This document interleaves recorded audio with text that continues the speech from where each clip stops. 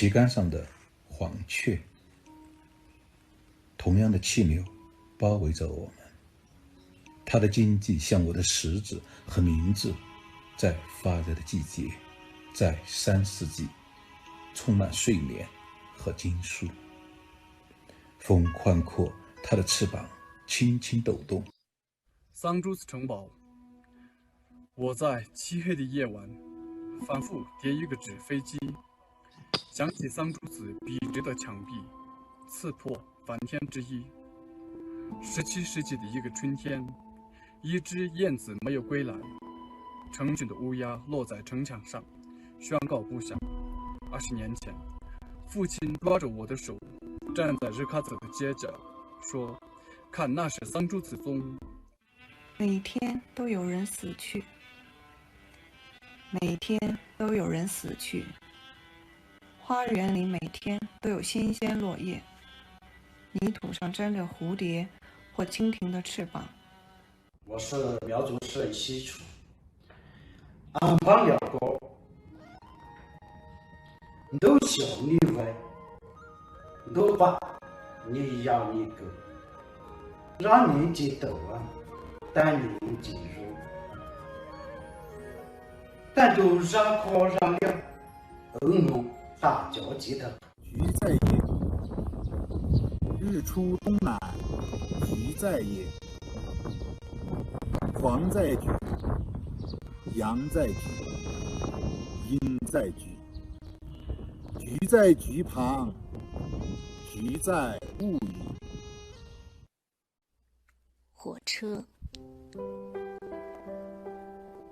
一些人启程远行，另一些人被远处遗忘。他们脚步匆匆，沿着轨道在命运里疾驰。我是纳西族诗人任朗德，特别是喜悦到一个不说人，一直可能日本呢结果的来了，去着某个日本某日子，一直可都把人，现在我虽那5个国布了，跟着来到北啊。怎么觉得这个米的话的果子啊？春日，我应该在苍山下望漫天的云彩；春天，我应该坐在窗前收集满目的樱花。肥料，我在院子里栽种了23棵乔木和数不清的灌木。樱花、玉兰、石榴、水蜜桃、缅桂、紫荆、樱桃、兰花楹，它们开花的声音基本可以覆盖4季。我每天都会绕着它们转上1圈、2圈，然后想着有一天自己究竟要做它们当中哪一颗的肥料。Hi, welcome everybody. We're starting the World Poetry Day right away. This is the East Asia, Southeast Asia, and Oceania Hub. And I'm Yulia Drazis, a poet translator, linguist, and China specialist. And I will be hosting the first part of the readings. We'll have some wonderful poets from China, Taiwan, Hong Kong, and Macau. Я рада всех приветствовать. Мы открываем вещание сегодня в День поэзии. И сейчас в первой части трансляции из этого хаба нас будут читать поэты из Китая, Тайваня, Гонконга и Макао. 各位好，咱们开始世界诗歌日的直播。第一部分是中国、台湾、香港和澳门的诗人朗诵会。And so the first one whom I'm sort of happy to welcome is the poet Aofu from Macau. So Aofu speaks Chinese and Portuguese, and he will not only read 2 of his own poems, but he will also present a poem which is a translation from Fernando Pessoa. So, and now I'll give word to Yaofeng. Сейчас у нас выступит поэт Яофeng из Макао. Hello, everyone. I'm Yaoфeng, a poet from Macau, a small city famous for gambling. But here are also many poets living who recite 3 poems. 2 of mine and the other one translated by me into Chinese. First one, 老马 old horse. 习惯了车把式、行人和汽车，也就习惯了不再奔跑。毛皮像一块黄昏，肮脏、松弛，已接近黑夜。金属的马蹄使没有草的路更加漫长。我坐在县城嘈杂的小酒馆，看着你使尽力气低下头，把大车拉上了斜坡，却不懂用你的语言喊一声，老马，进来喝一杯吧。The second one 在圣玛丽医院 at Santa Maria's Hospital。从白色的被单中，你向我伸出一只手，它修长、枯干，涂着扣单的枝节，像梅花，把冬天的树枝照耀。这些枝节，这些花，你一次次剪掉，又让它们一次次怒放。它们位于你生活和身体的边缘，但总是这么洁净，这么鲜艳。哪怕在这所和国家一样混乱的国家医院。抓住你的手，感到褐色的血管隆起，血液蠕动，从红色的指尖折返。记得你在书中说，在死亡的肉体中，指甲是最后腐烂的物质。Last one from Fernando Pessoa. Shepherd in Love. 恋爱的牧羊人。由于感受到爱，我对花香着迷。从前，我对任何一朵花的芬芳都不感兴趣，可现在我闻到花香，就像看到一样新东西。我知道花一直芬芳馥郁，就像知道我一直存在。这样的事物从外面一看便知。而现在，我会用深深的呼吸去感受它们。如今，花香弥漫，我就嗅到了它。如今，我有时醒来，在见到花朵之前，就已嗅到花香袭来。That's all. Thank you. Thank you so much, Yaofeng. So, just a quick reminder that many of the poems that will be read today, they are translated into many languages. And so on the website, you can always press the tiny language buttons under the text to see the translation in other languages. So our next poet is Panzi Chen. And I'm most proud to announce that Panzi Chen He emerged in the 80s as a campus poet. He won many literary awards, and after 20 years as an interpreter in the advertising business, he returned to poetry and has maintained a high profile by editing several top national journals. So Panzi Chen is located in Dali in Yunnan province. Сейчас у нас выступит Panzi Chen из провинции Юнань на юго-западе Китая, из города Дали. Welcome. 大家好，我现在在中国云南的大理，我的背后就是现在正在开放的非常灿烂的樱花。这个世界上我觉得有两种共同的语言，一种就是植物，一种是诗歌。我们把这两种这个共同的语言交汇在一起，我就在灿烂的樱花下，为大家用汉语读3首诗歌。第一首，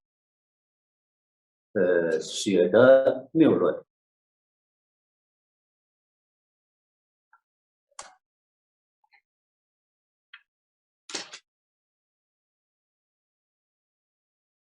这么久了，人们一直漠视有关雪的许多谬论，现在该我说了。在北方，雪其实是灰色的，与纯洁无关。尤其在城市，雪就是一种自然污染。他们习惯与灰尘纠缠在一起，腐烂成泥水，在腐烂城市的每一条大街，每一个角落。如此简单的一个事实，却长久的不被人们正视。这到底是因为真理懒惰，还是谬论都披着美丽的外衣？第二首肥料。我在院子里栽种了23棵大树，银杏、樱花、樱桃、遍地黄金、紫荆、玉兰、水蜜桃、高山杜鹃。它们开花的声音基本可以覆盖4季，每天我都会绕着它们转上1圈、2圈，然后想着有一天自己究竟要做它们当中哪一颗的肥料。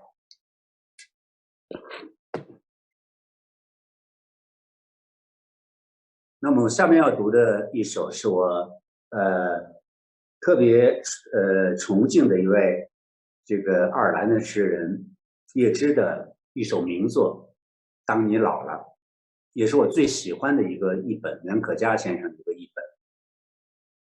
当你老了，头发白了，睡意昏沉，炉火旁打盹儿，请取下这部诗歌，慢慢读。回想你过去眼神的柔和，回想他们昔日浓重的阴影。多少人爱你青春欢畅的时辰，只有一个人爱你那朝圣者的灵魂，爱你衰老了的脸上痛苦的皱纹。垂下头来，在红光闪耀的炉子旁，凄然的轻轻诉说那爱情的消逝。在头顶的山上，他缓缓地踱着步子，在一群星星中隐藏着脸庞。谢谢。 Thank you so much. So I'm only introducing poets here briefly. So if you want to read the poets' complete biographies, you have to go to the website. Well, everything is posted on the website. So now the right to read his poem, the poems goes to Yu Yo-Yo. Next poet, one of the younger generation of Chinese poets from Sichuan. And I'm most happy to introduce her. Наш следующий поэт — это Ю Ю Ю из Сычуани. один из представителей более молодого поколения китайской поэзии, и мне очень приятно, что сегодня у нее есть возможность к нам присоединиться. Welcome. Hello, every poets. My name is Yu Yoyo. I come from China. I live in Chengdu City, Sichuan Province. And I start writing poems when I was 14 years old. I have published 6 collections of poetry. In 2019, I published my first collection of poems in English in London. And I'm very pleased to participate in the event and recite my poems. Now I read my 2 poems in Chinese and Sichuan dialect.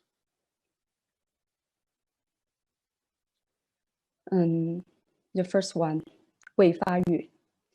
他用手搂了搂胸部，其实很多事物都还未发育，比如雨还没发育成河流，就落入了他暗淡的眼神之中。春天还没发育成少女的模样，就被人取走了给出走的人制造意乱情迷。火车还未发育成远方，就被阻挡在盆地内。盆地是春天的子宫，子宫中的它未发育。The second one is 禽兽录. I read it in Sichuan dialect. 禽兽录，把你的心挖一块给我尝下，我想吃出水果的味道。把你的眼睛抠一只给我照照，要像节能灯那么省电。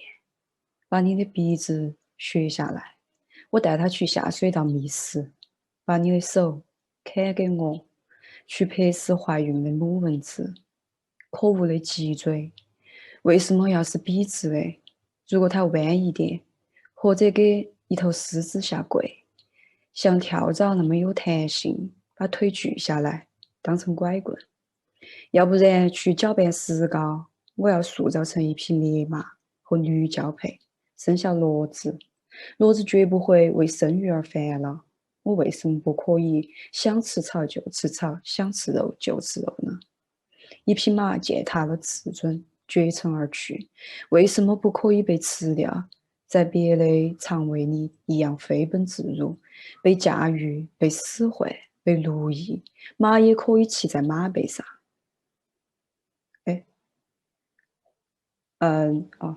对 ，It's over. Thank you. Thank you so much. We're most happy to hear also some poetry in the dialects. So our next poet is Shu Cai, who's a poet, translator born in Zhejiang province, who holds a PhD in French literature. He has published 5 books of his own poetry besides translations from many French poets. And he will also present one of his translations today. Shu Cai was awarded the Medal of Chevalier of the French Order de Palme Académique in 2008. Итак, наш следующий поэт Shu Cai, он не только поэт, но и очень известный переводчик, который работает с французским языком, специалист по французской литературе, автор 5 поэтических сборников и переводов Пьера Эльверди, Рене Шара и Ива Боннефуа. А в 2008 году он был награжден медалью кавалера французского ордена академических пальм. И сегодня Shu Cai прочитает не только свои собственные стихи, но и перевод из Ива Боннефуа. Welcome.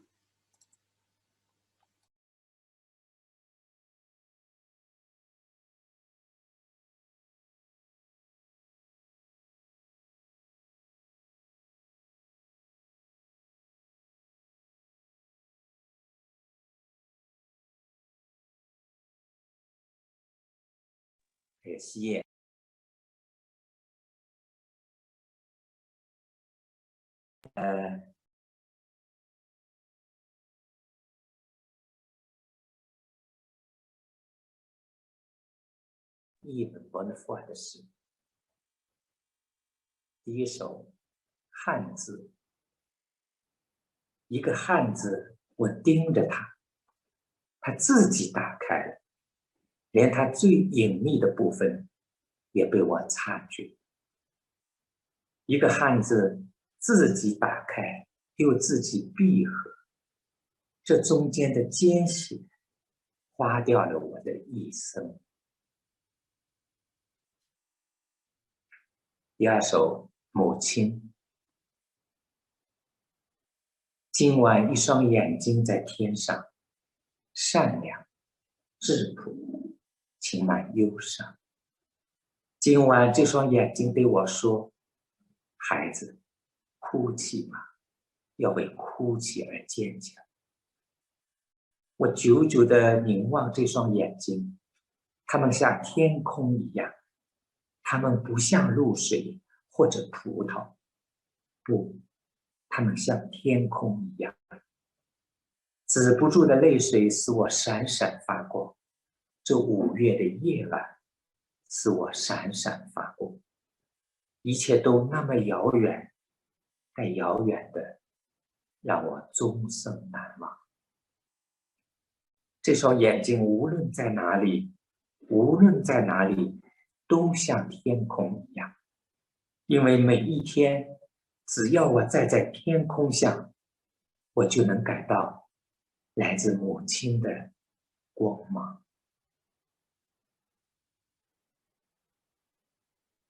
第3首是我翻译的法国大诗人译本伯恩福尔的一首诗，法文叫做 Le vrai nom， 真正的名字。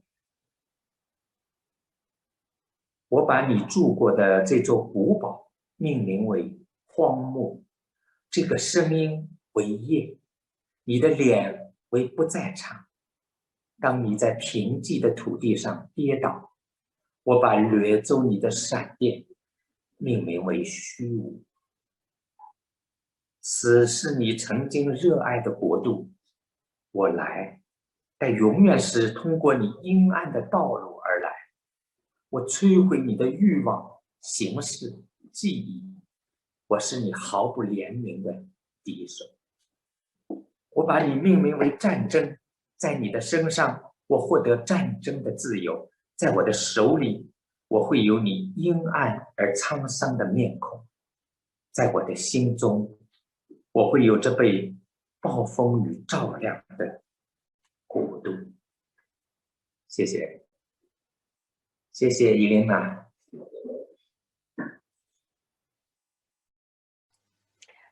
Thank you so much, Shu Cai. So we're going next to our next poet, Chia, also from Dali in Yunnan, in the southwest of China. She's not only a poet, but also a musician. We're most happy to see her here today. Наш следующий поэт Сие, тоже один из молодых китайских авторов. Сие живет в провинции Юнань, на юго-западе Китая, в Дали. Она не только поэт, но и музыкант, автор перформансов. И сейчас мы будем иметь возможность послушать ее выступление. Welcome. 大家好，我是西叶，来自云南大理。我朗诵的第一首是《秩序》。我希望一只橘子是顺着经脉剥下来的。挤牙膏的时候，我绝不从中间都有一座寂静的花园。我的言语已躲开我的耳目。这是一个征兆，出于简洁，我没去阻拦。你看不到我思维的野草，那令人不安的幻想像颗老石头，归隐在我密密的溪河里，风吹它不动。第二首，火车。一些人启程远行，另一些人被远处遗忘。他们脚步匆匆，沿着轨道在命运里疾驰。一些人被吞进去，一些人被吐出来。岁月的火车摇晃着秘密的抽屉，咣当咣当。一些人去不了远方，一些人回不到现在。因为之前就是明明老师说要准备一首音乐，因为今天我就给大家用中国的那个巴乌，就是云南这边的民族乐器，吹一首俄罗斯的民歌《山楂树》，就简单的吹一小段。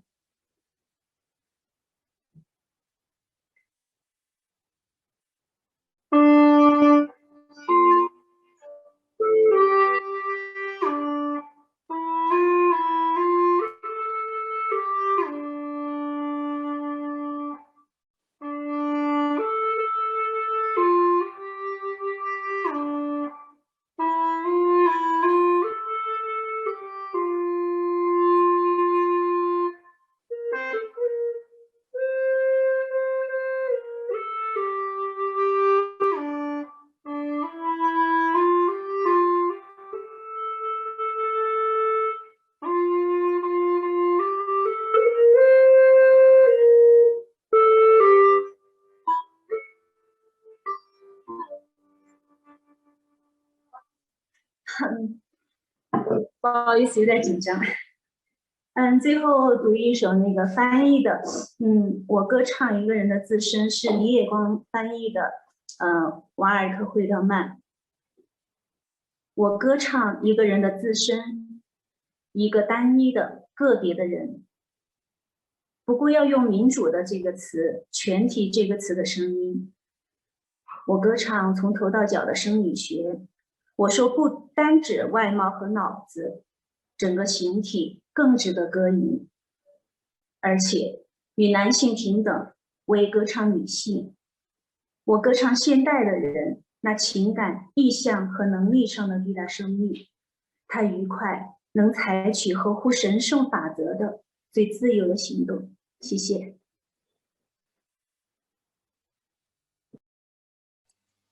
Thank you so much, Chia. Well, we now give the right to speak to our next poet, who's Yang Biwei, born in Yunnan. Also, she's one of the most acclaimed poets of her generation in contemporary China. She has published 2 poetry collections, 1 essay collection, a collection of academic criticism. She's the winner of the October Poetry Award, as well as the Hushi Poetry Award of the Young Poets category. And now she teaches at the Lucien Academy of Literature in Beijing. Наш следующий автор — это Ян Бивей. Она тоже из провинции Юнань, один из самых известных поэтов молодого поколения, автор многих сборников, лауреат поэтической премии журнала «Октябрь» и поэтической премии Фуши в категории «Молодые поэты». И сейчас Ян Бивей преподает в литературной академии Лусиня в Пекине. So I'm proud to introduce her, and now please welcome to read your poems. Hello everyone, I'm Yang Biwei from Yunnan, the northwest China. Today I'm very glad to meet you, and I will read 2 poems for you. The first is my poem, 家庭背景, the family background. 家庭背景，杨碧薇。我的父亲是荒诞的，他年轻时杀人如火，晚年一事无成。我发育后，他看我的眼神，让我想起他看他初恋的那个女人。我的母亲病榻栀子花，总是搞不清自己是否穿了衣服，就去逛集市。如果有人摸她的左乳，她会把右乳一转过来让她摸。兄弟姐妹一个比一个爱我，逢年过节总在争抢祖宗牌位下涂满农药的供果。哥哥加入了军队，为推翻父亲，他光荣地战死沙场。姐姐只爱琴棋书画，早就跟一名隐士远走高飞。我弟弟强奸犯后郁郁而逃，落草为寇，买了个三流明星当压寨夫人。我的妹妹最后死于艾滋，许多瓢虫装点她的身体，只有我善良而卓越。那天我朝家门口扔了半截红塔山，他们的义气就这样统统被点燃。我要读的第二首诗是来自于茨维塔耶娃的《我想和您一起生活》，由刘文飞翻译。我想和您一起生活，在一座小城，那里有永恒的黄昏，有永恒的钟声。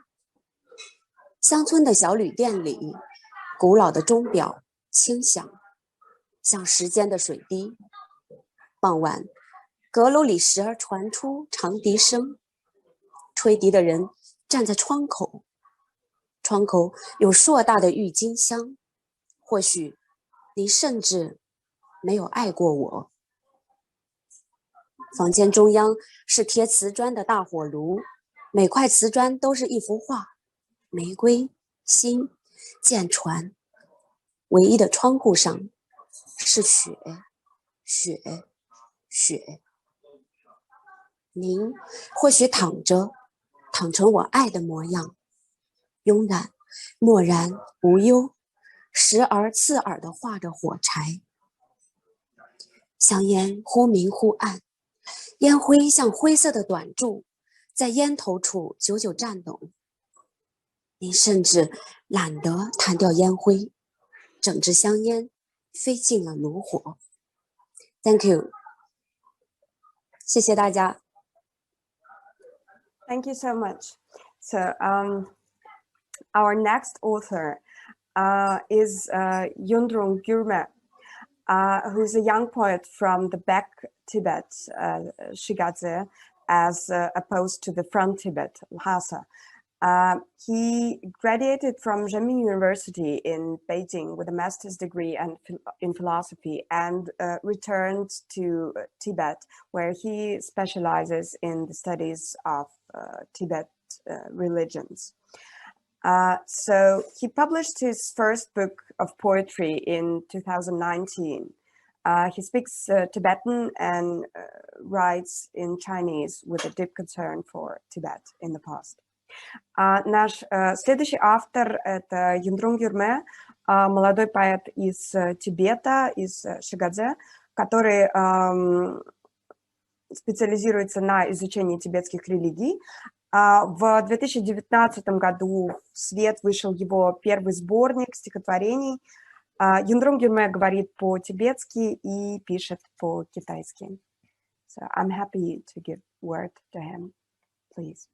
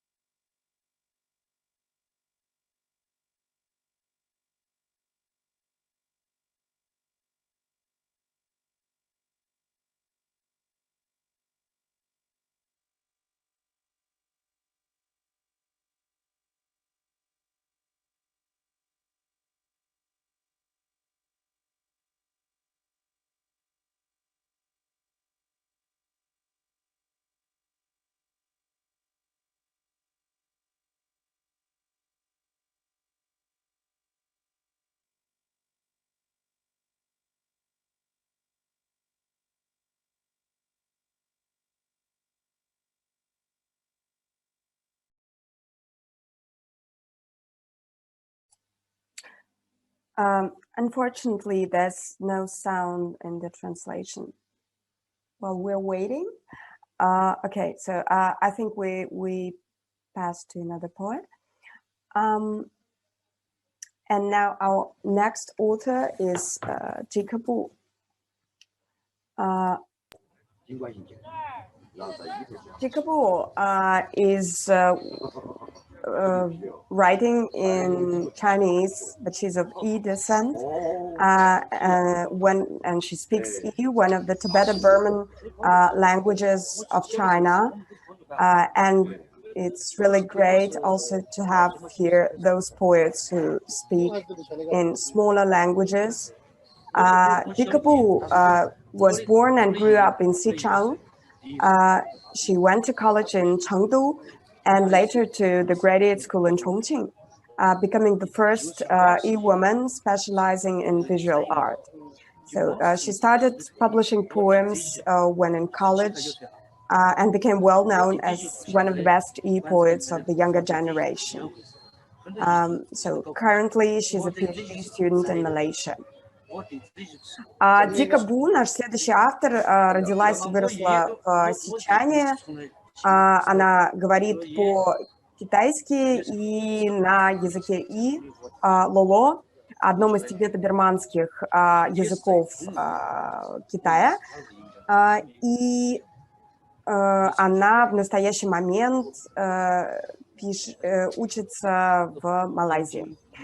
Это прекрасно, что у нас сегодня есть и авторы, которые пишут и говорят на малых языках. So welcome Takako to read her poetry. Thank you so much. Thank you for introduction. Very good afternoon, everyone. Very nice to see all of you online. I'm Takako. I'm a ethnic group from Southwest China. Today I'm here to share two my points. One is in Chinese language, is my second language, and one is in E language, is my mother tongue.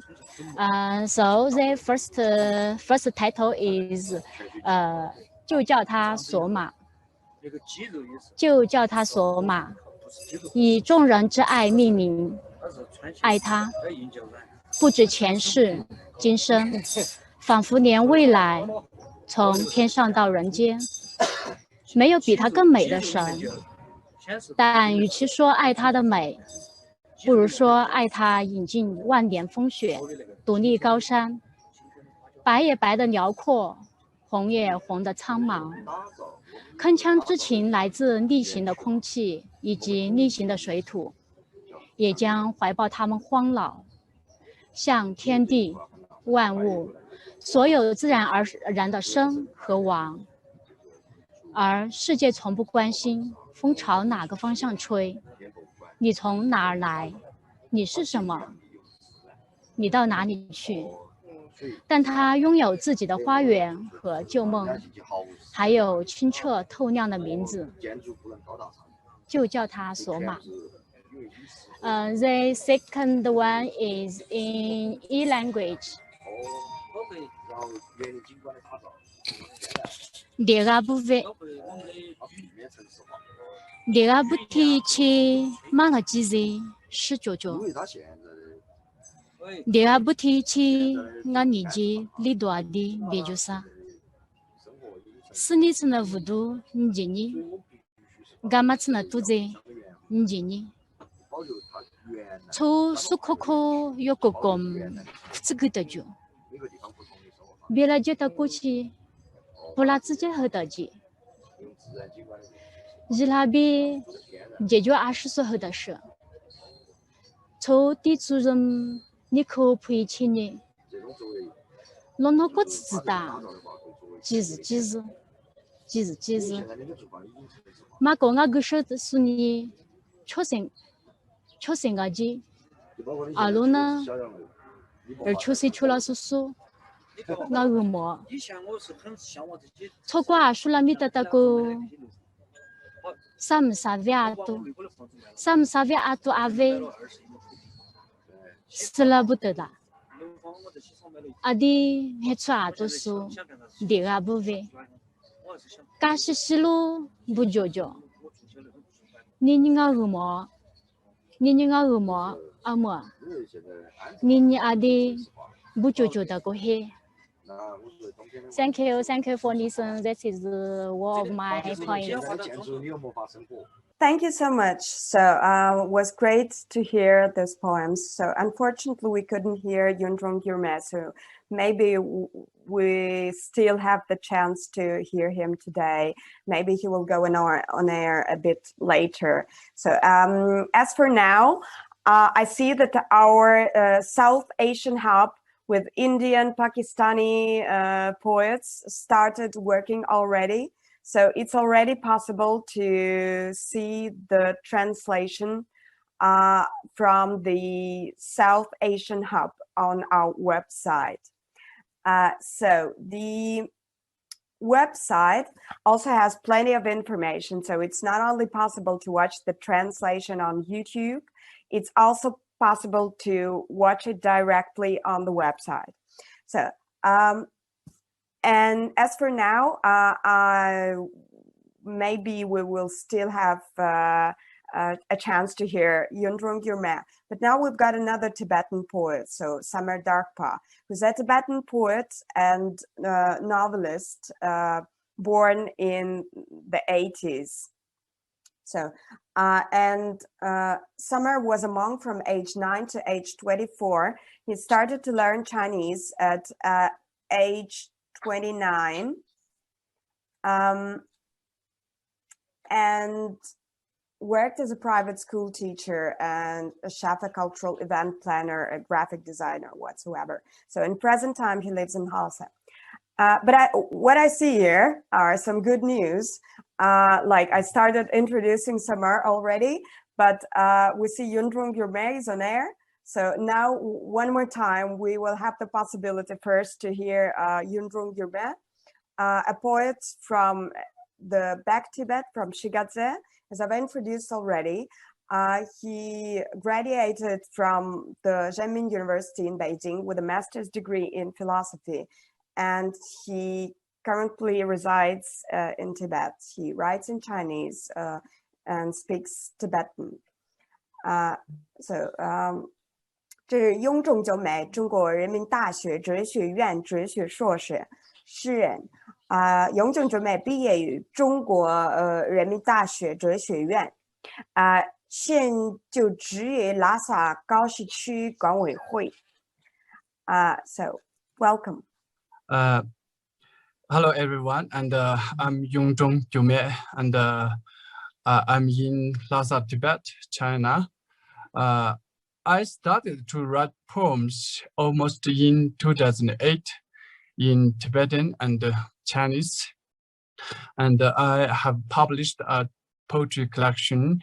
It's called The Half Closed Window, and this book's in Chinese. And you know, I'm very glad to be here and to meet so many you know poets. Now I can read two Tibetan poems, and the first one is called the Semchuze Castle. Semchuze Karzong, ne minagi tsemena, yang tu, shobu numchushi sue, gaptier, zangchoki namla bigba debut, Semchuze Shindu Songwe, Chengshunam Yila Chen. Turab Judumbe, Jigashik, Kutashik, Zangchola, Lo Leme. Earnja, Chudang, Chuchebe, Sinjamango, Karzongde, Pomne, Jamishibe, Damien, Natso me, Teyang, Longni Shukong, Daki, Yogi, Chasungne, Shigaze, Chumshungtu, Gerel, Langde, Sitang, Puggy, Sunjuze, Zong Retam, Xiechi.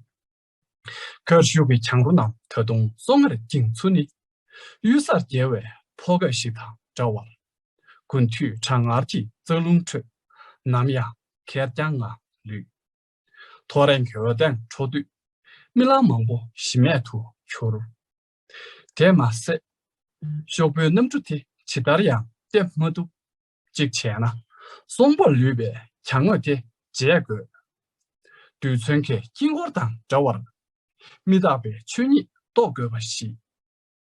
And the second is, the two poems all about the Tibetan historical sites. Chenlong Kiwe Lo Tozong 표 소저기 참수 강롱투 송 소자 종키 샤초 상왕아기 차게시 자와 미시 도제 수투유 다워 주베 청롱투마 소 토종키 지리딩 키 트위터 미데 냠바가 쩌라주 어기出生点呢 차롬키 로다 샤나 타수 냥아키增첩 규메투 슈르. Okay, thank you everybody, and just Thank you so much. Thank you. Несмотря на все технические сложности, у нас была возможность послушать тибетского поэта Юндрун Гюрме, которого мы уже представляли. So at last we had the chance to hear Yundrung Gyurme, and now we go to another Tibetan poet, Summer Darkpaw, who's a Tibetan poet and novelist born in the 1980s. He's bilingual and writes in Tibetan and Chinese. He was a monk from age 9 to age 24 and started to learn Chinese at age 29. He worked as a private school teacher, chef, cultural event planner, and graphic designer. At present time, he lives in Lhasa, and his work has been widely published, including his poetry, prose poems, his short stories, essays, and 3 collections of poems in Tibetan, and 1 collection of poems in Chinese. He's won several awards in China. Наш следующий автор — это Самар Даркпаw, тибетский автор, который родился в 80-е, поэт, который пишет на тибетском и китайском языках. 我们下一个诗人是沙茂智化，藏族，生于80年代。他是个诗人，藏汉双语作家，自由职业，现居拉萨。So welcome. 你好，我读我的2首诗啊，我不会说英语啊。敦大他兄，秋日了满个，你刚得猎将爬一里，肉肉骨马松，单向同完的去年人，南大个月东根节，4친节我干呐，拉瓦查这个节位大贡献，破了里比起，你那个国母吞过些别，俺拉东根奥的，西俄当地作家。了西兰的这个，西俄东国呢，俺人个东站呢，龙威俺出完呢，卡多没比那样西拉山，俺人起身，西俄大东马本，很多里维扎的，你也东西多是可能是喷多。下一首，兄弟讲到我，俺拉让你学的这个单位，恐龙们的，你们的地震。拉比能个这么的拉开的些，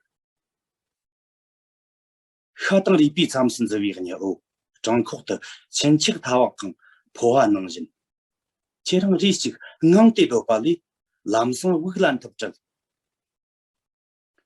咱们这你让你西米奥的这个没给当这个拉都不是，那那商家是买一本，你我呢也不特别正为新巴的人，开始讲到空气。我动感情离不得呢，究竟那样特相同于干了等等。Thank you. Thank you, Samar. Now our next poet comes from Taiwan, and we also got a poet who's writing in one of the smaller languages too. So this is Dong Shuming. From Taiwan, whose mother is a Puyuma, one of the Taiwan Aborigines, and her father came to Taiwan from Shaoxing in Zhejiang province, China. Academically, she holds a PhD in Chinese literature, and she writes predominantly in Chinese. Наш следующий автор — это Дун Шумин. Дун Шимин родилась в Тайдуне, ее отец этнический ханец из Шаосина в провинции Чжэцзян, а ее мать этническая Пуюма из Тайдуна. Пуюма – это один из многочисленных народов, живущих на Тайване, которые говорят на малых языках, коренных языках. И в 2003 году Дун Шимин получила степень доктора китайской литературы в университете Тайдуна и в настоящее время преподает там же на факультете китайской литературы. Она автор нескольких поэтических сборников и куратор Тайдунского фестиваля поэзии. Дун Шимин 生于台东，父亲是浙江绍兴人，母亲是台东避难族人。他是个诗人。是学者，2003年取得东海大学中国文学系博士学位，任教于台东大学华语文学系，著有很多诗集。自2014年起，与同系简启儒老师共同担任台东诗歌节策展人。So I'm proud to give word to Dong Shiming. 大家好，很高兴有机会参与这个活动。即使我想不讲英文，用中文跟这个世界的各地方的人，应该都可以做一点小小的沟通。如果没有读到或者没有听到我的言语，就麻烦大家读唇语好了。现在呢，我先读我2个作品。童话这个是20年前的，应该算少作了，若是少年的话。然后第2首我在读这2年完成的一个小小的诗作。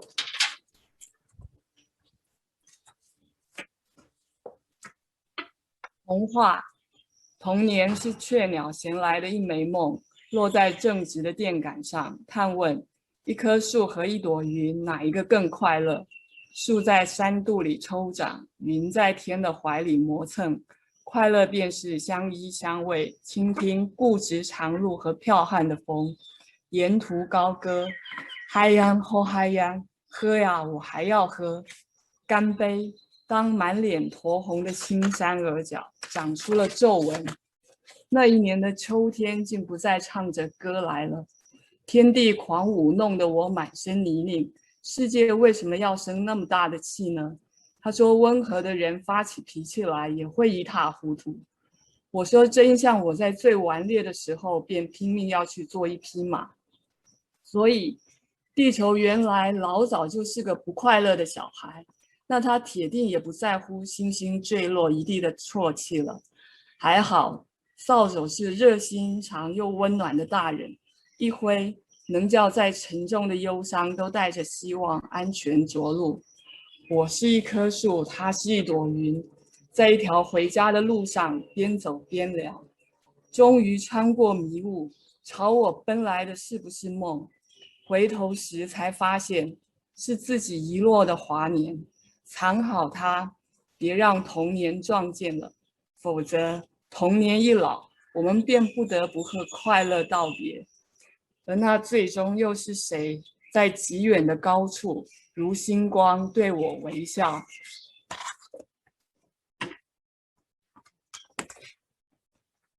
第2首《如歌》，这是送给我的外婆，她在107岁的时候远行。一条小路拾级，在重重的青山远远的穿上，仿佛小桥，仿佛轻舟，走啊走。2018年12月28日，黎明还在酣眠，山微微的颤了一下，喘一口气，换一口气，吐一口气，再一口，再是一口。转角的拔罐心底默念，像那曾经如微光闪烁的哈玛哈哈样颂歌。他说马里森唱不了，撒来伴来唱。于是米沙乌回来了，妈妈小姐在家里，在田里，在路上，在这里那里，从 Binaski 的画到日本画，到 Burper Merfo ABCD， 不只有吼嗨呀嗨呀，还有呼呼哇，妈比呀比呀呀，呼呼呼哇会，还有我的一颗心献给一个人，还有祖国祖国，我们爱祖国，也有梅花梅花满天下。一条小河顺流，在层层的流光静静的远方，仿佛清风，仿佛细雨，流啊流。每天每天，有时候是前门，有时候是后门，咚咚咚或砰砰砰，时应偶不应。部落里的这一条路或那一条路，直直的来，直直的走，笑他直直的心。连绿篱上的打个叶都懂他的坚持，没有浪费的时光，没有浪得的虚名，没有无谓的人间。一步一抖擞的步伐，硬挺的身影，不是脸上没有皱纹，连心都是。是火的不是水，是水的不是烟云。即使变身是水是烟云，还是每天每天好好走路，好好吃饭，好好睡觉。火一样的清清，水一样的明明，烟云一样的晶莹。一朵花，小小花，最最亲爱的小花花，随风摇曳，在渐渐老去的岁月，淡淡的暮霭中，唱着唱着，唱回了初萌的年少。Oh my darling, oh my darling, oh my darling, I love you。谢谢。Okay, thank you so much. So here I've got a quick reminder once again that we're here are in the Eastern Asia, Southeastern Asia and Australia Oceania hub. But there are also other hubs on the World Poetry Today, and our South Asian hub with poets from India, Pakistan, and Bangladesh have already started their translation. They are on air now. So I'm most happy to welcome everyone at this festival. This festival is a kind of a new approach to how we listen and read poetry, where poets' voices in multiple languages sound equally and simultaneously throughout the day. So poets all over the world are feeling a lack of communication, and we can hear and be together with each other no matter our ability to physically travel. So here we can find a technical way to change it and experience the poetry's ability to bring people together and give them hope in our hard times. So this is a celebration of poetry with readings from 8 different world regions from 8 different hubs. And now to give us a short break, we want to show a tiny video with Chinese people, Chinese poets reading in several languages.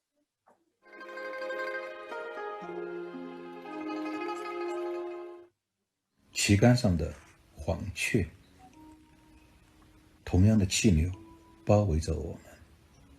它的经济像我的食指和名字，在发热的季节，在3、4季，充满睡眠。风宽阔，它的翅膀轻轻抖动。桑珠子城堡，我在漆黑的夜晚，反复叠一个纸飞机。想起桑珠子笔直的墙壁，刺破梵天之衣。17世纪的一个春天，一只燕子没有归来，成群的乌鸦落在城墙上，宣告不响。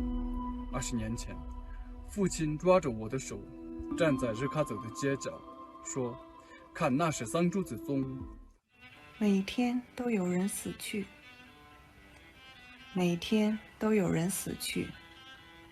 花园里每天都有新鲜落叶，泥土上沾着蝴蝶或蜻蜓的翅膀。我是苗族诗人基础，安排了个都小女孩，都话你要那个，让你记得啊，但你记住，但都让靠让了，弄大脚记得。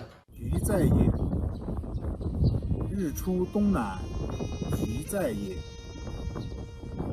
黄在菊，阳在菊，阴在菊。菊在菊旁，菊在物语。火车，一些人启程远行，另一些人被远处遗忘。他们脚步匆匆，沿着轨道，在命运里疾驰。我是纳西族诗人任朗哥，特别是喜悦到一个不说的，一直看到日天呢，结巴的来了，去着我个日的末日的，一直看到把人，现在我虽然这个国布了，跟着来到北啊。怎么给他这个逼着活的过着啊？春日，我应该在苍山下望漫天的云彩；春天，我应该坐在窗前收集满目的樱花。肥料，我在院子里栽种了23棵乔木和数不清的灌木。樱花、玉兰、石榴、水蜜桃、缅桂、紫荆、樱桃、兰花楹，它们开花的声音基本可以覆盖4季。我每天都会绕着它们转上1圈2圈，然后想着有一天自己究竟要做它们当中哪一棵的肥料。So this was a short video with those Chinese poets who were also wanted to join us but were unable to join us today. So at least we have the video readings. And now I'm happy to introduce our next poet, Jennifer Wong, or her Chinese name is Wang Yusi. Jennifer Wong, born and grew up in Hong Kong. She's the author of several collections of poetry, and she's also an award-winning author. She studied in Oxford and completed a creative writing PhD from Oxford Brookes University. She teaches creative writing at Poetry School and Oxford Brookes. Her poems, reviews, and poetry translations have appeared in many journals, and she's currently also the writer in residence in Basafiri. Наш следующий автор — это Дженнифер Вон Венси из Гонконга, которая родилась и выросла в этом прекрасном городе, автор нескольких сборников стихов. Она училась в Оксфорде, защитила диссертацию по творческому письму и преподает в Оксфорд Брукс. Ее стихи публиковались в многих известных журналах, и в настоящее время она также работает приглашенным автором в журнале «Пасафире». 王英思是香港诗人，土生土长的诗人，出版的诗集有3本，当中有一本是选为Spring Wildcard Choice 的诗集。他毕业于牛津大学，并在 University of East Anglia and Oxford Brookes 大学先后创作文学硕士和博士学位。曾于大学英国伦敦的西地利的 Poetry School 等处任教。他现在是Wasafiri 杂志的驻场作家。So I'm happy to welcome Jennifer Wong. Thank you very much. Thank you very much for Mindy and others for it's a pleasure to be here. I'm going to read 2 poems. The first poem is called 如果如果係關於it is about my, the pandemic experience in when I'm living in England. 如果我與你之間的距離少於1米，如果孩子不需以 YouTube 為伴，如果能買車票去幻想中的國度旅行，如果砧板沒有裂痕，如果今天的菜不是西蘭花炒牛肉，如果明天我們相約在尖沙咀海旁漫步，能相信某年某日白雲之間會再出現飛機的蹤影。如果生活重新獲得肯定，如果大家能脫掉口罩，打開心扉，說亮話。I'm going to read also the second poem. This one is to do with Hohai in China, and I'm sure that lots of the poets are very familiar with the place, and it's although I don't, it's a lot to me. Hohai, 後海。如果你問我關於水的故事，我會告訴你，我會想起這樣的水。晚上湖上色彩斑斕，黃包車夫一邊踩着踏板，一邊跟乘客練習英語。每次載客僅5塊，還不夠1英鎊。不是一個海，是一個湖。蒙古人來說可能是海，他們一輩子見到的是沙漠，不會常常見到海洋。元朝時這是船停泊的地方。這令人最深的湖，由地安門一直到新街口和平安大街，皇宮看來似乎很遠。你可以見到溥儀皇帝父親出生的恭王府。那兒的季節充滿蓮花和完美的雪的回憶。當地的羊肉串和豬頸肉、爆肚、炸腸，還有路邊的自行車和酒吧處傳來的聲音的音樂。工人們黝黑的皮膚和闊大的胳膊，有放學後過來的學生們，有談戀愛的情侶，有基於寂寞過來的人，期望後海給他們一些安慰。還有我們在銀锭橋前拍的照片，即使是灰塵，也是充滿依戀的。如果有人悄悄說聲殺海，我會感到歷史在風中。Thank you. Thanks very much. Thank you so much, Jennifer. We're here at the East Asia, Southeast Asia, Australia, and Oceania Hub. And we're continuing our translation with poets reading from China, Hong Kong, Taiwan, Macau, and other places in the Chinese-speaking world. So we already heard some wonderful poets from Tibet, from Dali in Yunnan. We also heard a reading in the Sichuan dialect.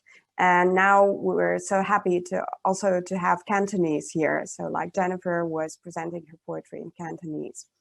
And now I'm giving word to our next author, Han Bo, who's a poet, artist, novelist, playwright, travel writer, and curator. He graduated from Fudan University in China. He's author of poetry collections, prose, 7 travel literature books. He participated in many international festivals. He also was at the poetry festival here in Moscow. as a dramatist, he has set up his stage drama studio and produced more than 10 drama works. His works of painting, photography, and installation have participated in exhibitions in Shanghai, Hong Kong, Moscow, and other places. Наш следующий автор Ханьбо, которого связывает с Россией многое. Во-первых, то, что он родился в Мудадяне, практически на границе с Россией, недалеко от Владивостока. Ханьбо окончил Фуданьский университет в Шанхае, где он сначала изучал мировую политику, потом защитил диссертацию по литературе. Ханьбо автор не только стихов, но и многочисленных пьес, которые переводились на английский и получили широкую международную известность. Как журналист и редактор он сотрудничал со многими популярными изданиями, занимался редактированием антологии и литературного журнала «Звуки языка». Сейчас он работает главным редактором в популярном шанхайском издании о культуре и путешествиях, пишет картины и активно путешествует по миру, насколько это возможно в наши непростые времена. 我们下一个作者是韩博，诗人、艺术家、小说家、戏剧编剧、女性作家、策展人。韩博毕业于复旦大学，美国爱荷华大学荣誉作家，出版有中文诗集、英文诗集、德文诗集，长篇小说32篇，还有7本女性文学作品。2017年起，有德国博士基金会柏林文学学会支持，驻留德国进行当代绘画研究。2018年有美国基金会支持，驻留福蒙特诗人与艺术家工作室。目前10个作品已被翻译成多种语言，包括法语、英语、德语、俄语和西班牙语等。作为戏剧工作者，曾创办夜行舞台戏剧工作室，出品有10部戏剧，不同的戏剧作品。作为艺术家，绘画、摄影、装置作品曾在中国、俄国、美国等地展览。So now I'm here to welcome Han Bo to read his poems. Thank you, Yulia, for such a long introduction. And I still remember your tango in Moscow before Varas. So I'd like to choose 2 pieces of my poems just from this collection. It was published in Moscow just before the Varas for such a difficult time. So the first piece is 黑烟挂晒。道为天下裂，黑烟挂晒。卧轨唤醒沉睡的浩然无足采信，大地从未沉睡，梦游只为风出的黑烟挂晒。内燃机的怜悯，梦见秋园，旱草枯对牛羊，粪便与泥尿冷而油腻。大地挂晒的污迹跃动而感染洁净，像骑马人的牙齿一样松朽，像夜空挂晒眼神一样失眠。怜悯挂晒，巡视夏的表层，车厢里的进口意志梦见草的主人下马，定居水泥巢闷的汉语，牛羊的夏啃光骨瘦的鼠灾。黑烟为天下裂，只身打马，打马的铁轨的使者，假托高速而不动。The other piece, Twin Cities, 连城。民族细分，一匹瘦马撞见另一匹，他马即地狱，他妈的！荒诞斯坦并入正确斯坦，婚出娶鬼神，怨愤上人衣，巫舍睁眼睡觉，邻里3更运动会，互治长短，是非颜色，月入千窗，体千分，和风搭在垃圾场。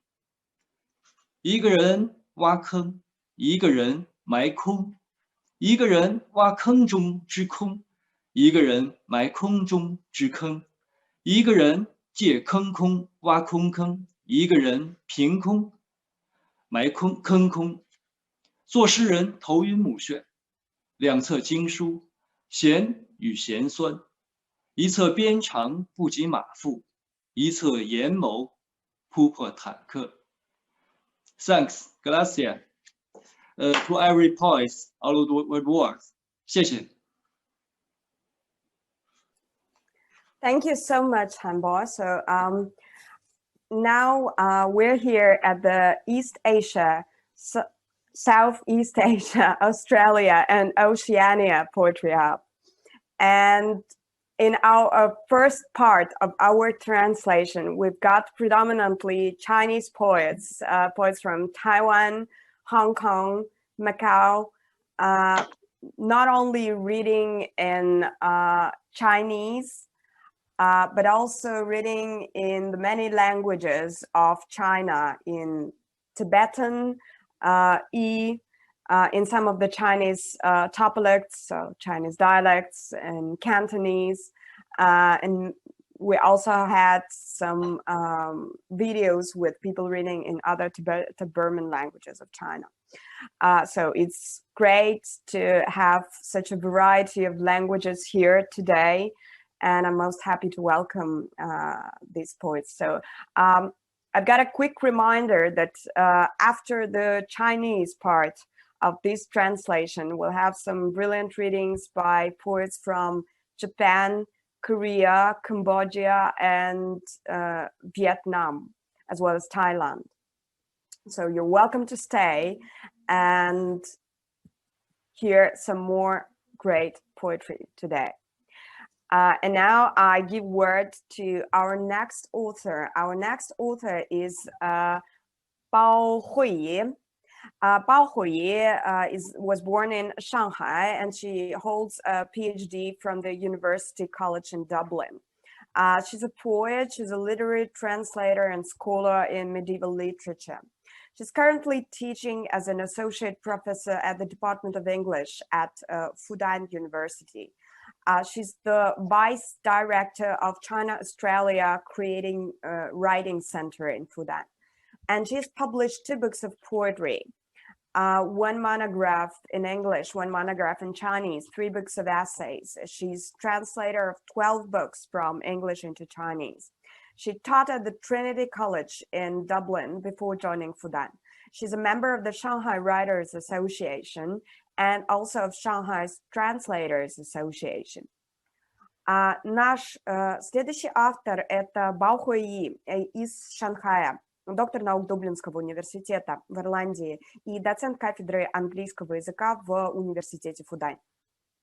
Бао Хуиyi не только поэт, но очень известный переводчик. Она автор поэтических сборников, монографий, эссе, 12 книг переводов.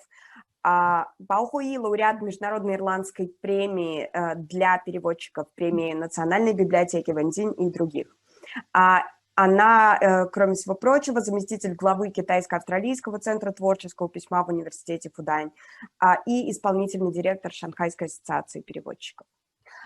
包慧妍生于上海，爱尔兰都柏林大学中世纪文学博士，复旦大学英文系副教授，已出版诗集有2本，还有英文专著和中文专著，评论集、散文集等等，还有他还翻译了不少英国和爱尔兰诗人的作品。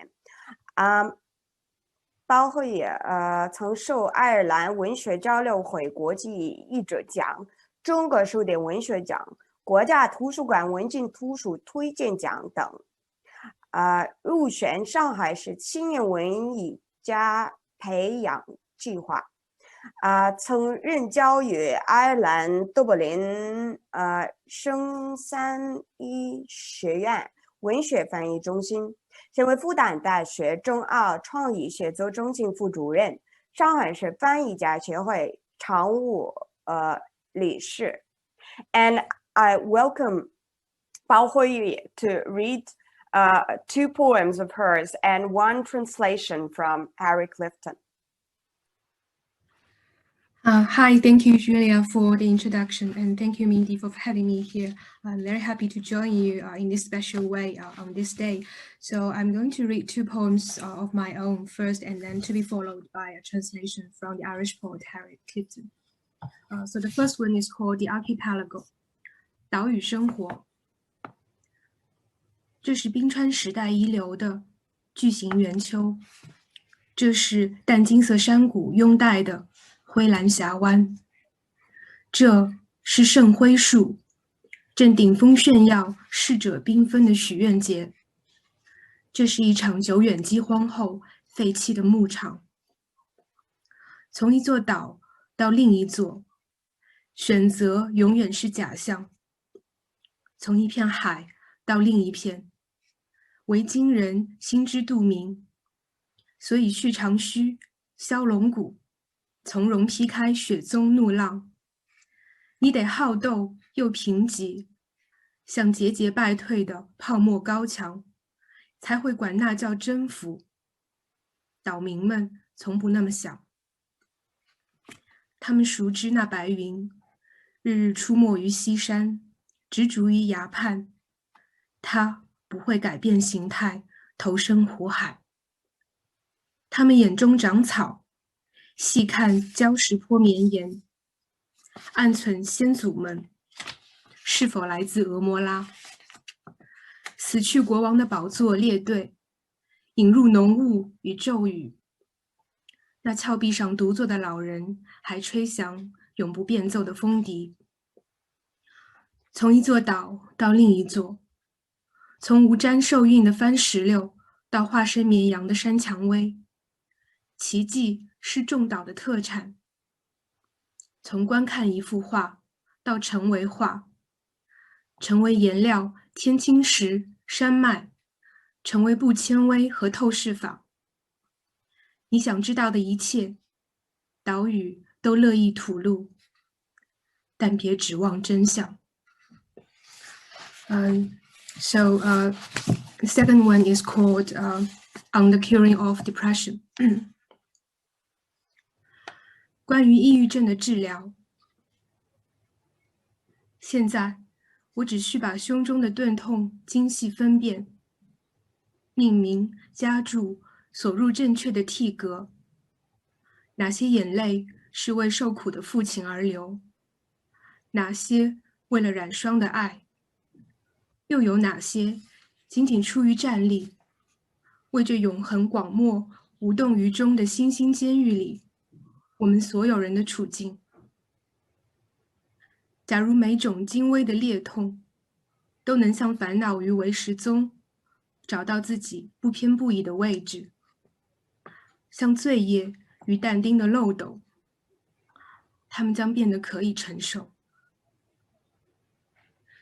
每种我不屑、不愿、不能倾诉的苦痛，都将郁结成棕色、橄榄色、水银色的香料，在时光的圣水瓶里酝酿一种奇迹。修辞树在受难的心前隐遁无踪，言语竟是轻浮。假如不是为了自救，铺陈不可饶恕。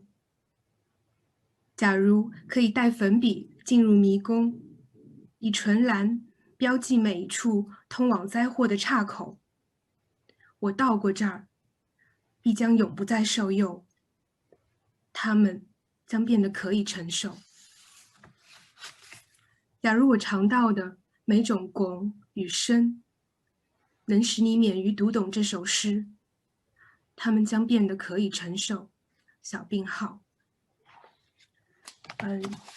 The last one is a poem called Cloudberry, which I translated from my best Irish friend, also the Irish poet Harry Clifton.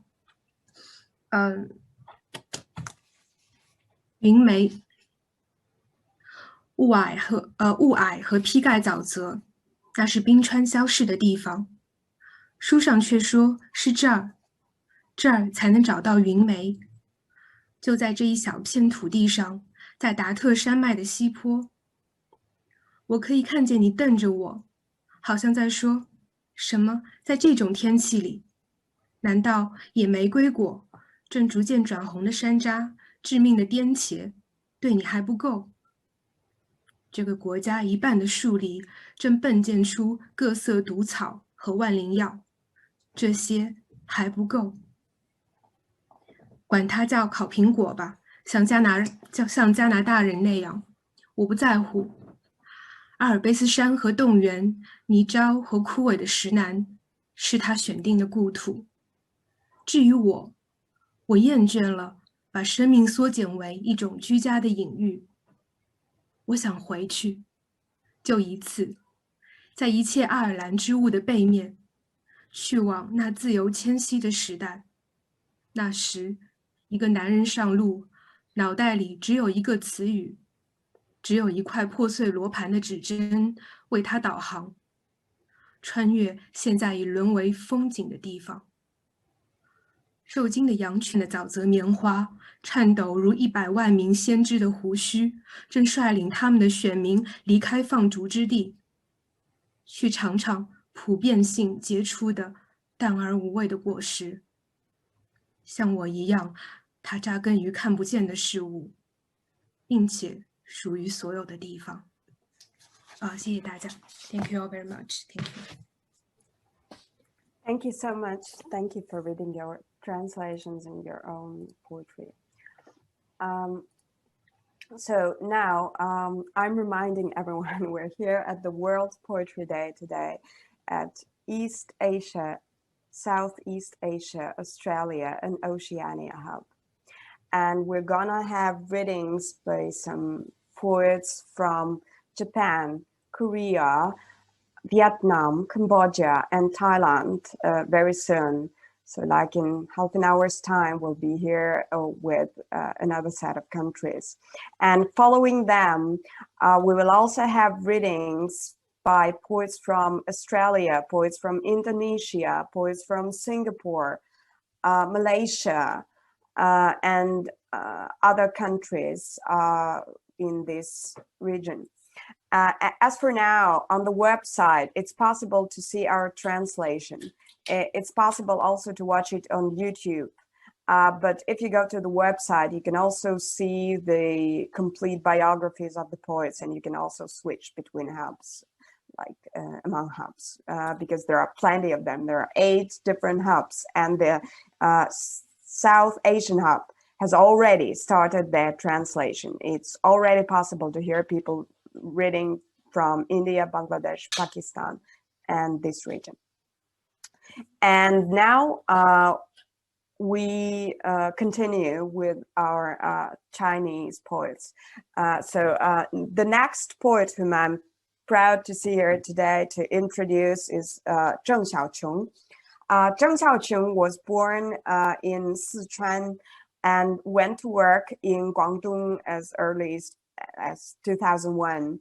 Her works were published widely in People's Literature and Poetry magazine, and some works have been translated into various European languages and published abroad. And in total, she published 6 poetry collections. But what I think is important to say about Zheng Xiaoqiong, she's one of the leading figures, one of the most famous poets in the poetry of migrant workers, like an important new poetry trend in contemporary China. She has been part of many international poetry festivals, and it's great to welcome her here today. Наш следующий автор — это Zheng Xiaoqiong, которая родилась в Наньчуне, в провинции Сычуань, на юго-западе Китая, но в 2001 году она уехала жить и работать в Гуандун. Что мне кажется важным сказать о Zheng Xiaoqiong, это то, что это один из самых известных авторов, один из главных авторов направления поэзии рабочих мигрантов, новой социальной поэзии китайской. И она не только редактор, она лауреат многих премий, в том числе Народной литературной премии в Китае. 我们下一个诗人是郑晓琼，他生于四川，是个四川南充人。2001年南下广东打工，他的作品发表于很多中国诗刊，有作品译成德、英、法、日、韩、俄、西班牙、土耳其、越南、印尼、尼泊尔等语种在国外出版，出版中文诗集有6本吧，还有法文诗集，还有英文诗集，越南语诗集，作品获得多种文学奖励，曾参加国际诗歌节，比如说柏林诗歌节，土耳其亚洲诗歌节，很多不同的诗歌节。So welcome, Zhang Xiaoqiong. We're most happy to see you here today. 能听得到我的声音吗？大家好，我是郑晓琼，不好意思，那我是四川人，然后现居广东。然后我今天朗诵的这2首诗《工业区》跟《火车》，恰好收录自我的那个诗集《黄曼岭》这本诗集里面。下面我就为大家朗诵这2首诗。工业区，杯子灯亮起的，楼房亮起的，机器亮起的，疲倦亮起的，兔子亮起的。这嘛是星期7的夜晚，是8月15的夜晚。月光亮出一轮空白，荔枝林中清风吹拂体内的树北，多年沉默不语的安静。长路草丛的虫鸣，一层的灯火亮起的。工业区，好多方言，好多乡愁，好多微弱和单薄置身其中。好多月光照耀星期7的机台兔子，它在上升，照起我的脸，慢慢的落下来的心。好多灯在亮起的，好多人在经过，只剩工业区的灯光，往事，机台，那些不能言喻的月光、灯光和我，好多渺小，小得像零件片。灯丝用微弱的身体温暖工业区的繁华喧嚣，而我们有过的泪水、喜悦、疼痛，那些辉煌、卑微的念头、灵魂，被月光照耀、收藏，又将被它带远，消隐在没得人注意的光线。火车，我的体内收藏一个辽阔的原野，一列火车正从它的上面经过。秋天在深处，新亮的暮色里，我跟到火车辗转迁徙，在空旷的郊野种下1000棵山楂树，它们白透的树冠，火红的果，透出的仁爱、安宁。我晓得命运像不尽的山岭、平原，一条弯曲的河流。它们跟在火车后面低低地蠕动。远近的山头站到衣衫褴褛的树木，散淡的不真实的影子跟到火车走，一棵2棵，站在灰茫茫的原野。我对那些树木说，是我的亲戚朋友。谢谢。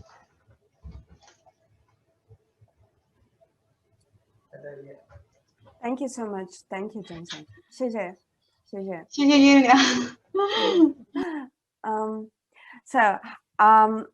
Now we're here at the East Asia, Southeast Asia, Australia, and Oceania hub.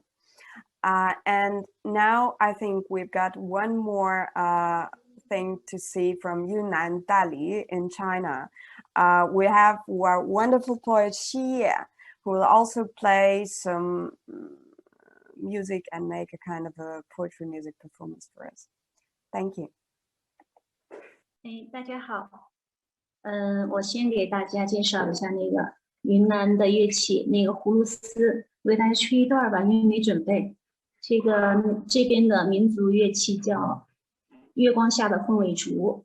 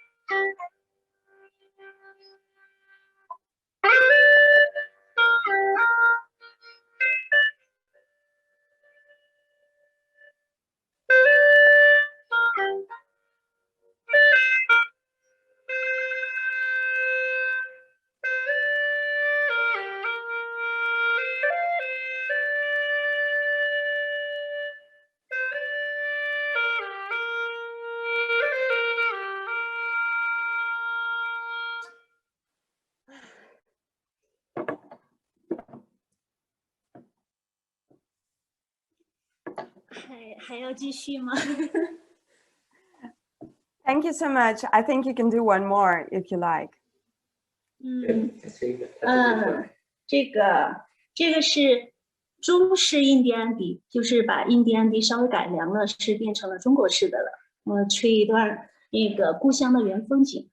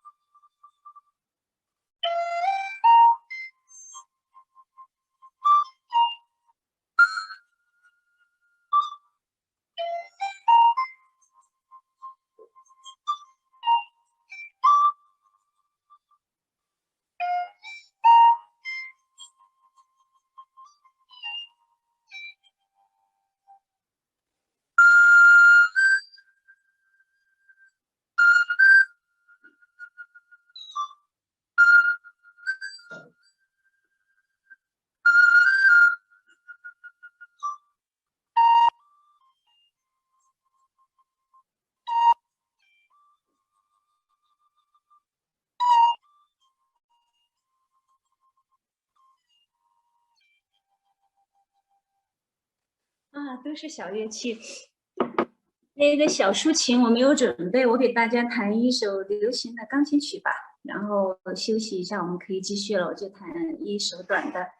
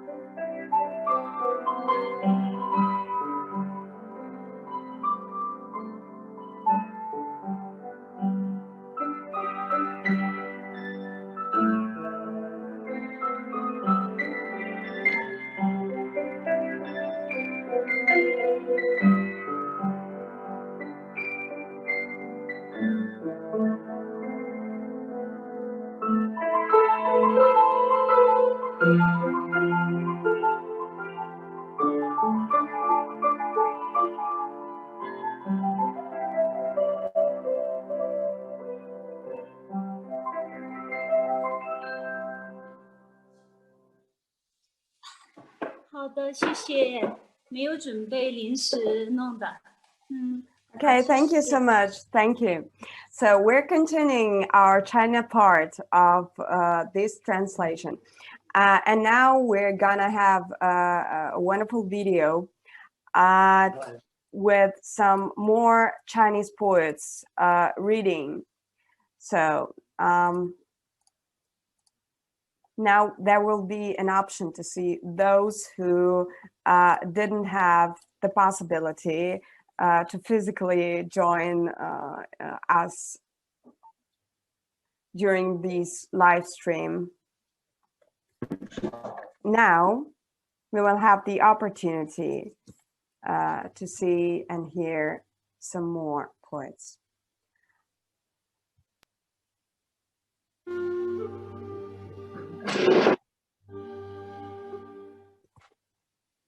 I'm Fanny. I'll read my translation of Chinese and then the original in Spanish under the title Animal. 动物，我与一只隐秘的动物住在一起。我白天做的事，它晚上吃掉；我晚上做的事，它白天吃掉，只给我留下记忆。连我最微小的错误和恐惧，也吃得津津有味。我不让它睡觉，我是它的隐秘动物。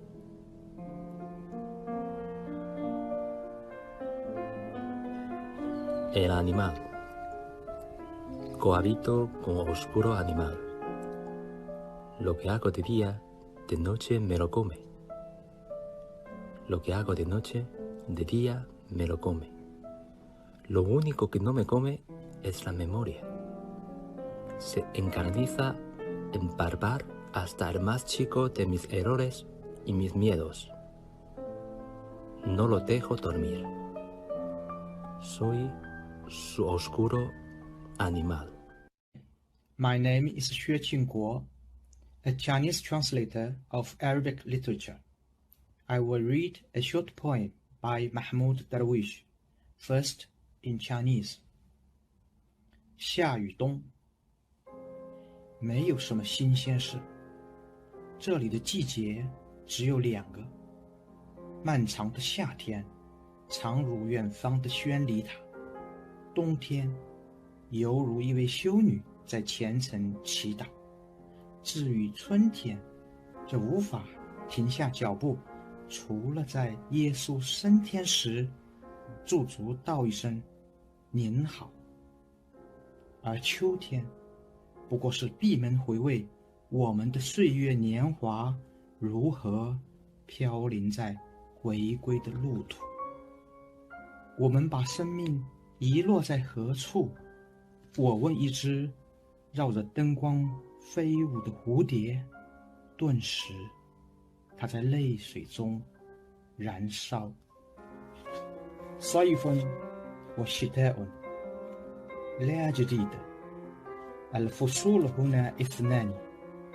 صيف طويل كمئذنة في أقاصي المدى، وشتاء كراحبة في الصلاة خشوع. وأما ربيع فلا يستطيع الوقوف على قدميه سوى للتحية أهلا بكم في صعود يسوع. وأما الخريف فليس سوى خلوة للتأمل فيما تساقط من عمرنا في الطريق رجوع. فأين نسينا الحياة؟ سألت الفراشة وهي تحوم في الضوء فاحترقت بالدموع. Hello, I'm 江林静。在逃亡里，奈利萨克斯。在逃亡里，此般盛大的迎接，在途中，围裹在风的头巾里，双脚陷入沙的祈祷中，从未能说声阿门，因为必须从其到意继续。奄奄的蝴蝶很快又见到海，这块石刻着苍蝇的碑文交至我手中。我以世界的变迁替代了故乡。In der Flucht, Nelly Sachs. In der Flucht wär ich große Empfang, unterwegs. Eingehüllt in der Windetuch, Füße im Gebet des Sandes, der niemals Amen sagen kann. Denn er muss von der Flosse in den Flöger und weiter. Der kranke Schmetterling weiß bald wieder vom Meer. Dieser Stein mit der Inschrift der Flieger hat sich mir in die Hand gegeben. Anstelle von Heimat halte ich die Verwandlung der Welt. I'm Shu Cai. I will read at first my translation in Chinese, and then I will read this poem in French. The title of the poem of the French poet Yves Bonnefoy is La Neige. 雪，它来自比道路更遥远的地方，它触摸草原花朵的赭石色，凭这只用烟书写的手，它通过寂静战胜时间。今夜有更多的光，因为雪，好像有树叶在门前燃烧，而爆毁的柴禾里有水珠滴落。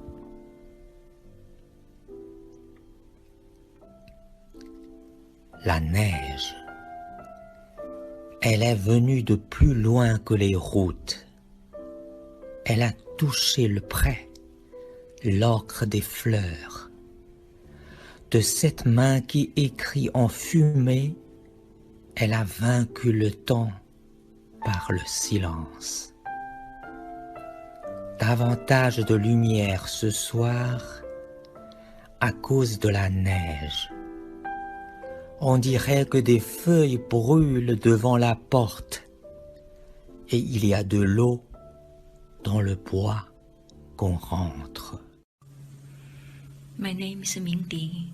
I'll read my Chinese translation of the poem Star by Derek Walcott.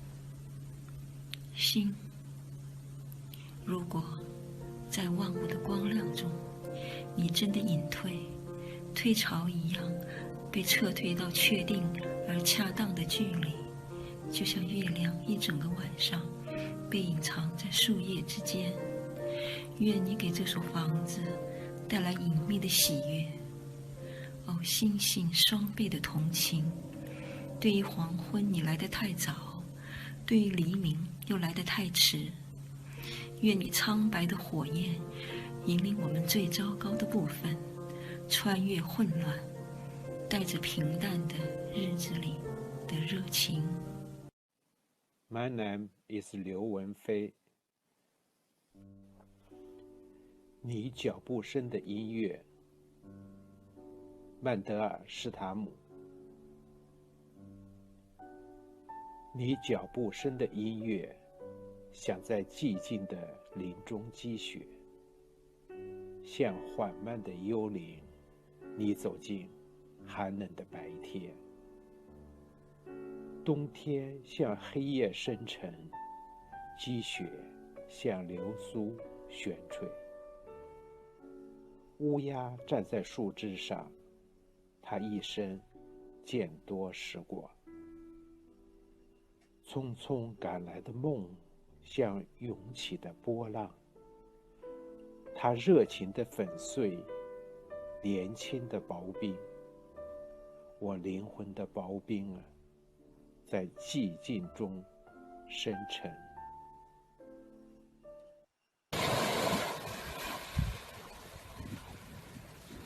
My name is Wong.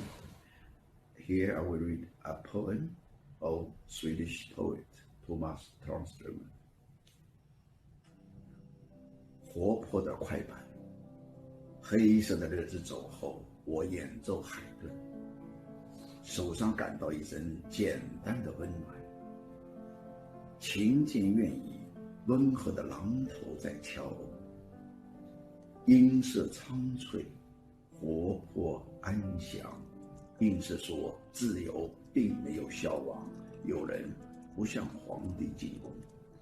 我把手插入我的海顿口袋，模仿一个人从容地观望世界。我升起海顿旗帜，表示我们不缺从，但渴望安好。音乐是山坡上的一栋玻璃房，那里石头在飞，石头在滚，石头飞滚着横穿过屋子，但每一块玻璃都安好无损。 Hello. So we're almost through with our Chinese part of the translation.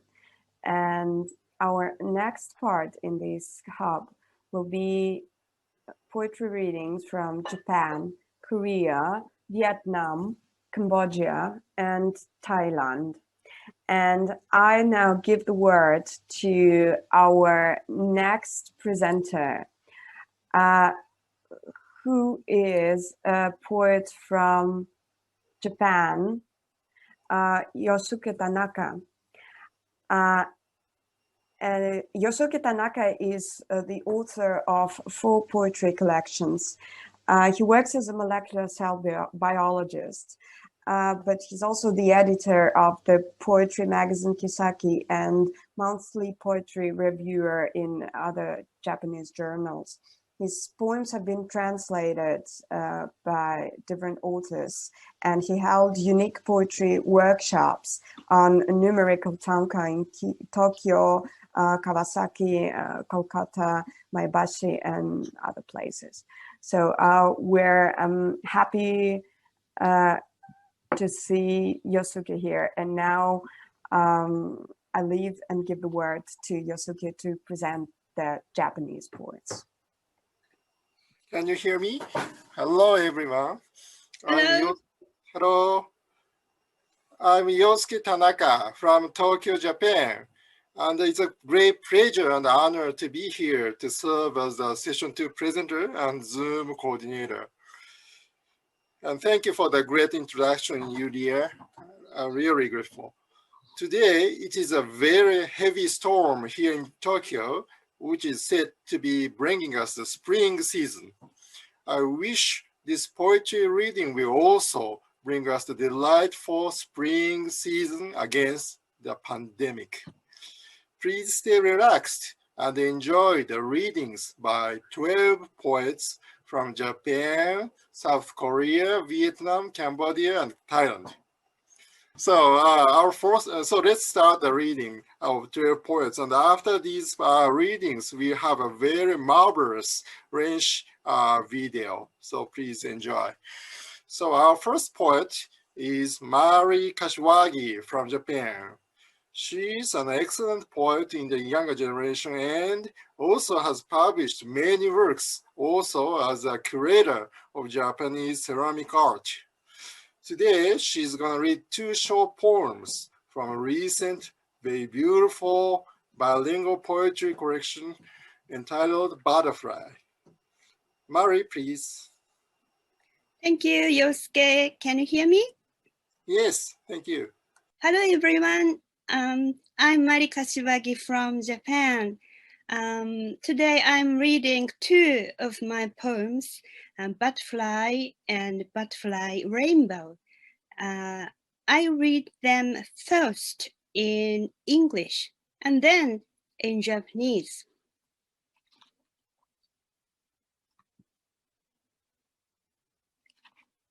Butterfly. Butterfly moves on, collapsing the space between hearing and not hearing. Butterfly is time lavishly blooming on the edge of time. Butterfly so airy, unable to bear the burden of knowing. Butterfly is time whirling after her being.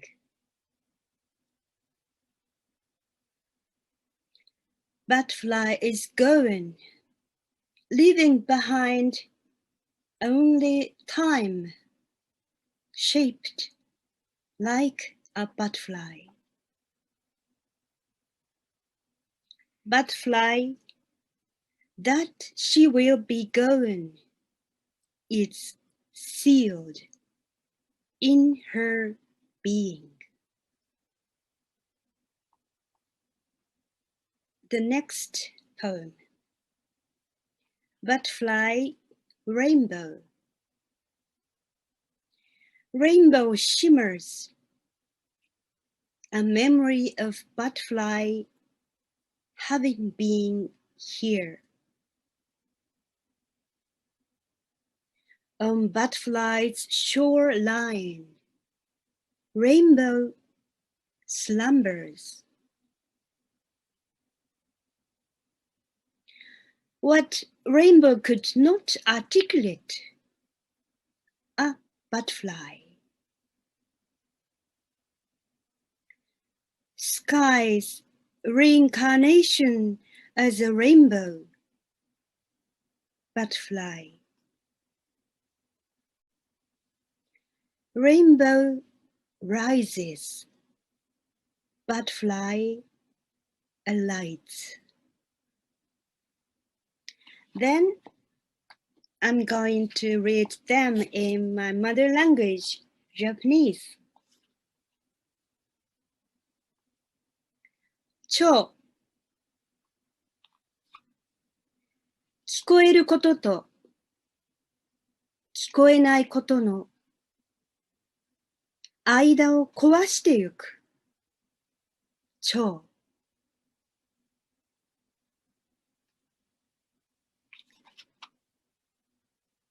蝶は蝶の後を舞う時間。蝶は時間の先に咲きこぼれている時間。知るということを軽い蝶。蝶が言ってしまった。蝶の形の時間だけを残して。And finally, the second poem in Japanese. Butterfly Rainbow. 蝶、虹。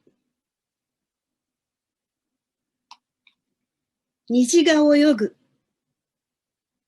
蝶がここにいたことを。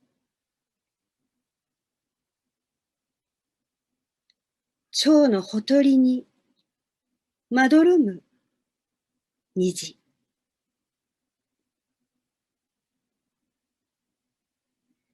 虹の言えなかったことの蝶。空が虹に生まれ変わるという蝶。虹が昇り、蝶が沈む。Thank you very much. Thank you so much, Maori-san. Very good. So next, we are going to introduce Takako Arai from Japan. She is serving for Japanese language education for foreigners in her university, which I guess broader poetry, many insightful transcultural and translinguistic issues. She's going to read an experimental poem in her mother tongue, the Joshu dialect of Japanese. Takako-san, please. Thank you. Hi, my name is Takako Arai. I was born in Kiryu City, well known as fabric industry in Japan. I will read my work about it in my local language, arranged for poetry. Please. 火が来るよ。もうすぐここに火が来るよ。って知らせ続ける女の蛇がいましてね。押し入れの天袋にようようと詰まっておったんです。布団に入るたびその声聞こえて大きくなったから。姉さんも私もしまいに持たなくなってしまったの。ぎゅうぎゅうにこめかみが張り込んで、今夜じゃねえか、今夜じゃねえか、消したか切ったか閉めたか火の矢が入る隙間はないのか。目ん玉を落っことすほど確かめるようになってしまって。蛇は3代前の女工さんの形見です。すれ違う男氏が振り返るべっぴんだったけども、慕った人に騙されてヒロポンやるようになってしまって、寄宿から出られんほど夢さ見るようになってしまって、火が来るよ。もうすぐここに火が来るよ。火事の幻見ておった。あっこに火つかるのこが出てたんかもしんないね。女ばっかしの工場だから、水のみで水含ますとちーっと気戻りして、片方が笑ったってが、見事な藤みたいが切なげで、火が来るよ、暑いよ、暑いよ。蒸気して、痙攣して、うなされ死にした。ここでジャンボンあげたって聞きました。里の兄さんはもらいに来ねえで、片身になった曲げさえとうとう天袋にしまい込まれて。それですよ、横と騒いでるのは。コンロの火、ストーブの炎、こたつの練炭、タバコ盆、風呂の釜、雨戸の掛け金、窓の鍵。あんまり真剣だと一つ見た後前のがわかんなくなるもんです。そりゃ八百長だって蛇様の声すれば初めっからやり直し。日が来るよ、もうすぐ来るよ、灰皿ざるを得んのです。糸繰り工場の足元に置く七輪、どんだけ目で舐めたかわかんねえ。かじりつくから声はおっかねえよ。きっかけは姉さんでただふざけてただけなんです。ふりしてただけなんですよ。女工さんの風呂場の明かり真っ暗にして火が来るよ、暑いよ、暑いよ。真似すんだもの。私は泣きました。脅かす姉にしっがみついて泣きました。びっくらしただけなんです。でも、幼い姉は底光りして冷えていく湯気の中で、深へ迫っていきました。火が来るよ、火が来るよ、来るよ、来るよ、工場が燃えるよ。声が声さ、手かけて来てしまった。きびすを返して来てしまった。ギーッと食い込まれる真っ裸の二人でした。布団さ、おっくるまってこらえてたけど、どうしても這い出して背中にスーッと立っている女工さんは一緒に火の元覗き込んでる。張って張って這いずって天井裏がほこりさ吐いてタンスの取っ手がカタカタなって。腹に降りねえの実感がわからねえのいくらしても。火の気さ見て火の気を見つけてしまう。私たちは消したかどうかの度が過ぎて消えてるコンロのガス穴が消えてるタバコの吸い殻が消えてる火鉢の燃えかすが思ってしまう。見てしまう。怪しびる。追っかける私を追っかける姉さん、追っかける女工さん、追っかける私は追っかける姉さん、追っかける女工さん、追っかける私は追っかける私は。私たちは巴になってあえいでるネズミです。父さビクビク震わした家ネズミです。追いつかないの、走り火に。糸車が笑ってる。工場脇のドブ川のほとりでよく花火したもんです。仏壇から真鍮のろうそく立て持ってきて、仏さんの火に色紙寄せて、じんわり火薬さすわします。チーッとむせてから火は跳ねるでしょ、回るでしょ、砂利蹴って子供のくるぶしかすめ取ろうとするでしょ、水に映ってプンと鼻緒がふこげたとき、かじりつくんです。火はないでしょ、足が仏さんには。だから食らいつくんです。追われてんのは私たちなんですよ。私たちなんですよ。糸車が笑ってる。真っ赤なヤグがありました。女工さんの古地盤さ剥ぎ合わしたものでした。潜り込めばも早くて風が喉を抜けました。一層潜れば西日が差して、らんらんと太った蛇が天袋から這い出そうとしておりました。2匹のネズミを狙っていました。瞳が黄色に透けていました。メラメラ炎が張ってくる。燃えました。女工さんが髪がほどけてかげろうになりました。燃えました。姉さんがそっぱからちょろっとベロを出しました。私はどぶっぱたに立っていました。くるぶしがカッと裂け。糸車が回ってる、熱風に回ってる、火の手をつかんで回ってる、執念深く回ってる、どぐろのように回ってる、すくせを睨んで回ってる。宝石工場は火の車、火の渦飲んで回ってる、どこまでも回ってる、いつまでも回ってる。回ってる。真っ赤な糸を紡いでる。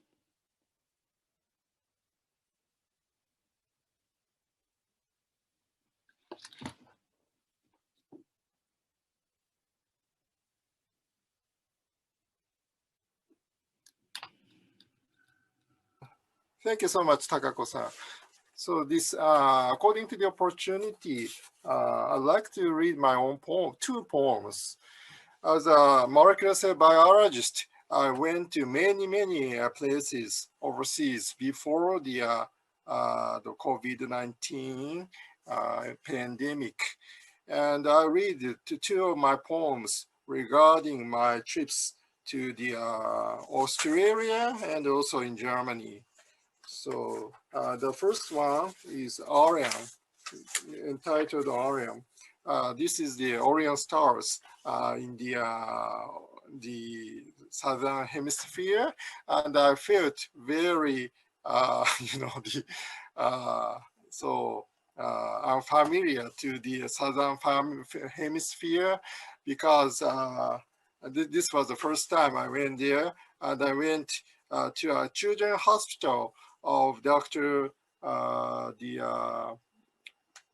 Very essential developmental cell biologist, and I learned every day some very tiny experiments, and I will reread this poem, Orion.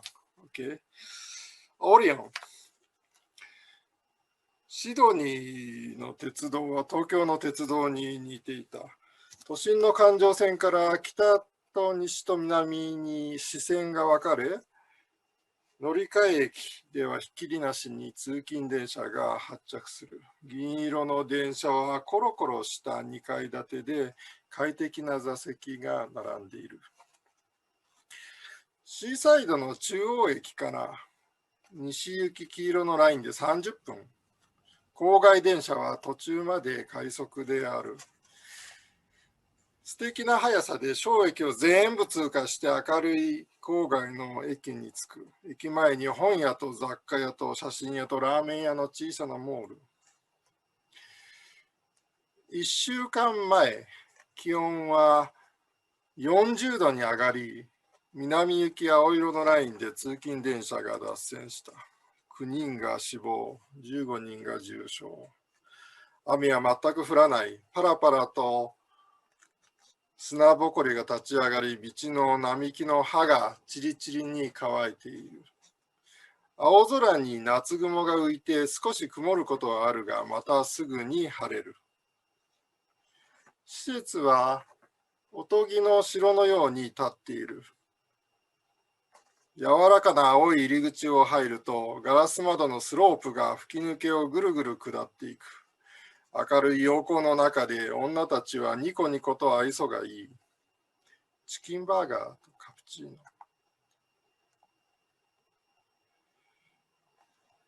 窓から見下ろすと、糸杉の並木の庭がどこまでも続いている。黒い鳩がパンくずを漁っている。並木の間にベンチがある。ぐるぐるとガラス張りのスロープを降りて糸杉の並木を歩いていった。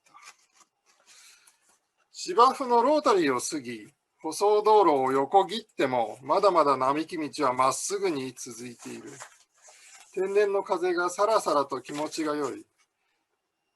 道は突然、灰色の鉄柵で閉ざされて、円形の小広場で終わる。広場にはきれいに磨かれたベンチが一つ、雑木林と穀物畑を見られるよう置いてあった。毎日いつも永遠の眠りにつく子供らがある。かすかに消毒薬の匂いが流れる。あくまでも北から太陽はこの庭を照らす。逆上するオリオン座だ。赤道を越えて2月。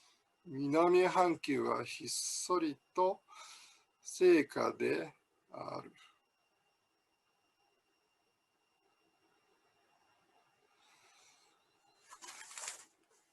Thank you so much. This was my first poem. And the second poem is the German poem regarding the Rhine River. I went across the Rhine River with the sorrow of the ferry on the very short trip, but it really refreshed me. 13分間寄港。ライン川はかなり早く流れている。10分間で朝の川を流れていく。519の中州の標識を過ぎると対岸は近い。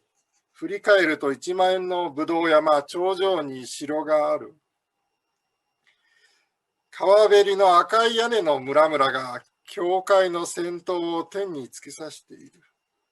船着き場の通りを3分間歩いて左側の雑貨屋でよく冷えたオレンジジュースの小瓶を買い、堤防の大きな木の下に整えられたベンチでそれを飲むんだ。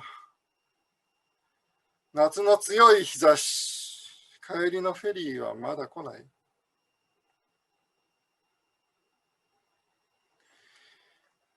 Okay, thank you so much. Those are my presentations. The next poet is Kanayo Veda from Osaka, Japan. She serves for a unique artistic NPO cafe, Coco Room, in a poverty district in Osaka downtown, where she kindly provided us the opportunity of poetry for cafe. That is a pay for your coffee with a poem. A pay for your coffee with a poem on the World Poetry Day several years ago. Thank you so much. Today, she's going to read a poem in his mother tongue, the Osaka dialect of Japanese. はい。じゃあ、上田かなよです。My name is かなよ上田。Hello. 水脈。水は下へ下へ流れてゆく。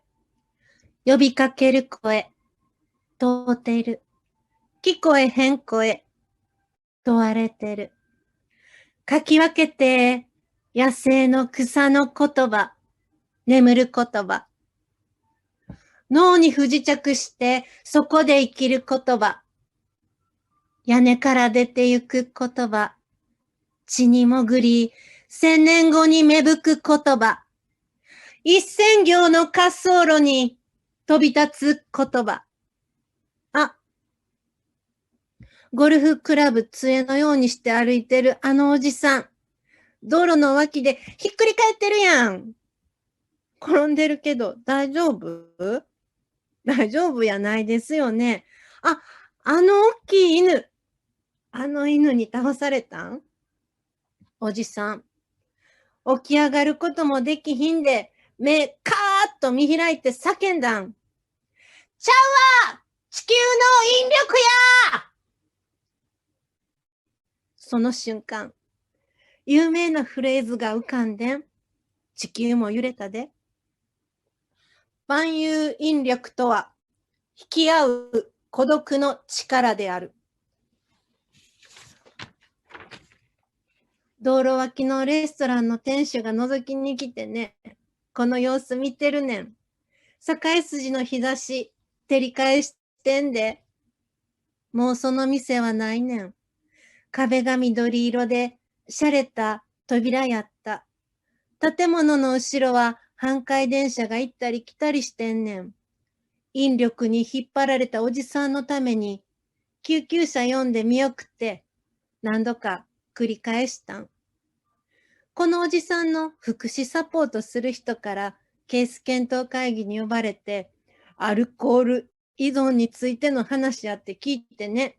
でも本人はお酒やめたいわけやないから、私は行きませんって断ってん。ほんで、1年ほどして病院で死んだわ。駅前の畳6畳ほどの葬式会場。前に声をかけてくれた福祉職員2名しかおらんかった。エレベーターの中の沈黙のように一人の空気が止まるねん。そのおじさんについてはもう一つ話があってね。あんまりにお金がなくなってね、ココルームのバザーに神棚を持ってきて売りたい言うねん。うちは買い取りなんかしてないんけどね、もし売れたらそのお金を渡そうかと特別な返答をしたんやん。ほんだら、早速、天井近くにあった神棚を下ろしてね、ほんだら、なんや、お札が落ちてきたんやって。ほんで、預かった神棚、すぐに売れてん。ついてるね。神様のおかげやん。みんな、ニコニコしてた。神様も水も巡ってゆくねん。ありがとうございました。はい、Thank you。ありがとうございました。どうもどうも、かなよさんありがとう。So these four poets are from Japan. So now we are moving into the South Korean section. So the first poet is Hwang In-chan. Hwang In-chan, please. He is a South Korean poet in a younger generation. He was born in 1988 in Anyang, Gyeonggi-do, Korea. After graduating from the Department of Creative Writing at Chun'an University, he made his literature debut in 2011 with the publication of his poems in the monthly journal Hyundai Munhak. Okay, author of the poetry collections Washing a Minor, His Word, and Repetition for Love's Sake. In 2012, Hwang was awarded the 31st Kim Soo Young Literature Award. So thank you. So Hwang In-chan, please. 네, 안녕하세요. 저는 황인찬입니다. 일단 시를 읽어보겠습니다. 구관조 씻기기. 이 책은 새를 사랑하는 사람이 어떻게 새를 다뤄야 하는가에 대해 다루고 있다. 비현실적으로 쾌청한 창밖의 풍경에서 뻗어나온 빛이 사파로 들어간 문조 한 쌍을 비춘다. 도서관은 너무 조용해서 책장을 넘기는 것마저 실례가 되는 것 같다.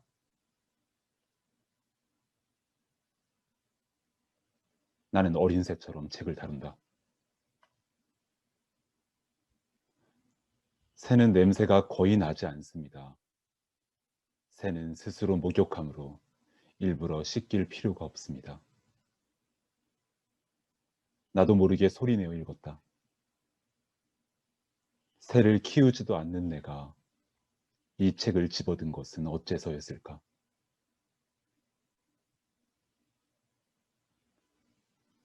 그러나 물이 사방으로 튄다면 랩이나 비닐 같은 것으로 새장을 감싸주는 것이 좋습니다. 나는 긴 복도를 벗어나 거리가 젖은 것을 보았다. 네, 한 편 더 읽겠습니다.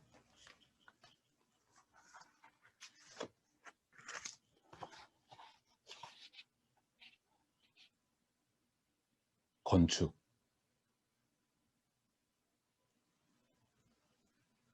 친척의 별장에서 겨울을 보냈다. 그곳에서 좋은 일이 많았다. 이따금 슬픔이 찾아올 때는 숲길을 걸었다. 그러나 여기서 그때의 일을 말하지는 않을 것이다. 그보다는 어떤 기이하게 대해, 마음이 죽는 일에 대해, 건축이 깨지는 순간에 대해 이야기하고 싶다. 이 시는 지난 여름 그와 보낸 마지막 날로부터 시작된다. 이리 나와봐. 벌집이 생겼어. 그가 밖에서 외칠 때 나는 거실에 앉아 있었다. 불 꺼진 거실에 한낮에 빛이 들이닥쳐서 여러 가지 무늬가 바닥에 일렁였고, 어쩌지? 떨어뜨려야 할까? 그가 물었지만 대답하지 않았다. 벌집은 아직 작지만 벌집은 점점 자란다. 내버려두면 큰일이 날 것이다. 그가 말했지만 큰일이 무엇인지는 그도 나도 모른다. 한참 그는 돌아오지 않는다. 벌이 무섭지도 않은 걸까? 그것들이 벌집 주위를 바쁘게 날아다니고 육각형의 방은 조밀하게 붙어있고 그의 목소리가 언제부턴가 들리지 않아 무섭다는 생각이 들 때. 하지만 벌이 사라지면 인류가 멸종한댔어. 돌아온 그가 심각한 얼굴로 말하던 것을 기억한다. 그때쯤 여름이 끝났던 것 같다. 여름의 계곡에 두 발을 담근 두 사람이 맨발로 산을 내려왔을 때, 늦은 오후에 죽어가는 새의 체온을 높이려 애썼을 때, 창을 열어두고 외출한 탓에 침대가 온통 젖어 어두운 거실의 천장을 바라보며 잠들었을 때, 혹은 여름날의 그 어느 때 마음이 끝났던 것 같다. 다만 나는 여름에 시작된 마음이 여름과 함께 끝났을 때에 대해 말하고 싶었다. 그러나 그것이 정확히 언제였는지는 도무지 알기가 어렵고, 마음이 끝나도 나는 살아있구나.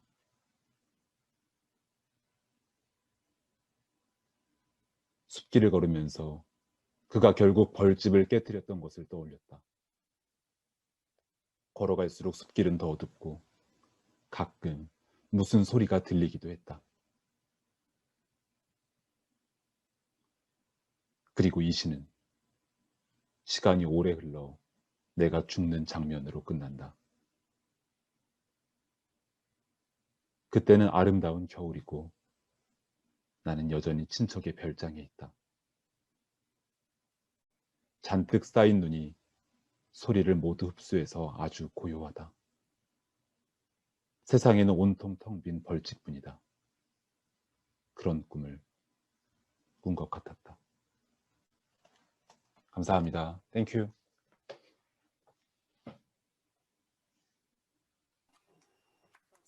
Thank you.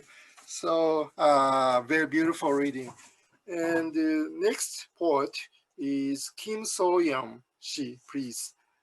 Kim Soo Young published her first poem, We Praise, in 1993. Excuse me. She has published the poetry collections Push to the Limit, The Exhaustion of Stars Post the Night, Bones Cold Tears, Mathematician's Morning, Toi, I can read this. She's the recipient of the Novak Literary Award, the Hyundai Literary Award, the Yuxa Poetry Literature Award, the Contemporary Poetry Award. So she's going to read two poems. So Kim Soo Young, please.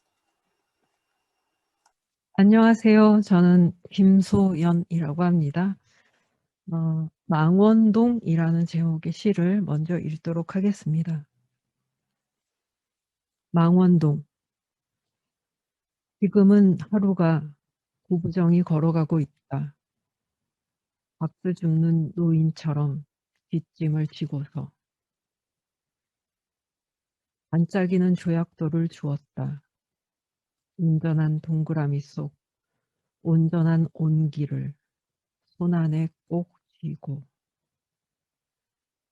10년 전 골목을 걸었다.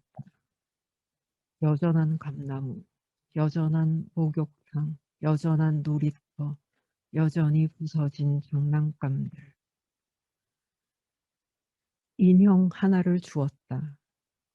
눈알 하나만 없어도 악마처럼 보이는 천사의 얼굴을 쓰다듬는다.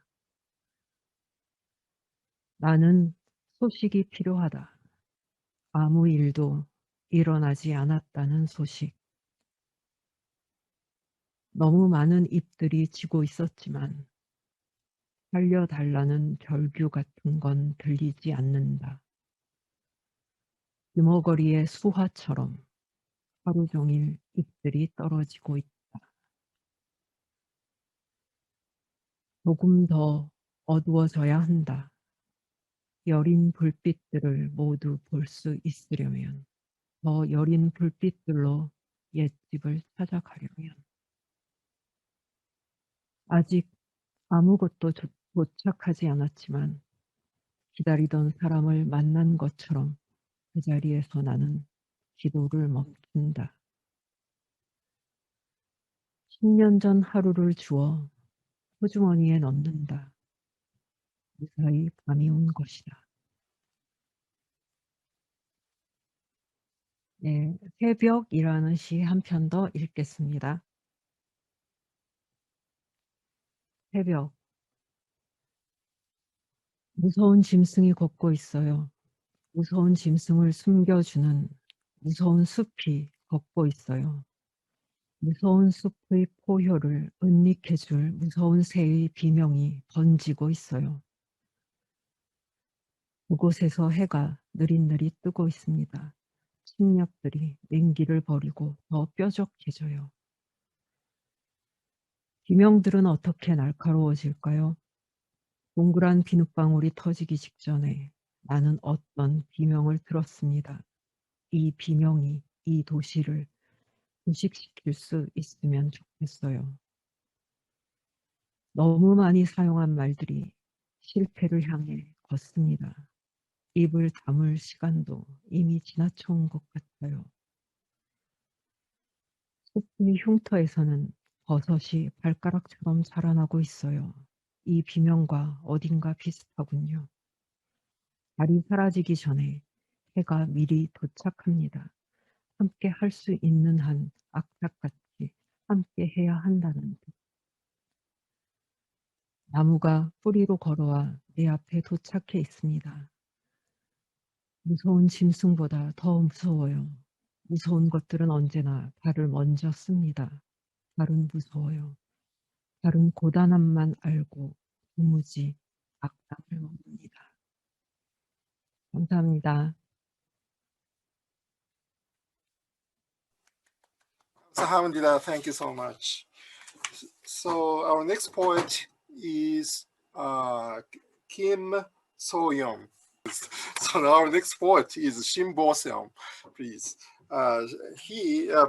His poetry collections include 15 Seconds Without Sorrow, Someone Always in the Corner of My Eye, Today I'm Not So Sure, and If I Have to Kill Someone. He's a recipient of the many literary prizes, and he's an associate professor at Yonsei University, where he is researching and teaching sociology of the arts and cultural mediation. So is Shin Bo-seong ready? Okay, so yes, please. I'm ready. Thank you. Thank you. May I just read two poems? 필요한 것들. 나에게는 6일이 필요하다. 안식일을 제외한 나머지 나날이 필요하다. 물론 너의 손이 필요하다. 너의 손바닥은 신비의 작은 놀이터이니까. 위례 조각난 부분을 채워넣을 어남은 거리가 필요하다. 네가 하나의 점이 됐을 때 비로소 우리는 단 한 발짝 떨어진 셈이니까. 수수께끼로 남은 과거가 필요하다. 만약 그래야만 한다면 모든 것이 이해되는 단 한순간이 필요하다. 그 한순간 드넓은 허무와 접한 생각의 기나긴 연한이 필요하다. 말들은 우리에게서 달아났다. 입맞춤에는 깊은 침묵을, 웅덩이에는 짙은 어둠을 남겨둔 채 더 이상 말버시기를 그친 우리. 간혹 오후는 호우를 뿌렸다. 어느 것은 젖었고 어느 것은 죽었고 어느 것은 살았다. 그 어느 것도 아니었던 우리. 항상 나중에 오는 발걸음들이 필요하다. 오직 나중에 오는 발걸음만이 필요하다. 바로 그것인, 아닌, 아무것도 아닌, 아무것인 모든 것이. 오늘 나는 흔들리는 깃털처럼 목적이 없다. 오늘 나는 이미 사라진 것들 뒤에 숨어 있다. 태양이 오전의 다감함을 잃고 노을의 적자색 위험 속에서 눈을 부릅뜬다. 달이 저녁의 지위를 머리에 눌렀으면 어느 행인의 애절한 표정으로부터 밤이 곧 시작될 것이다. 내가 무관심했던 새들의 검은 주검, 이마에 하나 둘 그어지는 잿빛 선분들, 이웃의 늦은 망치질 소리, 그 밖에 이런저런 것들, 규칙과 감정 모두의 절박한 나, 지난 시절을 잊었고 죽은 친구들을 잊었고 작년에 어떤 범민에 젖었는지 잊었다. 오늘 나는 달려기 위해 미래라는 구멍을 낸다. 다음 주에 욕망, 다음 달에 무, 그리고 어떤 결정적인 구토의 연도. 내 몫에 비극이 남아있음을 안다. 누구에게나 증오할 자격이 있음을 안다. 오늘 나는 누군가의 애절한 얼굴을 노려보고 있었다. 오늘 나는 한 여자를 사랑하게 됐다. Thank you. Thank you so much. Thank you so much, Korean people. So that we are now moving on to the Vietnam. So we are inviting two splendid poets from Vietnam. The first poet from Vietnam is Guin Bao Chang. She is an award-winning poet from Vietnam, and she trained as a cinema scenarist at the Hanoi Cinema and Theater University in 1991, and currently works for Vietnam television as an editor and a documentary filmmaker as in the areas of arts and culture. So she's going to be reading two poems today. So are you ready, Gwen? Guin Bao Chang from Hanoi, Vietnam. I'm going to read two poems in English and in my mother tongue, Vietnamese. The English version was done by myself. So first, I'm going to read it. The first poem in English first. The first poem is Resurrection. The strong windy day is dyed red by April flowers, as if covered by the marks of passionate lips that makes spring confused. The April man looks so sad.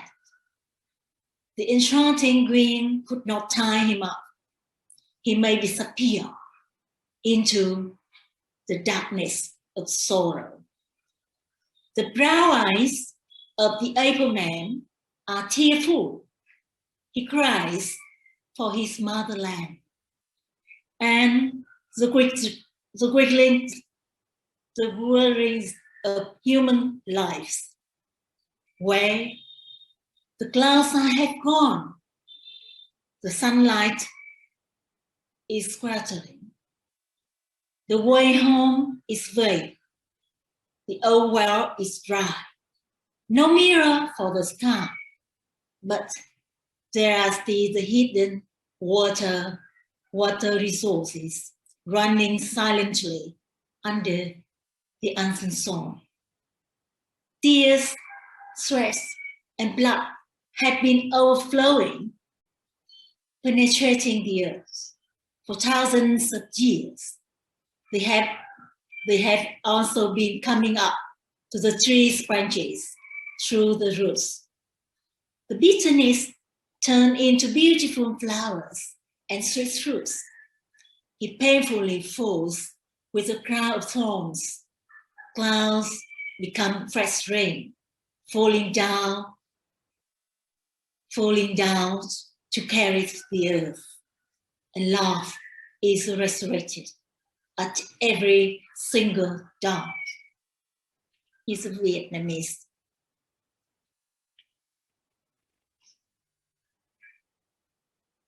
Phục sinh.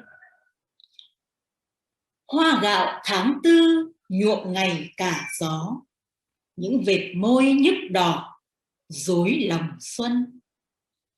Gió đắm đuối chẳng thể nào níu buộc người đàn ông tháng tư sầu muộn, chàng khuất phía nỗi đau. Tháng tư mắt nâu thương màu xứ sở, xót phận người bể dâu. Mây trắng đâu, nắng âm mịt mờ, giếng xưa cạn, gương soi trời đã vỡ. Muôn mạch ngầm giấu lòng đất cổ, ngàn năm nước mắt, mồ hôi, máu đỏ. Ngấm rễ ngược cành, giàn giụa đắng cay, trổ mùa hoa trái. Khi chàng gục xuống, xiết vòng gai đau đớn, mây hóa thành mưa, ân ái đất đai. Và tình yêu sống lại mỗi ban mai. The next poem is questions and answer. Question and answer. What is arriving? A new day of life. What lives always? Youth. What might stay? Experiences. What could be forgotten easily? Once was self. What is hard to forget? Tastes of the past.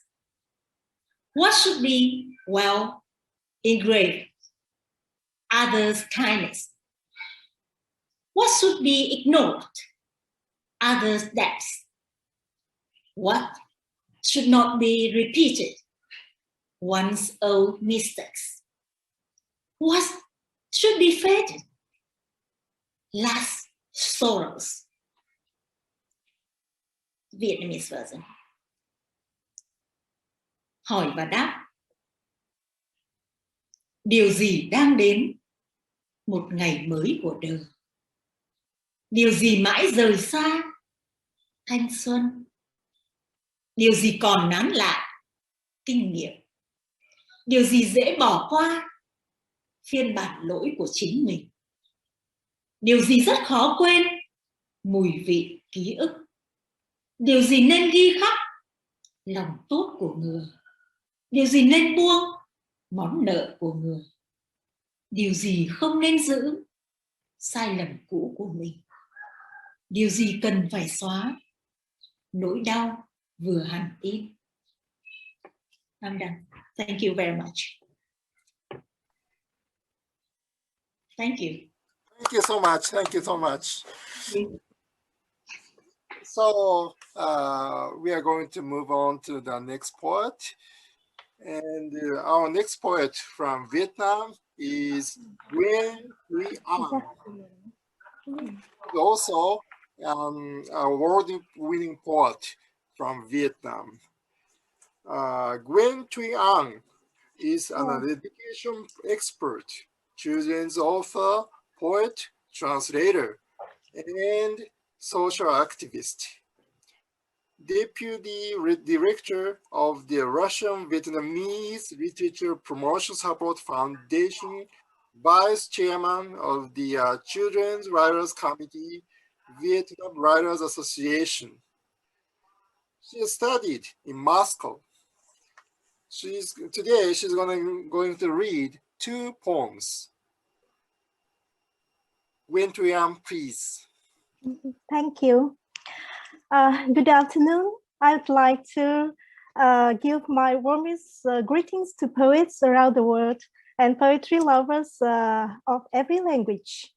I'm very happy to be part of such incredible event.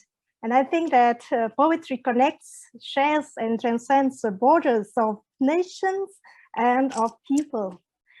So my first poem, All We Need Is the Way. A harp would be reading in Vietnamese because so you can feel the real rhythm of my mother tongue, which I adore dearly and proud of. Writing poem is one of my ways to show that adoration and pride. And my second poem I will read in Russian, the language of the land that left me nostalgia and lovely impressions, because I went to the college there. Now, the first one, All We Need Is the Way. Một con đường anh ạ của hai ta, một nét phác thờ ơ gọi là số phận, ngang dọc ổ gà chập chờn hoa lá, hun hút gió về đẩy chân bước sóng đôi. Cơn lốc tình yêu từ tiền kiếp xa xôi, ngây ngô và nồng nhiệt, cho cơn thức suốt tháng năm rằng giặc tuyết, cho mùa đông sáng rực ra lòng tay, cho giấc ngủ không về thấy rừng hồi hộp thở. Ngực nghẹn ngào xin nhận một hơi say. It is a long journey since our cheeks and our eyes are still young, innocent and full of dreams, into the season of trouble grass swept by cruel rain. Our hair turned gray quietly, while our passionate hearts hold on to the breath of life. In moments like this, how I long we could walk slowly together, just let go of the road that keeps running into eternity. The destination that we dream of is nothing but abyss. Trust me, all we need is the way. And now the second one is the Russian version. У людей, давно идущих по дороге, пурпурный был на плече, старые истории на дне кармана и пакетик сухой лаванды. Неосторожный ход и фиолетовые музыкальные ноты звучно напоминают о любви, что до горизонта пурпурно, что зовет ласково, неутомимо, что, умирая, не отпускает. За лавандой в поле ходишь, чтобы увидеть, насколько жизнь еще ветренная, чтобы понять лиловые страсти и отчаяние, невинный каприз, пылкую дикость, нетерпеливое желание себя отдать, может вынести не только молодость. О, нет! Прорезает горизонт фиолетовая любовь, и извечный аромат все еще тебе шепчет молодое слово. Если это решается, то можно я и на вьетнамском языке, может быть, это вариант вьетнамский. Oai hương, Những người đã đi rất lâu trên đường, vết bụi tím trên vai. Trong túi dép đựng vài câu chuyện cũ và một túi oải hương khô. Một cử động bất cẩn, nhạc tím lên nhắc nhớ đến tình yêu tím ngắt chân trời, một tình yêu không ngừng âu yếm gọi, không buông tay cả khi xác xơ rồi. Tìm đến oải hương trên cánh đồng để thấy đời vẫn còn gió lộng, ngỡ tuổi trẻ mới chịu nổi những nồng nàn tuyệt vọng. Vẻ đòng đảnh hồn nhiên, vẻ hoang dại tha thiết, nôn nóng hiến dâng. Một tình yêu tím ngắt chân trời. Hương thơm già nua vẫn say đắm trao người, một lời non tơ. Thank you for listening. Thank you. Thank you for very impressive reading. So now we were already over for the Vietnam part, and it looks like our reading is going too fast.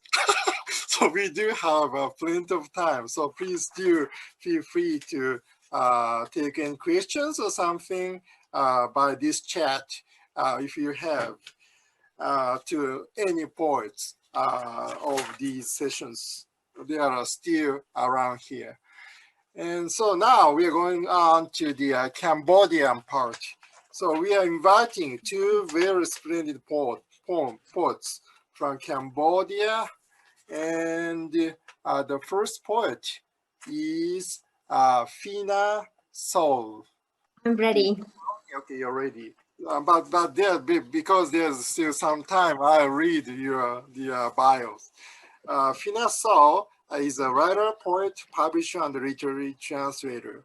With a background in psychology and social work, she co-founded Slap Paka Kumar, an informal writers collective in Phnom Penh, as well as Kankuha Mera Editions, a small press through which she and her peers have published 3 anthologies of short stories, predominantly by women writers, a historical novel, and 2 translations from French literature.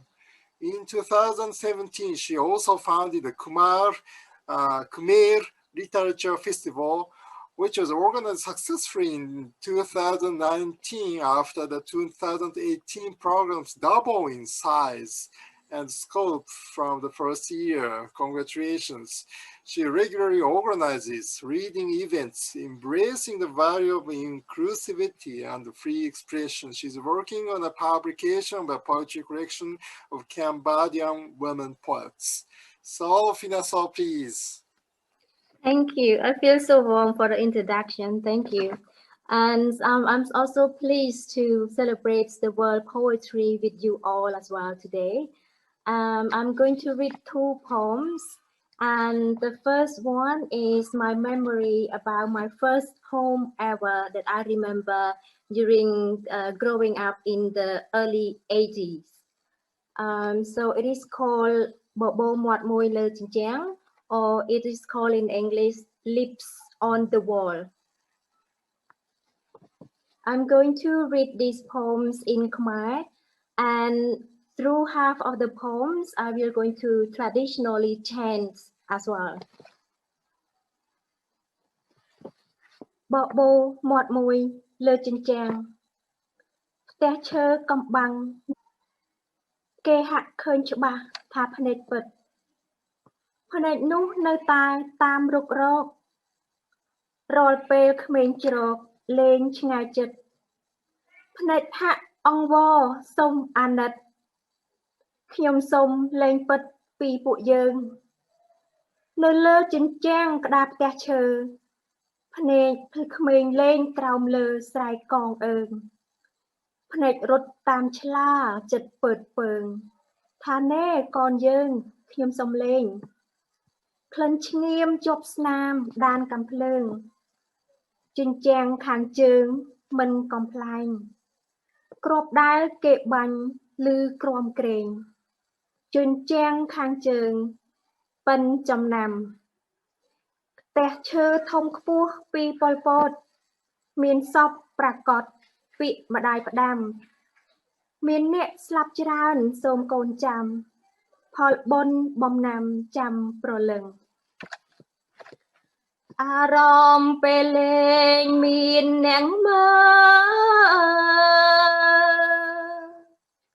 កិនថាកុំប្រើមែនទេដឹងថាភ្នែកអ្នកស្លាប់ជាប់ប្រលឹងគ្មានបងប្អូនដឹងថានរណាប្រហែលពួកគេចង់ឲ្យជួយស្រែករកជំនួយជួយអាសាធ្វើបុណ្យដាំងបាតឲ្យកាយារួចរាល់តសាជាប់នឹងផ្ទាំងអោហែនតែមានដានប្រលឹងអារម្មណ៍ផ្ទះនឹងមិនស្រឡាំងភ្នែកមាត់តែងឃើញទូមិនច្បាំង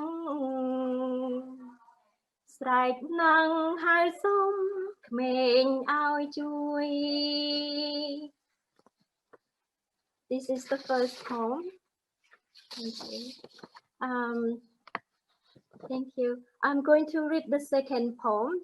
It is called I'm Floating in English. I'm going to read this poem in two languages. First one, Khmer, my native language, and then second word in English as well. So like the first one, this I'm going to chant the first one. I'm going to read and then chant the halfway through the poems. And this poem I wrote for a woman who in 2017 was chased by a security and they let her die in the Mekong River. So I dedicate this song to her soul and also a cry for justice for the gender-based violence against women in Cambodia. សាកសពនៅទន្លេមេគង្គសពខ្ញុំអណ្ដែតលើមេគង្គរាងកាយស្ពោតត្រង់គ្មានវិញ្ញាណខ្ញុំឈរសម្លឹងទឹកភ្នែកគ្មានរូបកាយអន្តរធានរលាយបងយកមិញខ្ញុំលងខ្ញុំដង្ហើយស្រែកឲ្យអ្នកជួយឈររហ័ងទុកឲ្យខ្ញុំស្លាប់អ្នកមិនចង់អ្នកមិនជួយស្រង់ឲ្យខ្ញុំស្លាប់ព័ត៌មានពីខ្ញុំពេញពោពាសចេញផ្សាយច្រើនណាស់វិទ្យុស្ដាប់រកស៊ីផ្លូវភេទគេឲ្យស្លាប់គេដេញគេចាប់ចេញពីទីកូនប្រុសមានម្ដាយមានតែម្នាក់កូនពិការជាក់ជើងទាំងពីរអោកូនមានម្ដាយកូនសំភីម្ដាយលាគ្មានទីវិលត្រឡប់សាក់សពអណ្ដែតខ្ញុំវិលវល់ប្រលឹងនៅខ្វល់ក្រូចធុញថប់កំហឹងវិញ្ញាណគុំចិត្តស្អប់ពុំមានចិត្តស្ងប់បន្តិចណាប្រសិនបើគេហុចតែដៃម្លែកខ្ញុំមិនខ្សែចោលកូនភ្ងាចិនអនដេរថៃខ្លៃលើមៀប៉ុនប៉ងប្រហាដូចស្ត្រីកូនប្រុសមានម្ដាយសុំត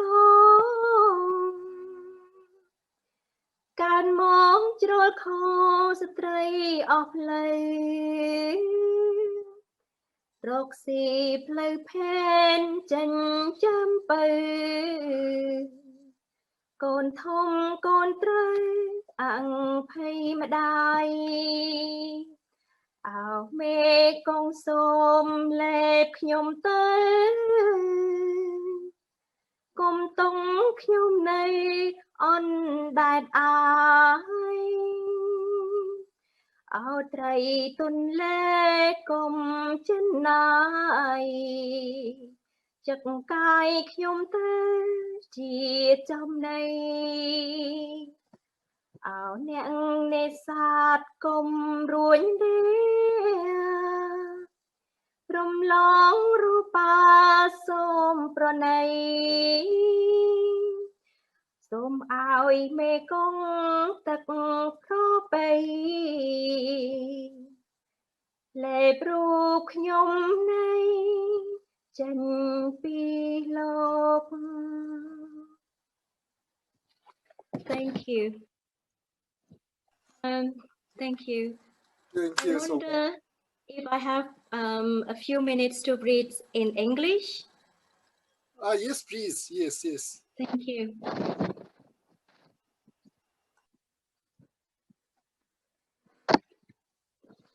I'm floating.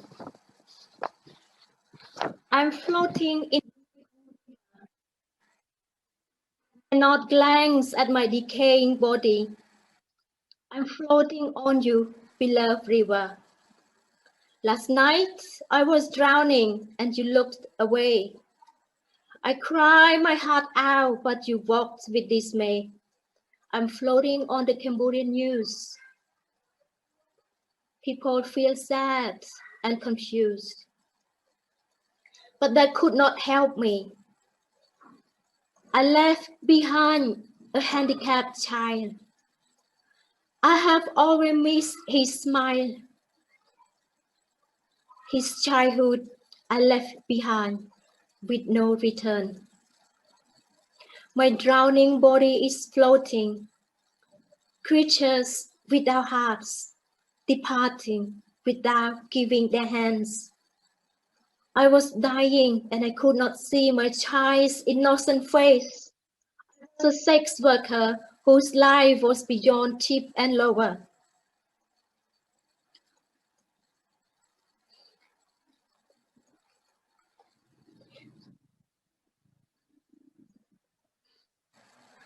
I apologize. Oh Mekong River, swallow me. In fact, I lost interest in living a long time ago. Swallow me, river. Fishes eat me.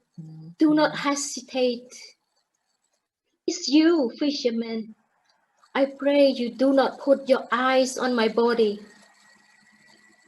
Let the river absorb me peacefully. Oh, how I wish to reborn again. To be a mother with full protection, love and warmth for her child for the rest of her life, and not to share the fates as how I died in this life.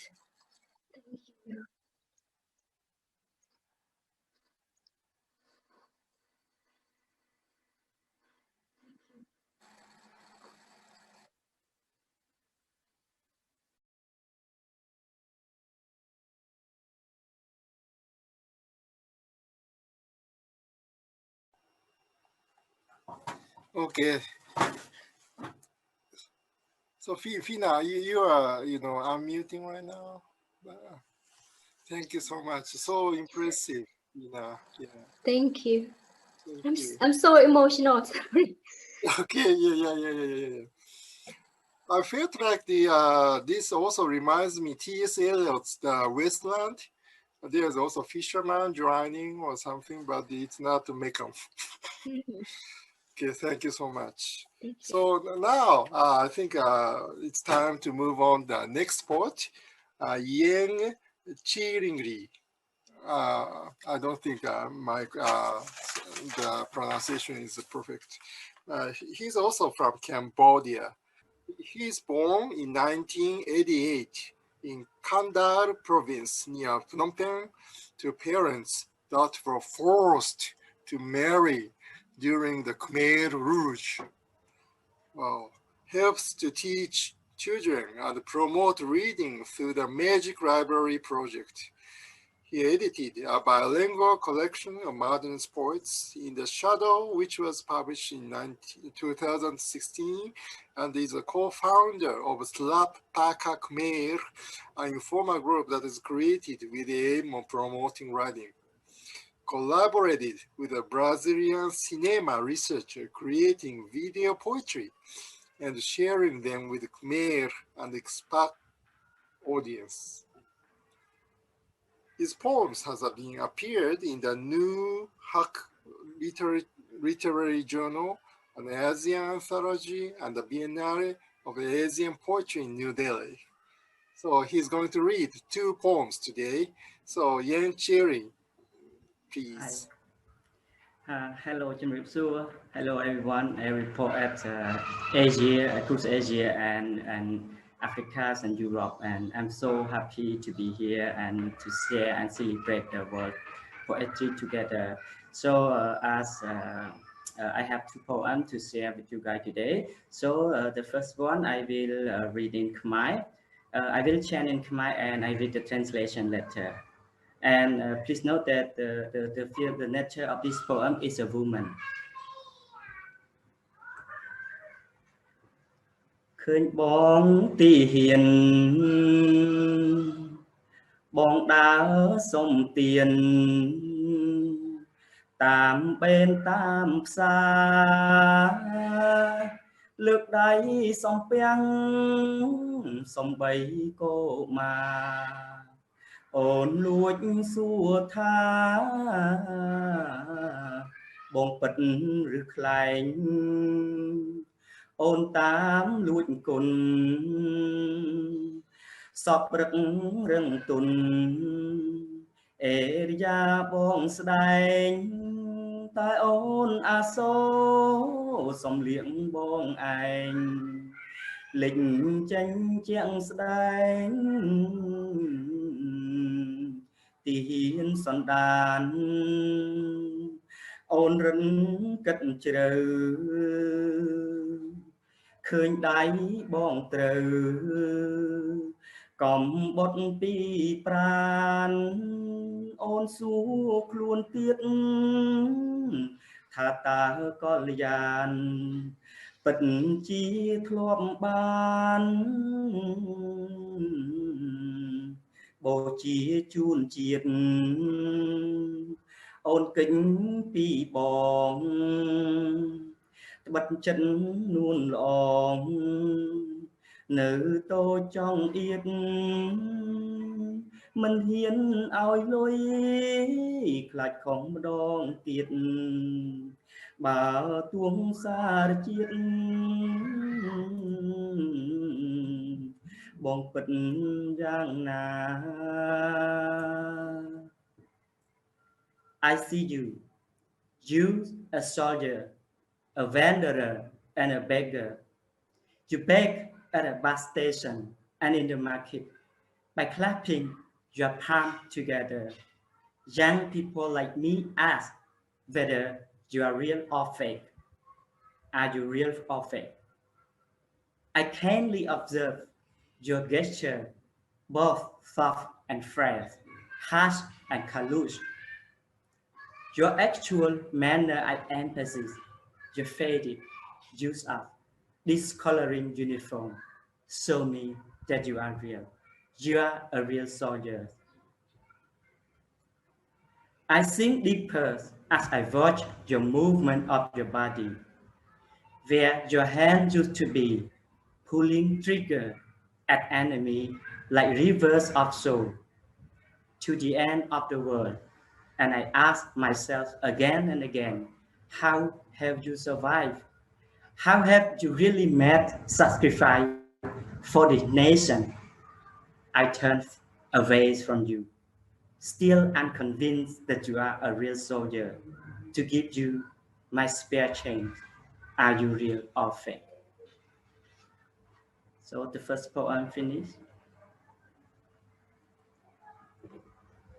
So now I will read my second poem. And this one I will just read it as normal and in my original language, and then I read the translation later. It's called Khmer dog.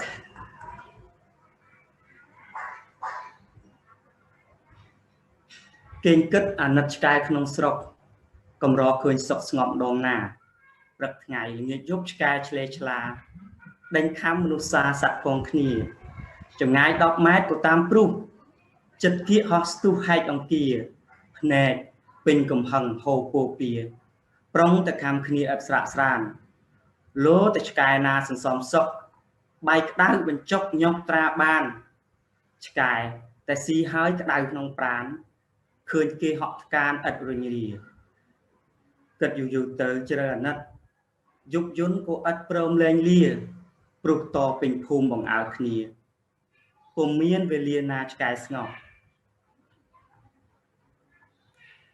Khmer dog I slept thinking of the dog pitying them barking in the dark night and day into noon barking growling at anger running traveling distance for a bite of the flesh wild with anger and hunger starvation flame in their eyes ready sharp and faint to spill blood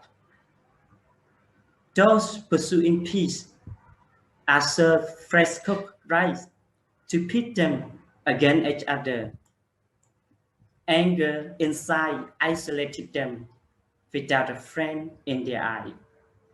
They are forced to accept and to beg. Now, angry, incessantly barking dog, friends against friends. The enemy inside never have been at peace or in harmony. Thank you. And I would like to credit that all the poems were translated by a poet Chapisat. And thank you for everyone in this group and everyone who watching the live. Thank you. Thank you so much, Yang. So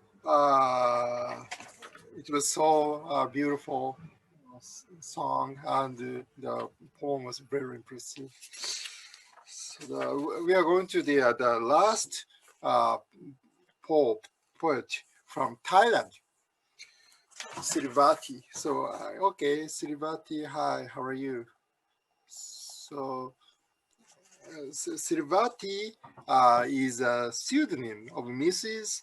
Natrie Thai Ploihirung. She was born in 1984. She started writing poems on websites before attending various seminars and courses like the Art Writing Project with Thai National Art Season 3, 2017, author of the poetry book, Children Move the World. Wow. So she's going to read 2 poems today. So Sirivati, please, are you ready? Oh, you're not ready. Hello, can you hear me? Yes, please. Okay, so I have some problem, a little bit problem on mobile phone because it will be certainly shutting down automatic. I'm worried about that. Hello everyone, I'm very excited and thank you very much for inviting me to celebrate the World Poetry. Today I will read 2 poems. So I will read in Thai language and the translate will appear on website. The first one is Children Move the World.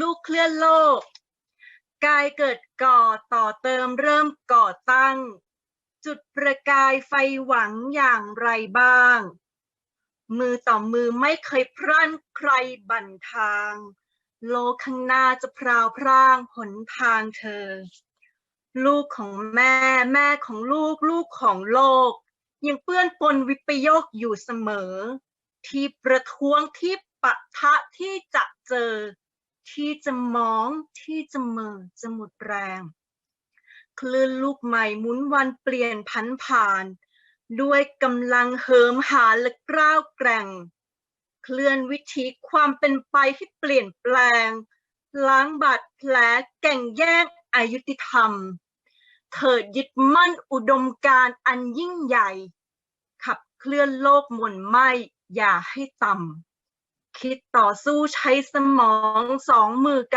ำคิดย่างย่ำอย่าหยุดยั้งอหังการโลกเคลื่อนลูกวันปีเดือนลูกเคลื่อนโลกสะท้อนแสงแห่งโชคปรารถนาโลกอีกฟากยังไร้บ้านเมื่อผ่านมายังเต็มตาหิวโหยอยู่โรยร้าวโลกอีกฝั่งยังอยู่สู้อีกฝั่งมีอาวุธเสริมกำลังก้าวต่อก้าวโลกอีกฝั่งเริ่มจับจองครอบครองดาวอีกฝากฝั่งร้อนเผาฤดูกาลโลกบางด้านไฟในยิ่งใหญ่นักยังจงปลักต้นต่อการต่อต้านโลกไม่เคยร้องขอคืนทรมานแต่บรรลัยแหลกลานอยู่นานปีวันเป็นลูกจัดสรรวันเป็นแม่ทุกศรัทธาเที่ยงแท้เข้าแทนที่จงขับเคลื่อนสุดสมองสองมือมีด้วยวิถีของลูกที่ถูกทางจงเคลื่อนโลกด้วยบทเพลงเฮเสรีด้วยวิถีของลูกถูกทุกทาง I hope the children of the world will move in the future with everything as we hope to be the peaceful. The second poem, Reaching Dreams สู่ฝันฉันไม่อยากบินไกลดังใจหวังด้วยปีกยังมีกล้าและฟ้าหนาวอีกตะวันร้อนแรงกว่าแสงดาวพอบินทุกคราวก็เดียวดายเธอทำทุกนาทีให้มีค่าเปลี่ยนเวลาตรงนี้มีความหมายลบซอกหลืบมองมัวมิกลัวตายความยากกลับดูง่ายเพียงเท่านี้มองที่ตรงขอบฟ้าคือแสงฝันเธอดังแสงตะวันปันรังสีความรู้สึกเดียวดายจึงไม่มีทุกพื้นที่บนฟ้าอยากฝ่านักกระยับปีกทิ้งพื้นเพื่อจะโผเพื่อเติบโตเพื่ออยู่อย่างรู้หลักเพื่อเป้าหมายเพื่องดงามเพื่อความรักเพราะเธอทักเธอมองสองตาใจและวันนี้หานกล้าเพราะว่าสู้มีประตูที่เธอสร้างหนทางให้แม้ท้องฟ้าแสนกว้างหรืออย่างไรปีกจะโผบินไกลกว่าวันเดิมแม้ท้องฟ้าแสนกว้างหรืออย่างไรปีกจะโผบินไกลกว่าวันเดิม Thank you very much. Thank you so much, Srivati. Okay, so we've all over the program of these poetry readings. So I'm really impressed in these multilingual, very wide range poetry collections in a very unique day of the World Poetry Day. Let's celebrate this World Poetry Day together. So, are you have any discussions or questions between each other? If you have, please raise your hand by this chat option. Yes, may I interfere? Like, we've got a great video surprise for everyone. We've got a video where Japanese, Chinese, and Korean poets will be reading poetry all together. It's called Trilingual Renshu. So I think we're gonna start the video now and share it with everyone to have another look at the multilingual poetry. So okay, I'll be happy. Yeah. Yes, so here's kind of a video surprise for everyone from Mingdi, our wonderful Chinese poet and curator, and now we're gonna see it. Okay, please.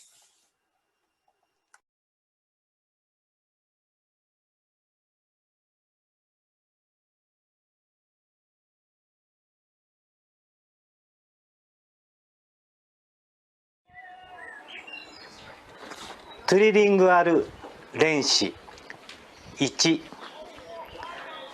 サンマルコ広場の鳩場でスーツケースを引きずる3人の娘たち。黒い髪、黒い目、どこから来たのかな。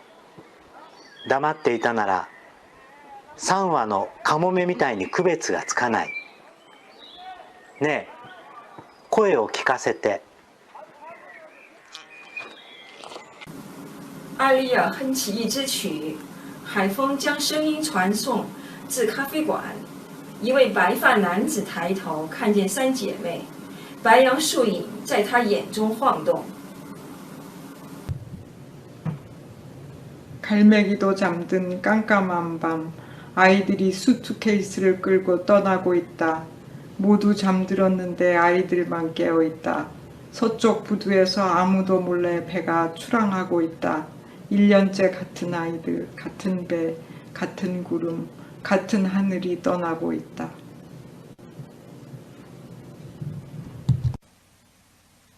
前世で乗っていたノアの箱舟。今は海底で朽ち果てている。結局、地球の外には出られなかったのだ。詩を書くたびに僕は月へ登り、静かの底に座って我が故郷を見下ろす。その冷たい青に秘められた血の赤に目を凝らして、海が僕らを互いから分け隔て、海が僕らを互いに結びつけている。はい。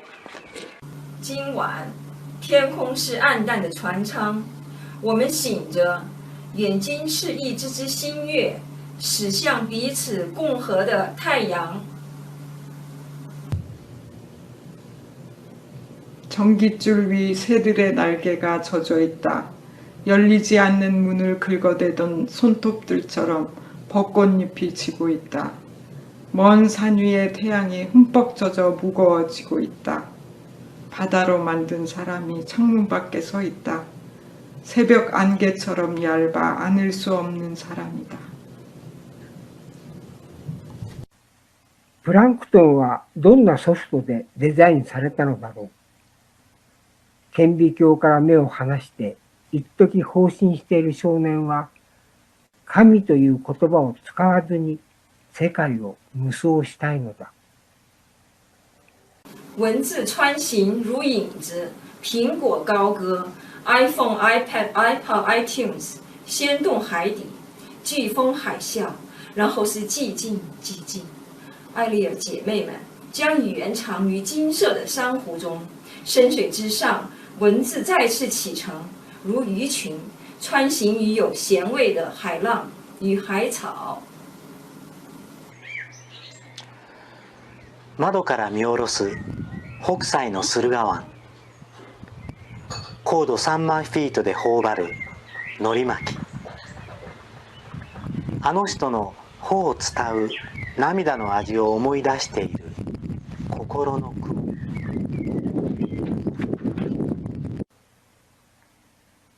巨大な氷惑星と呼ばれている海王星の表面温度は摂氏マイナス218度、中心温度は5000度。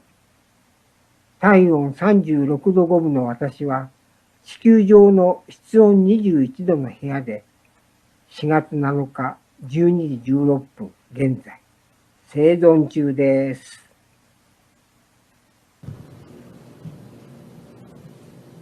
나는 책상 위에 해왕성에서 온 바다를 쏟는다. 한편의 시가 끝나자 우주 정거장에 불은 꺼졌다.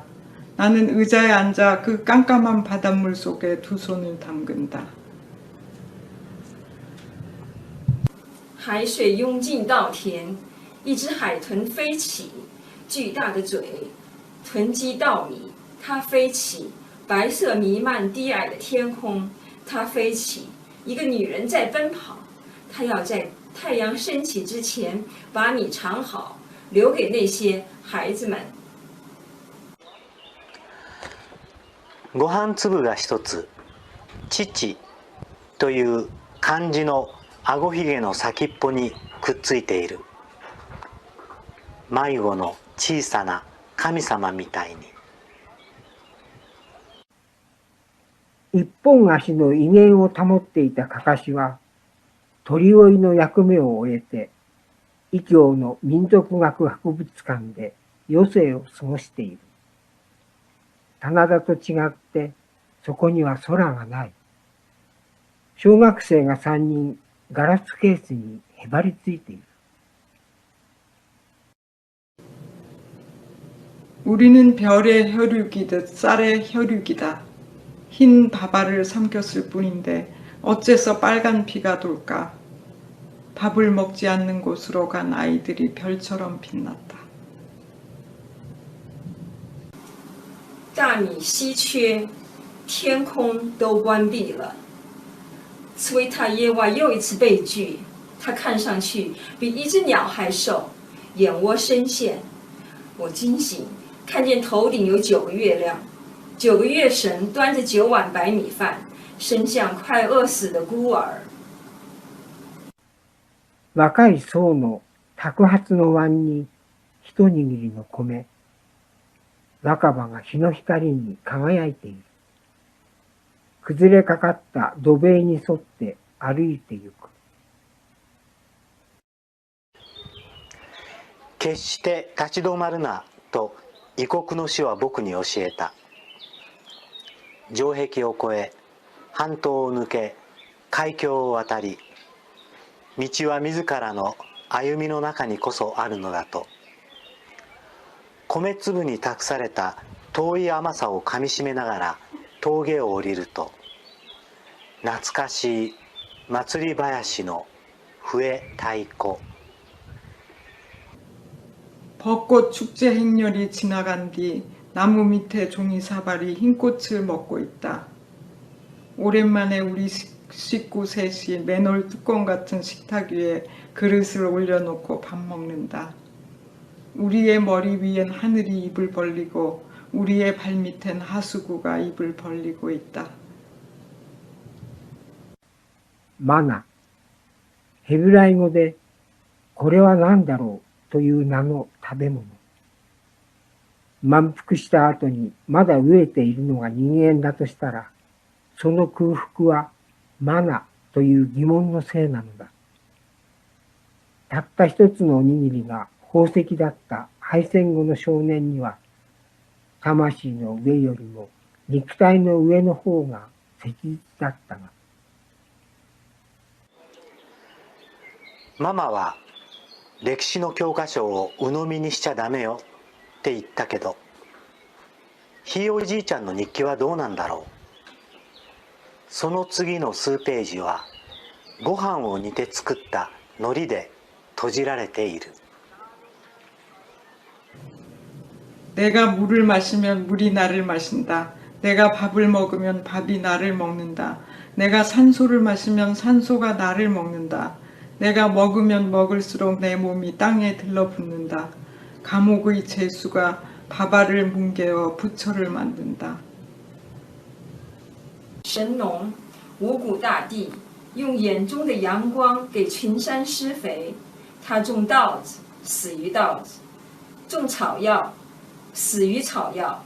我奶奶埋葬他1000次，在他身体上种下一棵苹果树。 日本では国旗を日の丸と呼ぶ。白地に真紅の円だけのグッドデザイン。まるで子供が考えたかのような無邪気さだが、願意は五輪の五色どころではない。いろいろ。旗振りなど金輪際したくない。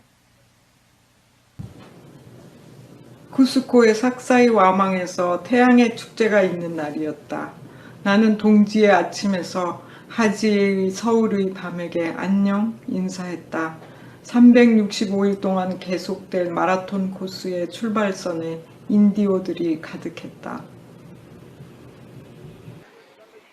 さまよえるペルー人たちの歌声がケーキ屋の店先のジングルベルと混じり合っている。男は全国新聞5紙を体中に巻きつけて立ちはだかるビルの隙間に身を横たえる。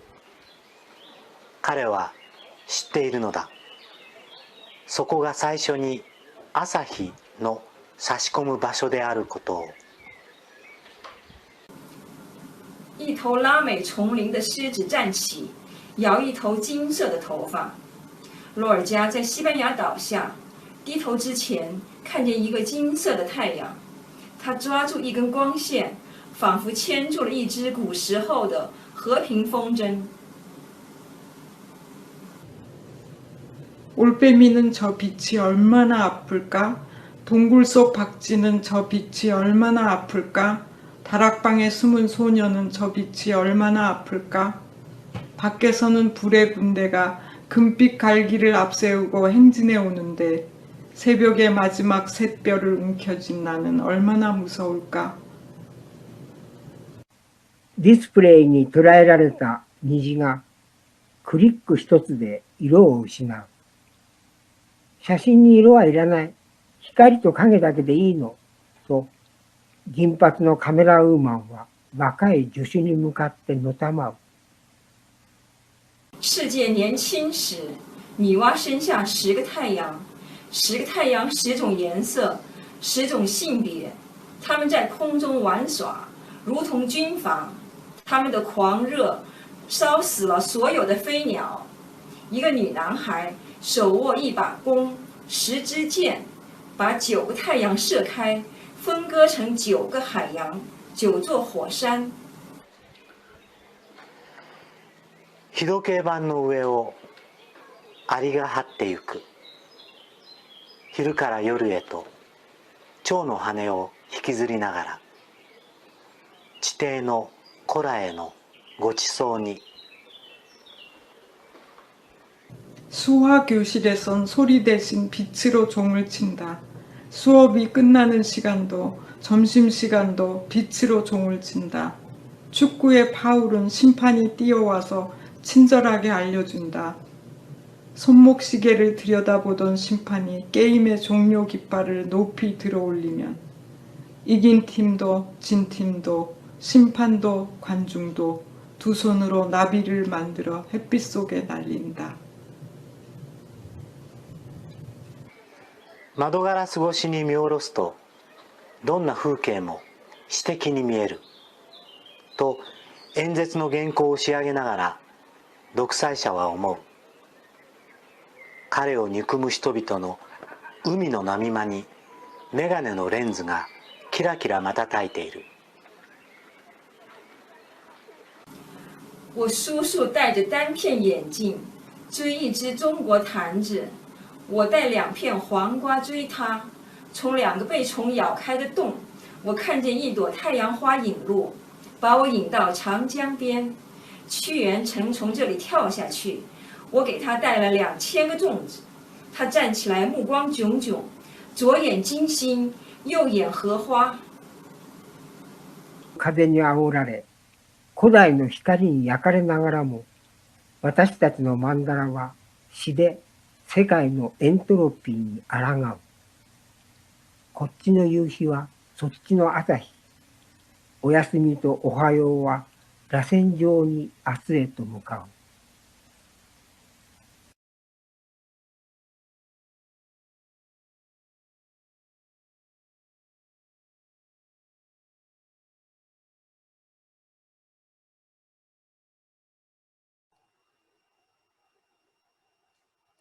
Okay, thank you so much for this great renshi, Turingo renshi. So I'd like to explain a little bit about this renshi. And these the renshi has been provided by 4 splendid poets from Japan and Korea and in the Mindy, who is a Chinese American. So so I've heard from my friend Mindy, who is the organizer of this meeting, that this has a very big trouble between them because they don't speak each other's language, so that they need to be translate their poems each time to the of the the line. So one person writes the poem by a line, and then someone translates into English, and the next one read it, and then write the poem line by his or her own language, and then the next person, or something like that. But I feel like this is a very great job a few years ago, because one point is that this renshi has been invented over the base of the Japanese tradition. In the traditional Japanese poetry, there is a renga or something like that. That is the communication or the cooperation poems. So one person writes one line, another person writes another line on the like that. So that we contemporary poets are now feeling like that the poetry is too much individualism. So that these splendid poets thought that they need to re-enter into this tradition of the cooperative poems.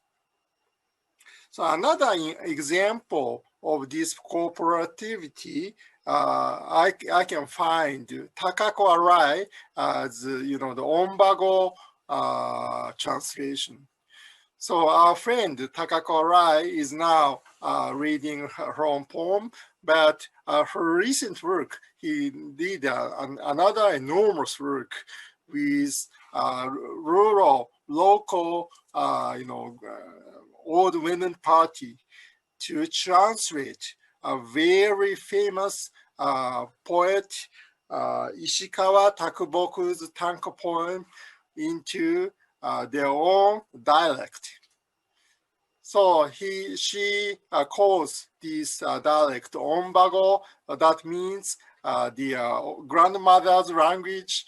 That is also a dialect, but each person has their own dialect.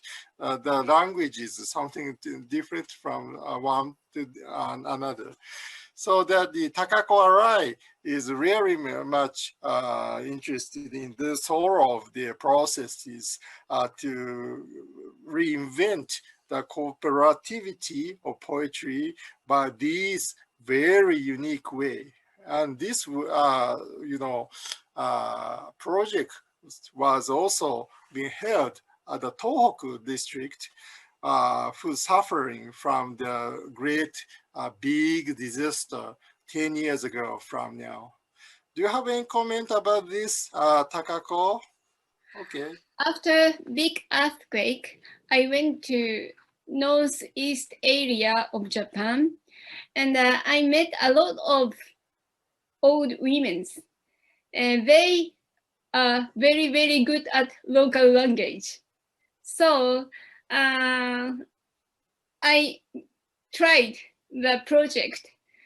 So Ishikawa Takuboku is very, very famous short poem poet.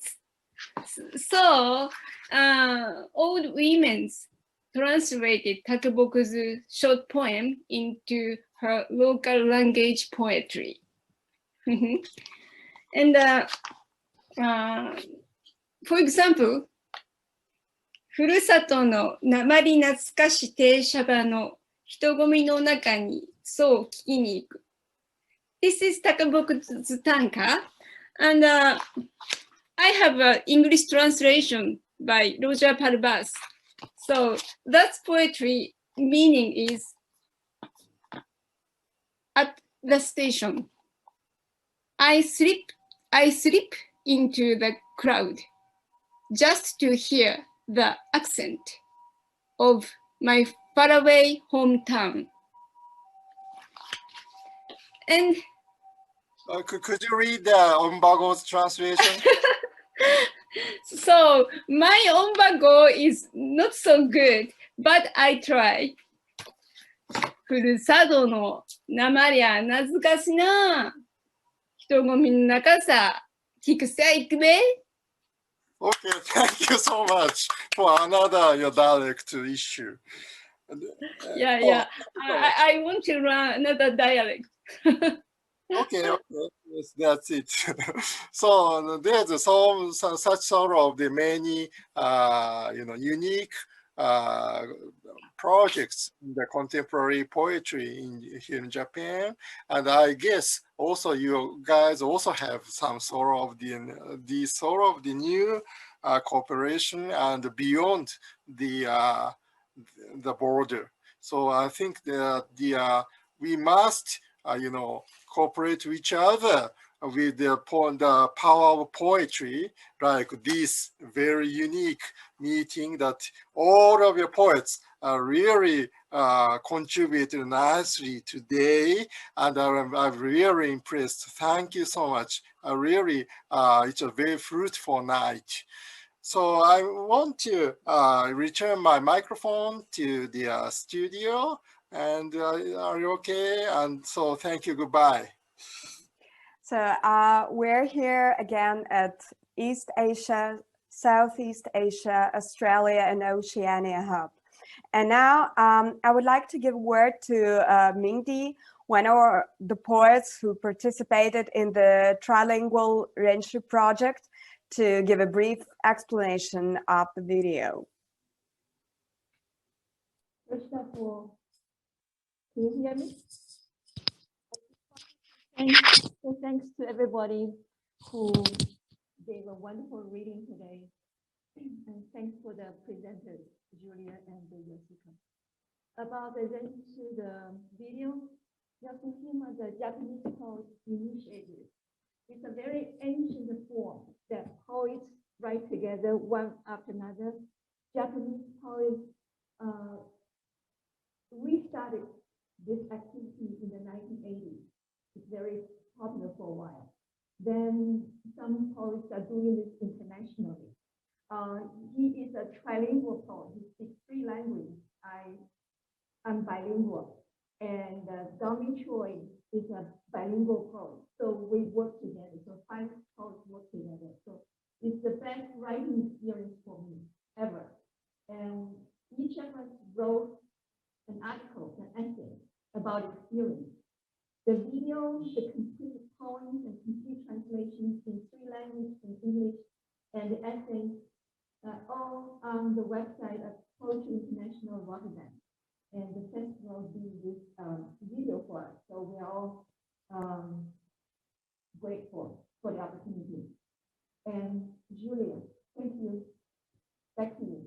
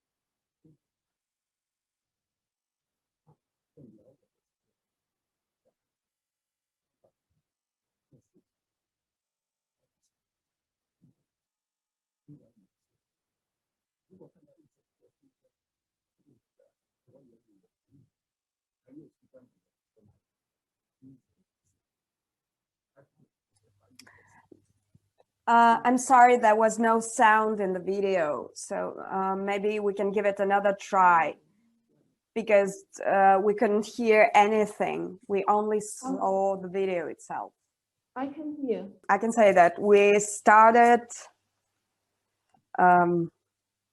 with some great poetry from China, Hong Kong, Macau, and Taiwan. Now we proceeded to Japanese, Korean, Vietnamese, Cambodian poetry. We also had some poetry from Thailand. And what awaits us now are the poets from Philippines, from Indonesia, Malaysia, Singapore, and Australia. That's what we're gonna hear rather quick, I suppose. And now I'm most happy to give word to our next presenter. And our next presenter is Elkay Holt from Australia. She's published 5 books of poetry, and her latest collection was shortlisted for the Victorian Premier's Award for Poetry and the Prime Minister's Award for Poetry. She has been the recipient of the Premier's Award for Poetry and the Grace Slevin Prize, and has been longlisted for the Australian Literature Society Gold Medal. She has been a participant of the Australian and New Zealand Festival of Literature and Arts and the Poetry International Festival. And currently she lives in Naarm and Melbourne. So I'm most happy to have Lucy here today, and Lucy will be the presenter for the next 2 hours. Hello. Happy World Poetry Day, everyone. Thank you, Julia. I'll be presenting session 3, and we have 13 poets from the Philippines, Malaysia, Singapore, Indonesia, and Australia. Firstly, our poets from the Philippines. I just have to find where. Muki Katibak Lecuesta is the author of 3 poetry collections, The Proxy Eros, Burning Houses, and most recently, Hush Harbour.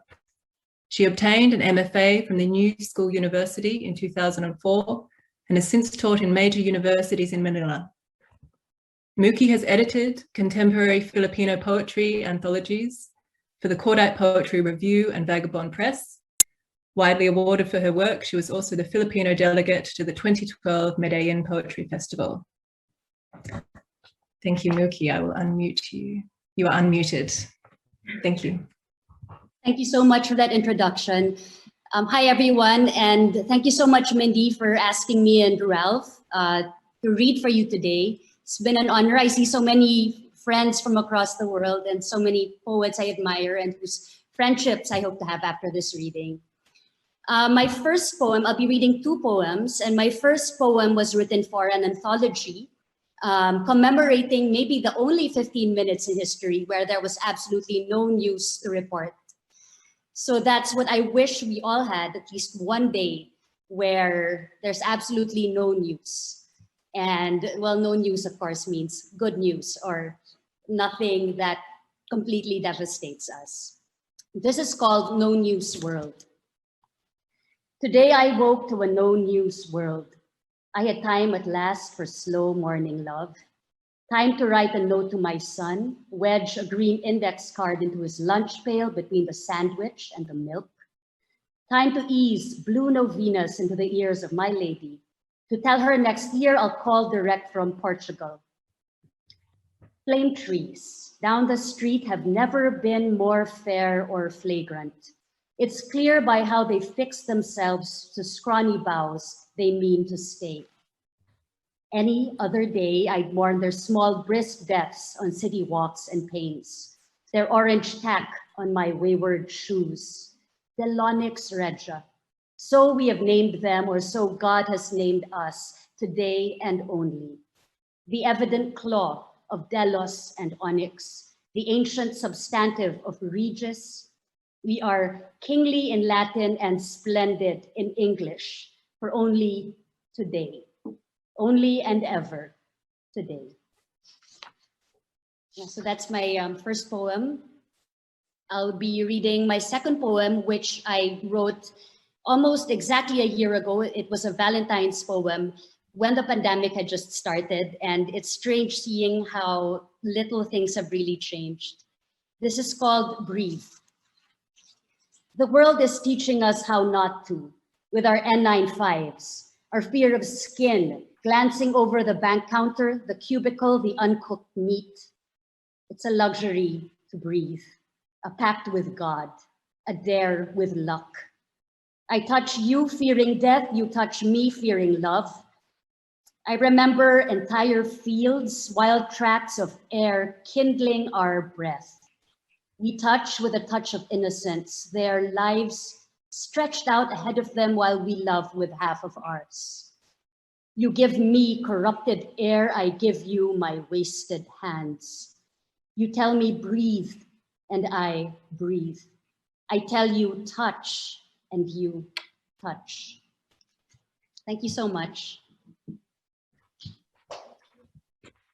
Thank you, Muki. I'm just wondering, do you have those poems in translation at all? Or they're just purely English? I submitted them purely in English. Okay, great. Gorgeous. But I must say that we made Russian translations of them. Oh, lovely. Yeah, lovely. so yeah. I will now be muting Muki and bringing Ralph Fonte. Hi. Next from the Philippines is Ralph Fonte. Let me introduce you. Ralph is an emergency medicine physician, poet, and outdoorsman from the Metro Manila, whose works have appeared in Chia, an Asian literary journal, Cordite Poetry Review, and Likan, the Journal of Contemporary Philippine Literature. He has won several awards for his poetry and hosts the poetry podcast ASNR. Ralph speaks 4 languages and writes primarily in Tagalog. Thank you, Ralph. Hi, thanks for having me. Thank you again for inviting me and Muki to be part of this international poetry collaboration celebration of the World Poetry Day. I'll be reciting 2 poems. I write primarily in Tagalog, but I submitted some translations of these poems into English. The first one I chose because I think, well, everyone can feel the apocalyptic vibes of the world, climate change, COVID, etc., etc. It feels like everything's coming to a head and everything's ending. This poem I also decided to share because it was inspired by another poem written by a Singaporean poet, Stephanie Chan, and reading her book, I got inspired to write this. So this poem is entitled Magugunaw ang Mundo, Minsan Isang Miyerkules, Habang Kumakain Ka ng Banana Q. In English, the world will end on some Wednesday while you're eating banana Q. Magugunaw ang mundo. Minsan, isang Miyerkules, habang kumakain ka ng banana Q. Kung swerte ka, nakatira ka sa SM Blue, pinanonood ng dapit hapong kumukumot sa Antipolo at biglang gagalaw ang linsad ng Marikina. Guguho ang gusali at malalaglag ka ng mahigit 50 palapag sa bangin sa gilid ng Katipunan at matatabunan ng mga kwartong tinipid ng SM. Bonus, hindi na makikita ng mga mahal mo sa buhay ang lasog mong bangkay. Maaari din namang kinakagatan mo ang tuhog ng saging habang naglalakad sa gilid ng baywalk. Lalatay ang the big one. Papatirin ang uhaw mo ng tsunami na maitim, mabaho at malaimburnal na tubig ng Manila Bay. Hindi mo na mapapansin ang lumulutang na tae at kondom. At posible rin naman kung minalas-malas ka, nakasakay ka ng bus na walang aircon sa EDSA pangatangata sa sabang nanlalambot sa loob ng plastic habang nakayakap sa bag na ayaw mong nakawin ng katabi na mukhang manyak. Uuga. Lindol pala. May iingit. Titingala ka at matatabunan ng nadurog na kisame ng underpass at ng mga pedestrian na nakikipagpatintero sa mga jeep ng Cubao ni hindi ka nakasigaw ng hold up ang katabi mo. Di ka rin naman na nakapagtaas ng kamay. O kaya night shift ka, nilulutas ang mga suliranin ng mga kano sa tate kung paano ba mag-set up ng high-tech na toaster, planchado ang accent in English at may sasalpok na bulalakaw sa call center at mapaputang ina ka sa kliyenteng puti sa harap ng napatanga at napanganga mong boss bago mapatid ang linya. O kaya naman, naghihintay ka ng masasakyang jeep at masasagasaan ng ilang daang rumaragasang Chekwa na nagpapanik sa Pasay, sinigawan kanila, tabi. Kaso engot ka, hindi ka marunong mag-Mandarin. Basta isipin mo, hawak mo ang stick ng banana Q. Biglang magpapasya ang Amerika at ang China na magpuksaan sa bandang Pilipinas. Bakit nga naman hindi? Sayang ang deuterium na nakaimbak sa West Philippine Sea at mapuputukan ka ng ligaw na nuclear bomb dito sa Luzon. Lulutang ang mga patay na isda sa dagat. Magtatago sa kani-kanilang mga bunker ang mga kagalang-galang na representative ng bayan. Pero oo nga pala, wala kang maririnig, wala kang makikita, wala kang malalaman kasi sabi pala ni Duterte ay bawal na ang balita. Malas mo. Walang mapapanood sa TV. Static lang. Brut, uulan ng bituka, aagos ng abdo. Nga ang mga bundok. Mararamdaman mong yumanig ang lupa at malalasahan mong malapnos ang palayan. Sa mga checkpoint na mga parak at militar, hahanapan ka nila ng quarantine pass, ng sedula, o kaya ng certificate of employment at titingnan kung terorista ka ba sa Facebook at Twitter. Kaso wala na pala kayong lahat na mobile data, kaya hihingan ka na lang nila ng pangmeryenda. Hindi counted ang banana Q mong may kagat na, kaya tatamnan ka na lang ng momay o tobats at totok hangin. Pang! 1 segundo bago sumalpok ang beam rifle ng Gundam na nakikipaglaban sa alien sa kalyeng kinatatayuan mo. Amen. Expected naman na ang lahat ng ito. Alam naman natin na matagal nang lumulubog sa dagat ang Pilipinas, na binabawi ito ng alat parang Asian Venice or Atlantis, kaya huwag kang magulat na kapag nagbitak ang konkreto at nangabuwal ang mga building at nangabasag ang matatayog nilang salamin, kabibili mo lang ng banana Q. Sa suki mong magmemeryenda, mainit-init pa ang saging, makinang ang naggaok na arnibal sa bang pinakuluan sa kawaling may 3 linggong gulang na mantika kapag namatay ka na sa wakas. Bago pa man malunok ang unang kagat dahil nakatitig ka sa telepono, tumatawid ng lansangan, nanonood ng pro-Marcos video nang mahulog sa bukas na manhole sa kalsadang pinapaayos ni Kuya Bongo dahil nga birthday ng paborito mong politiko. So that's my first poem. I have another one. Inspired by how, in spite of these international celebrations and how we're all interconnected, thanks to Zoom and the internet, a lot of violence is still experienced by citizens of former colonies. How the members of the global south and the third world are still not as mobile as our counterparts from different parts of the world, specifically the first world. So the title of this next poem is Hangganan. In English, it's Borders. Una nang nagpapanting ang hangin, ngunit hindi ngayong gabi.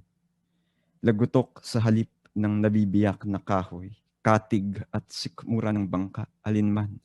Tiyak sa itim na pantal ng sahig ng tutukan ng pailaw na LED ang pagbalong ng malamig na tubig sa gitna ng pakpakan. Kapag biglang may bumulyaw na boses, mistulang umaapaw sa mga matang singkit na nandilisik sa nakasisilaw na liwanag habang nakapikit sa tig-isang drum o lumulutang na piraso ng biyak na bangka, ang mga mangingisdang nangangatal sa laot habang marahang umiimbay ang ambon. At nanginig ang kapitan sa timbulan niya, hindi sa takot, kundi dahil sa ginaw tulad noong minsang nag-apply siya para sa visa papuntang Europa at marahas ang pagdahak ng aircon kahit nakasuot pa siya ng Amerikanang hiram at tinatanong siya ng Kastila sa likod ng salamin kung magkano ba ang laman ng kanyang bulsa, kung ano ba ang laman ng kanyang bituka at pagkatapos ay makikita sa Facebook na sa mismong mga sandaling yaon ay 2 turistang puti na nanganlilimahid na sando ang nakaupo sa harap ng isang templo sa Chiang Mai. May tapis na batik galing Jakarta at kwintas ng mga sigay galing daw sa Siargao. Namamalimos sila, katabi ng mga monghe, para maatim din ang kaliwanagan sa pamamagitan ng paglibot sa buong mundo. Yumuyukod-yukod sa bawat daraang maglilimos ng mamiso, mistulang mga Buddha o Hesukristo na nagtitinikling habang kumakain ng apoy. Nang hindi ma-renew ang kanyang visa, naisip ng kapitan na kaya siguro halos mapuksa ang buong mga lipi ng balyena ay dahil pawas silang pangahas, mga migrante, walang galang sa mga hangganan ng bansa, ng dagat, ng lupa, ng himpapawid, kay daling tinatawid ang karagatan mula Kamchatka tungo sa Fiji o Hawaii, paanong tinatawid ng kanilang mga katawan ang buong lawig ng mundo, dahil ano ba ang karapatan ng sinumang takasan ang kagat ng lamig, ang nalulusaw na yelo, ang dusa ng tag-init, ang mga karagatang kinumutan ng kumukulong langis, kaya siguro pinapatay ang mga tarat at limbas na lumarayo tuwing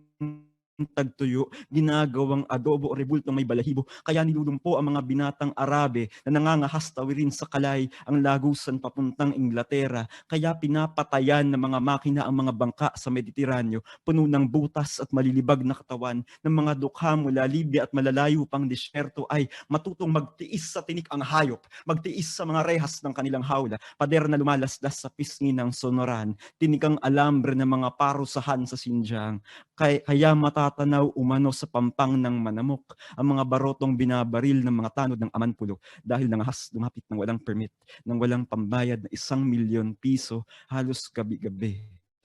Kaya masisilayan ngayon na sumasabog sa mukha ng mga mangingisdang Pilipino ang laway ng Chinong bantay dagat. Nag-uumusok ang bibig sa Alimura at Yosi habang nakatutok ang rifle sa kawan ng Kanaway na pumalaot galing Sambales sa pagkabasag ng silim. Maya-maya, nakasahog na sa sopas ang mga ibon at nagmimistula ng kaliskis ang nangulubot na balat ng mga katawang lumulutang lang sa dagat. Again, thank you so much for this opportunity to share poetry with you all. I look forward to meeting everyone in some future event, and hopefully we can all collaborate on another poetry event or do collaborative poetry in the future. Thank you. Thank you so much. Wonderful. Thank you, Ralph. Before I unmute you, can I ask you a question? Because we've got a bit of time. Sure. I'm just wondering about you self-translate to English. Yes. Is it an enjoyable process or is it frustrating? It's both. It's both frustrating and enjoyable. Because I also write poems in English. I just primarily write in Tagalog, and the process of self-translating is enjoyable because I also like learning different languages. So the process of being able to articulate yourself in another language is a pleasure for me. So that also applies to Spanish, because I also study Spanish. But it's also frustrating because there are some things that are hard to translate primarily because of the cultural background and the idiomatic expressions. So it's both. But primarily I enjoy the process. Yeah. Do you ever understand new things about the original poem through translating it to you? Yes, actually. There were a few times when the final form of the poem was developed because I translated from Tagalog to English and back. So the process of translation itself sometimes helps me unlock expressions or turns of phrase that would otherwise be lost to me without that. Yeah, right. Fascinating for a monoglot like me. Very fascinating. Thank you, Ralph. Thanks a lot. Thank you.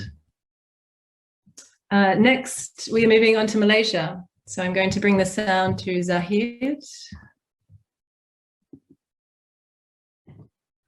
who I will introduce. Zahid M. Nazur is a poet, translator, and editor. His debut volume of poetry was published in 2016. His poems have also appeared in local literary journals and international publications. Thank you, Zahid. Hello. Everyone hear me? Yes. Okay, thank you to Mindy and Lucy for having me here. And I'm Zahid from Malaysia. I'm going to recite two small poems from me. And for the first title, Mikael, Kau Datang Lagi. You come again, Michael. Mikael, kau datang lagi. Saat tenggorok batinku tersiksa. Dan kau buatku jadi belukar. Dan kau bakar. Kau hanya tinggalkan sekuntum mawar di Abu Banir. Sayapmu, Mikael, angkuh benar. Tak serendah kepak merpati. Dan kau biar terbentang menemukanku di sini. Apa, Mikael, kau suka dengan tawa asingmu itu menyeringai layak seorang prajurit gila? Aku dan jemariku kau sisihkan. Di bawah redup bayang Kamboja, sehingga terbit mentari tak meluas sinar, hanya membawa nestapa, secawan mulberry kota, dan sebaris puisi penyair kurus. That's the first one. And I'm going to recite the second one, which title At Halap's Border, or Apabila di Simpanan Halap, which title included into my book here. Apabila di Simpanan Halap. Garuda berkutu di sayapnya terbang menghampiri kami dari kaki langit. Garuda itu ada penunggangnya, seorang wanita dari Fayum, benar-benar seumur Hasan. Saya Faridah Hanum, yang lari dari hama. Dari mana asalmu? Sebetulnya dari Mesir, tapi aku menetap di hama. Engkau lari? Matanya sayu, pinarnya menghitam, hoyong hayangnya menari pitam. Faridah Hanum terjelupuk. Lantas Hasan menerpa, menyambut gamalai lemah Faridah Hanum. Aku lihat pipi Hasan. Memerah bagai apel ranum yang biasa aku petik di askalan. Hasan, seka pipinya dengan air. Debu di wajahnya kau buang. Bapak, aku malu. Sudah, kalau kau malu, biar orang tua ini saja yang buat. Faridah Hanum mendesah lemah panas. Melihat Faridah Hanum, bila pipinya dibasah air, Garuda yang tadi senyap bersuara. Alang kulut sebutir purnama mengindah bumi separuh mati. Dalam dada merana kama, menyimpan dendam mengunjur belati. Kenapa, wahai Garuda? Apa sebenarnya yang telah terjadi kepada kau dan Faridah Hanum? Apa malang yang susuk di wajahmu itu? Jantung Faridah Hanum direntak sudah. Segala keluarga dibunuh junta. Aku terbang melara gundah, membawa Faridah malang meronta. Dari junta hantu. Mereka itu berapa ramai sang Garuda. Mereka itu mencari darah, menelan rambut, buntut di mamah. Segala darah dibogel amarah, maruah adil dibuat sampah. Oh, malang begitu sekali. Dan menyanyi sendu. Aku melihat tubuh lemahnya. Sayapnya luka bersuara. Inilah bayaran sebuah kebebasan. Aku tunduk dan berkata kepada pikiranku. Sudah bebaskah kau, wahai jiwa? Atau kau masih dirantai rindu? Dan Halap pun bercerai badan.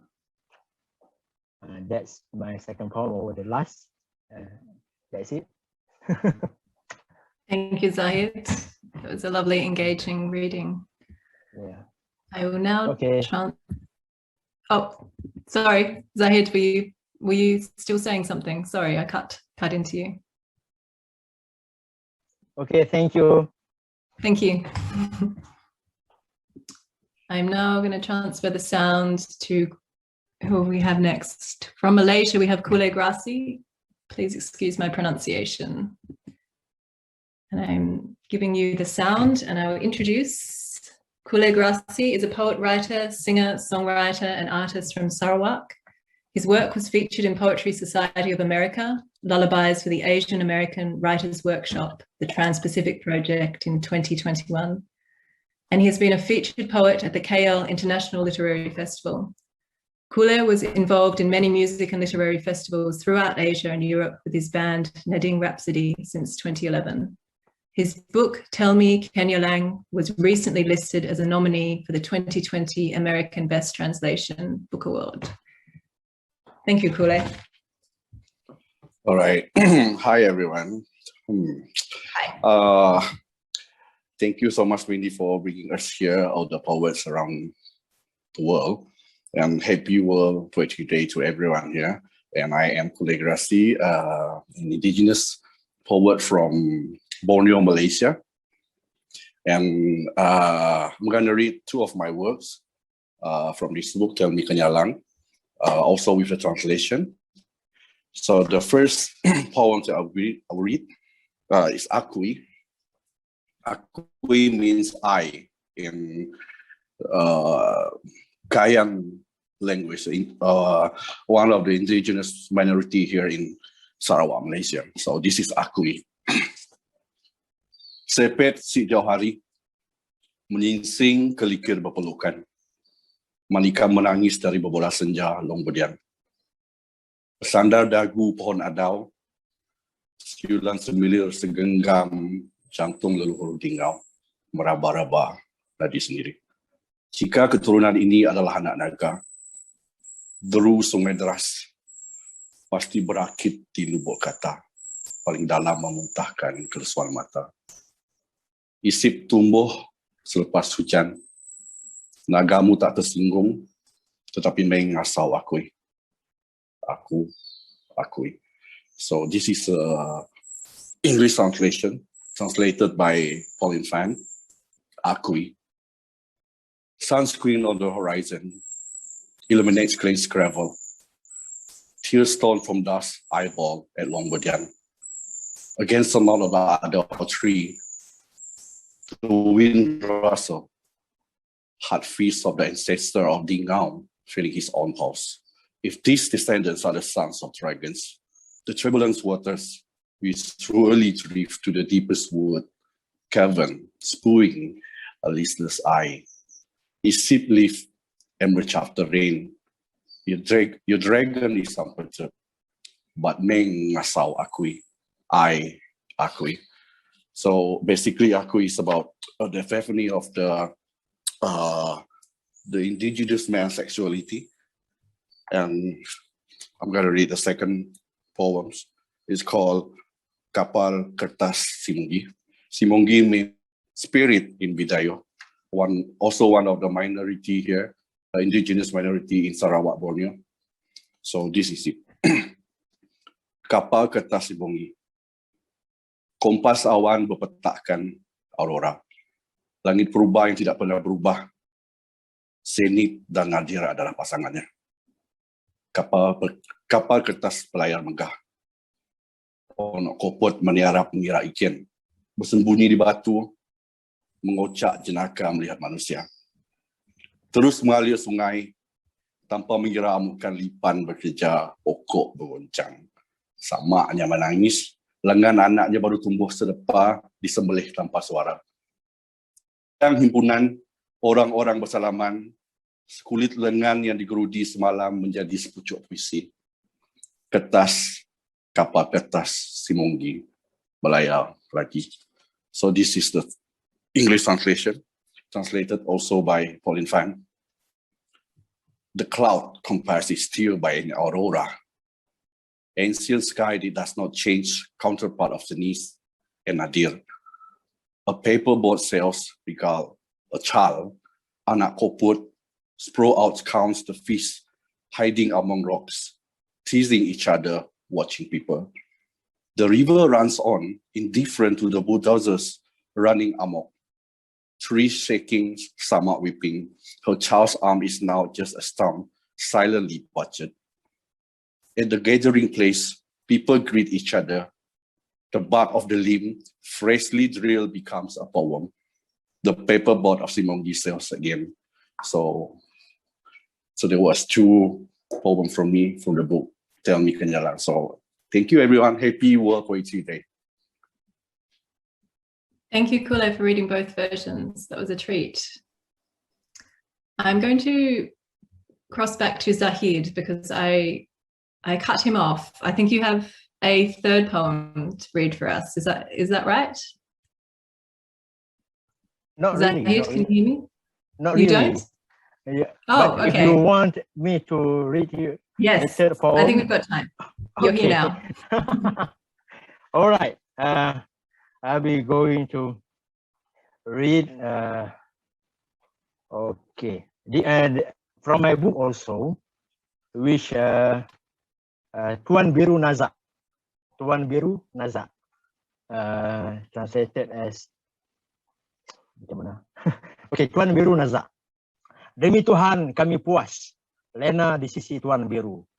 Bagaikan menghirup sejuta lautan selepas dahaga yang dahsyat. Tuan Biru, Anda sedang nazak. Aku memang sudah tua. Paus terkungap-kungap, nafasnya berbau. Hasan hanya memandangku bisu, dia pun tak pandai berdusta. Sebelum aku mati, aku hendak hadiahkan bulu mataku kepada kamu berdua. Tapi dengan satu syarat. Nyanyikan aku syair Tagore. Bisa. Lalu kami nyanyikan bersama-sama satu syair. Tetapi bukan Tagore. Kami nyanyikan syair Labid dan Umri Elkais. Seperti yang aku teka, tepat. Tuan Biru langsung tidak tahu satu pun syair Tagore. Seperti kami. Dan akhirnya Tuan Biru, si paus tua mati, tersenyum puas. That's the third one. I think the translation is not available at the moment. But never mind. It was a bonus poem. Thank you, Zahid. Okay, thank you. Thank you. And thank you, Malaysia. Now we are going to cross to Singapore. And our first reader is Grace Chia, who I will introduce now. Grace is a poet and writer who has published 3 collections, a novel, a short story collection, and is the editor of the prose anthology We Are Family. Her writing is widely anthologized in publications the world over. She was the writer in residence at NTU in Singapore, University of Macau, Toji Cultural Center, and Seoul Art Space Yun Hui in South Korea. She currently teaches at the School of the Arts Singapore. Her novel, The Archers of Gerrard Street, will be published by Penguin Random House this year. Hi, Grace. Can you hear me? Yes. Can you hear me? Okay. Yes. I'm supposed to speak something not English, so I'm going to just do a very quick intro in my mother tongue, which is Teochew. So Great, thank you. Yeah. 大家好，我嘅名是 Grace， 我这种大概话是潮州话，因为我嘅老爸是潮州人，我嘅老母是广东人。感谢你请我来这个做朋友。Okay, so to translate that just means hi everyone, my name is Grace. The language I'm speaking is Teochew. I speak Teochew because my dad's Teochew, my mom's Cantonese, and thank you for having me here to make friends. Yeah, my mother tongue is not, I've forgotten a lot about it because my mom has passed away and my dad's really old, so I don't use the language very often, and I use predominantly English. So my poems are English. I think the Poesia has translated one of them into Russian. So I'm going to read the first poem, which is from my third poetry collection, Mother Ball Questions. It's published in Singapore by Mad Paper Press. So the first poem is called Guangdonghua. Guangdonghua just means Cantonese. I cannot speak in your voice, Mommy. The way your tongue trailed the vowels of this melodious speech, sneaking inside my ears through Cantonese operas and TV dramas. Rediffusion and aunties would flock to the maestro in you for a perm, trim, hair dye, a beehive to gingerly pick and unpick, backcomb and hairspray into submission, a towering nest like a wiry cloud atop each housewife's head, crowning her proudly as this week's queen. Now that you're gone, I miss the sound of that sweet song, the voice you were born into that kept you strong, even as your father died young and your mom left you for good. I raised you with Pawpaw, while the birds of Canton whistled the stories of sisterhood in a family not bound by blood, of who will marry the best grooms, raise the most kids, host the loudest dinner parties. I watch and hear and know what swells your pride, a child mute to your world, knowing only the Chuzhou lines I had to rote learn by heart from your husband. Is it too late for me to learn the words of your tongue? Will you come back to life as I stutter brick by brick, dropping each hardened noun and verb my untrained ears and lips cannot taste the nuance of its words? I will sit in yamcha restaurants and herbal stalls, mingle in the market, bargain, ask for directions, scold a few cab drivers, shout at the sky, cry in the dark while the tap runs deep and dry until I have lost the voice of my father, and maybe you'll come back to me again, Mommy, in the way I remember and honor you. The second poem I am going to read is a portrait of the artist as a young child. Now, this was inspired by a drawing my daughter did when she was really young, when she was like, I can't remember, 4 or 5, and this is this. So, okay, so it's sort of paying tribute to James Joyce's novels. It's called a portrait of the artist as a young child. The butterfly outgrew the child in the drawing my daughter did. A caterpillar frozen in motion, long turd green, pink lips, curled limbs. His turn next to bare wings. A daisy of carmine salutes a bandy tree, brown barked with lime leaves, ochre sacks of round fruits pregnant with spindly secrets the tough bush can't hear. Its twigs daubed red with a brush too big to fit its shape, while a citrus sun peeks from the edge of the paper at right angles, 7 sticks of rays proclaiming summer. In this, I kept my daughter's proxy, a wild-haired imp with 2 seeds for eyes, moon mouth, hair in a top knot of burnished terracotta, purple tunic and twiggy thighs. She's small-sized amidst the giants, the bonsai palm, the lemon star, leaping without shadow above the mustard ground, azure colored in for both air and sky. I see she has crayoned in the heaven around her, clouds a hair's breadth away, the artist herself afloat in blue. This is the world my daughter creates. No lines separate her will from the real. No one has taught her how not to draw or where horizons end and start, what is allowable in dreams or how her eyes should learn the gaps between spectrums.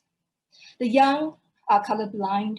All children see rainbows, no matter rain, shine, snow, or storm, in every pale wing, broken or torn. Thank you. That's it. Thank you, Grace. Thank you. Thank you for reading for us. And now I'm going to give the sound to our next poet from Singapore, Al-Lim. Hi, Al. I will just introduce you. Al-Lim is an anthropologist and poet. He writes primarily in English, strongly influenced by his other languages of Thai and Chinese.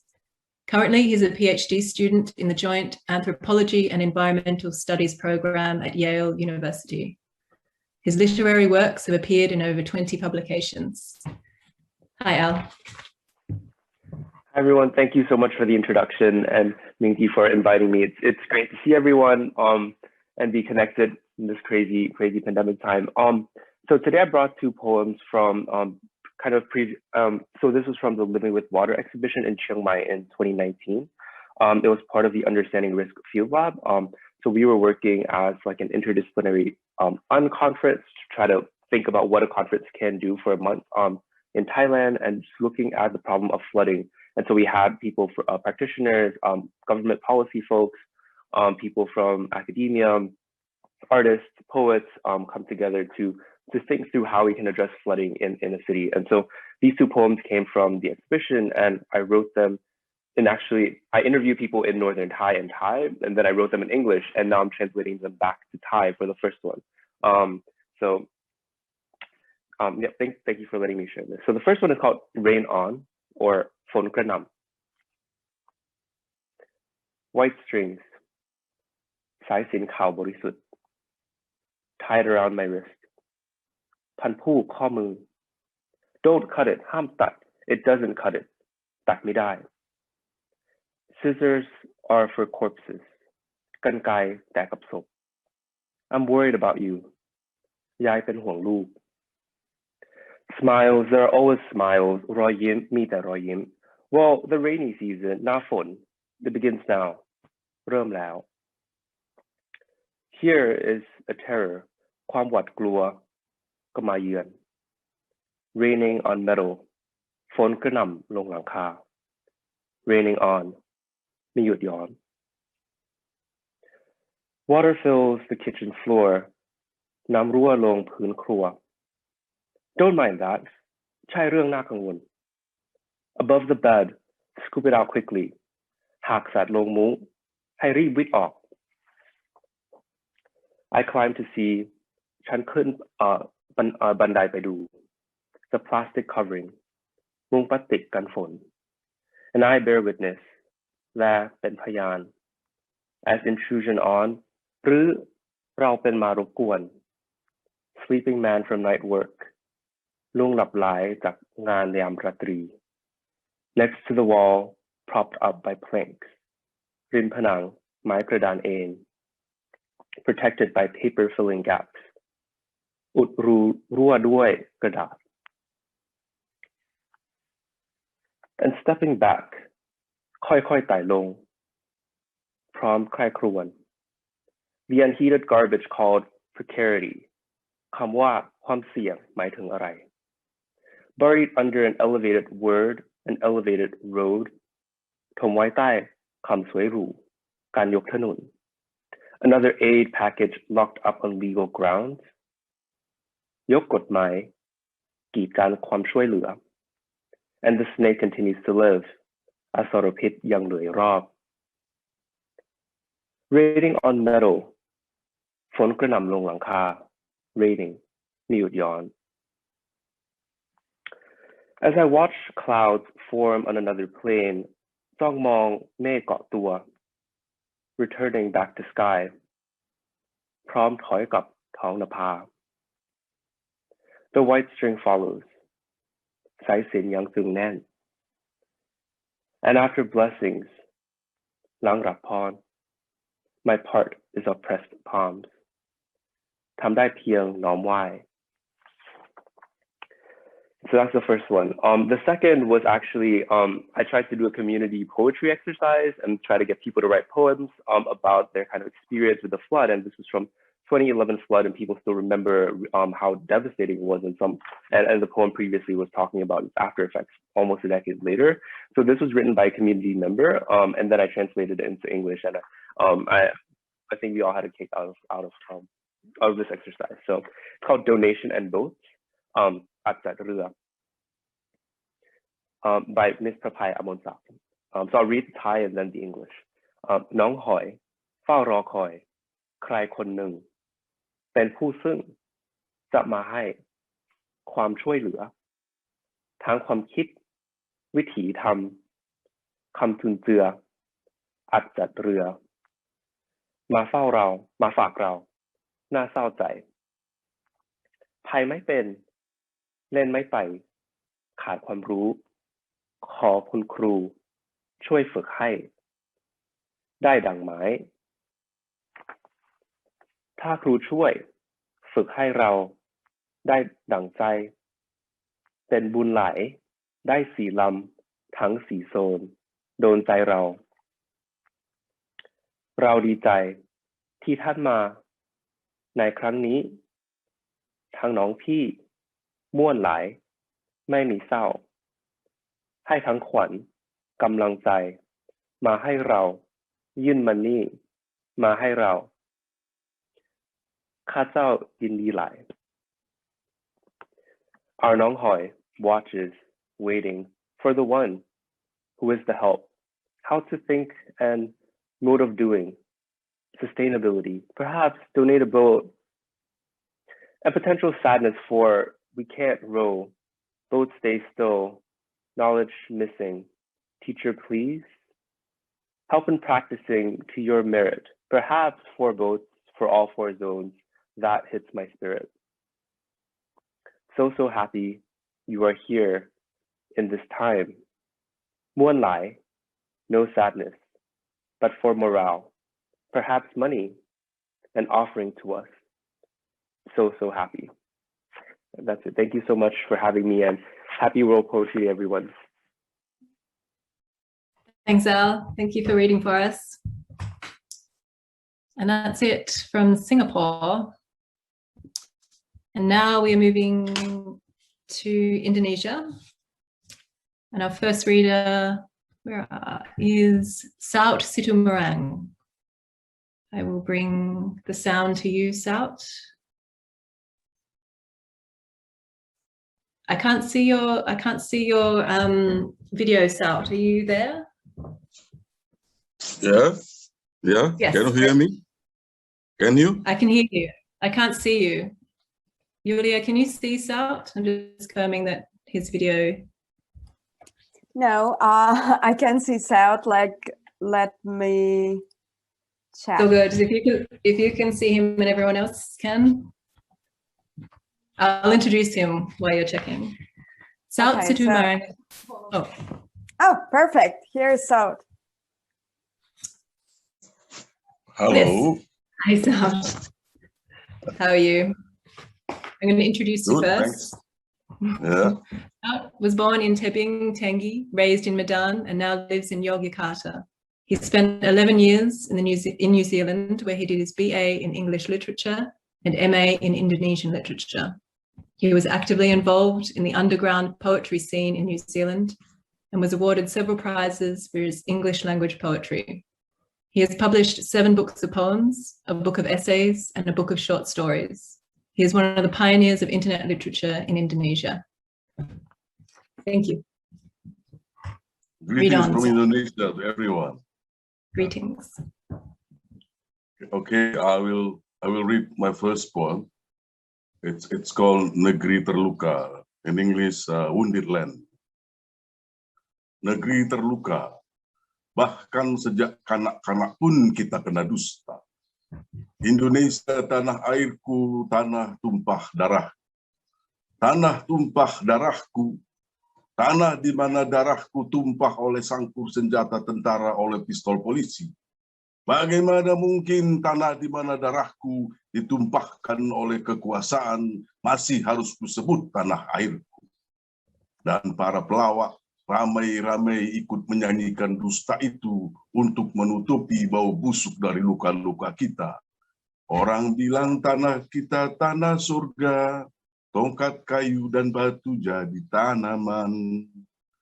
Mari kita iringi nyanyi mereka itu dengan kor ini.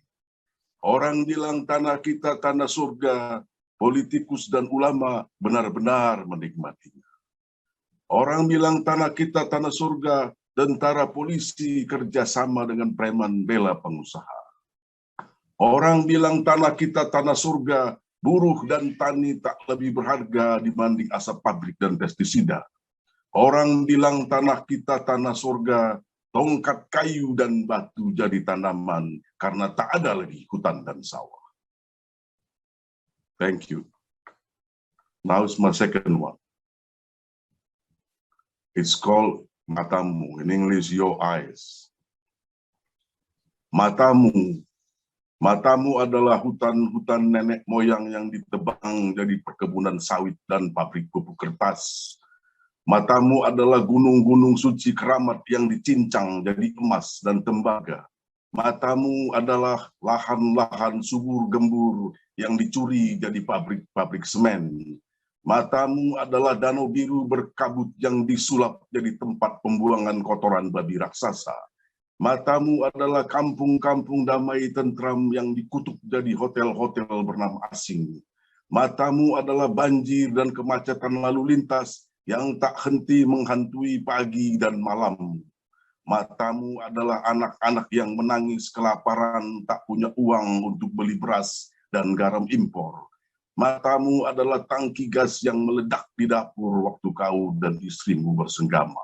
Matamu adalah harga BBM yang terus naik tiap kali kau kendarai sepeda motor kreditanmu ke tempat kerja.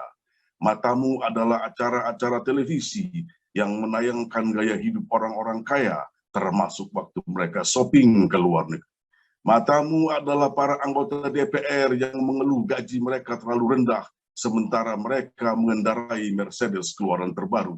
Matamu adalah polisi yang menembaki para mahasiswa yang sedang demo sambil memaki mereka anarkis dan teroris. Matamu adalah preman-preman berjubah memukuli mahasiswa yang sedang diskusi buku sambil memaki mereka komunis. Matamu adalah sang presiden yang tak henti bilang, bukan urusan saya.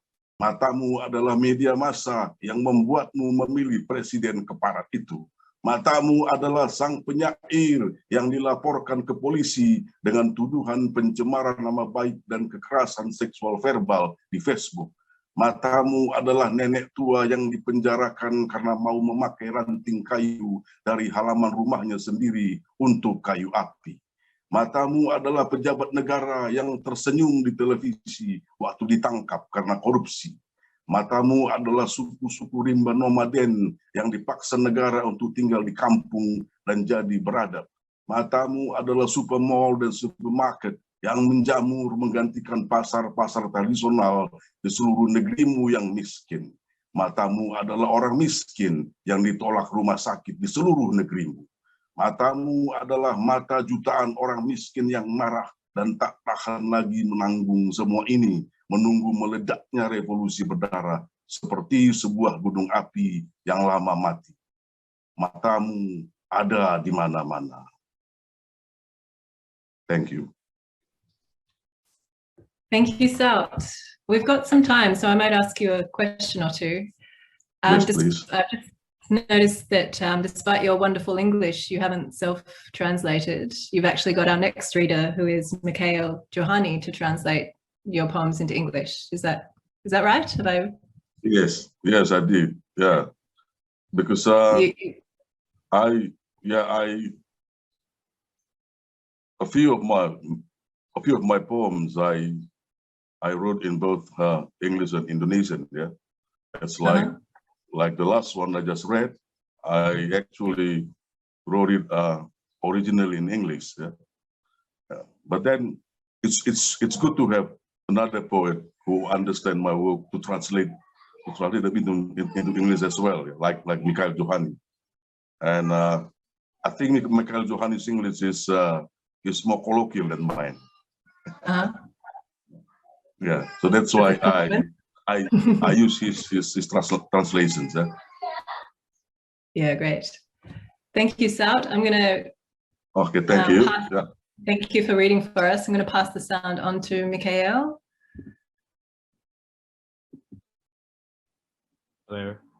I've done it right. Mikhail Johani, hi. I will introduce you before you read. Mikhail is a poet, critic, and translator from Jakarta. His works have appeared in Asymptote, the Johannesburg Review of Books, and Vice Indonesia. He's the author of We Are Nowhere and It's Wow, published in 2017, and he organizes a monthly spoken word night in Jakarta, which is currently on Zoom quarantine. So you're going to be an expert at reading on Zoom right now. Well, I'm usually the host, so I actually rarely read. So why you're not hosting? I'm going to read two poems tonight, and I suppose they're a bit long. Both of them, I suppose, sort of kind of like my failed attempts at decolonizing myself and being an urban Jakarta poet. The colonizers English poetry, and in this case, Indian. All right, first one.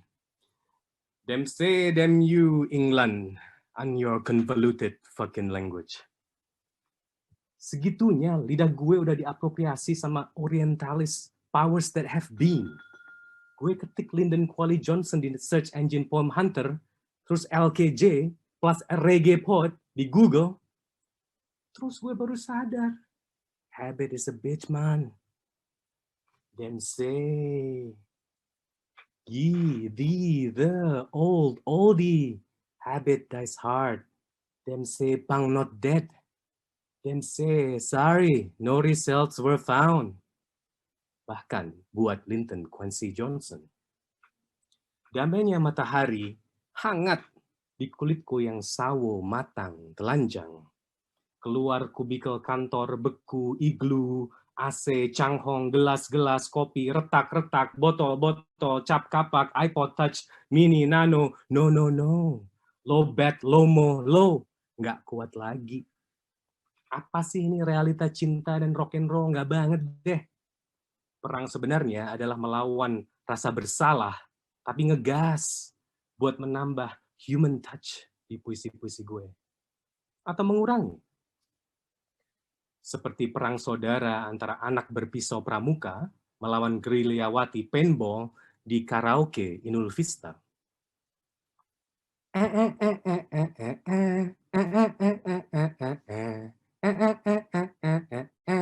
Yeah, oh yeah.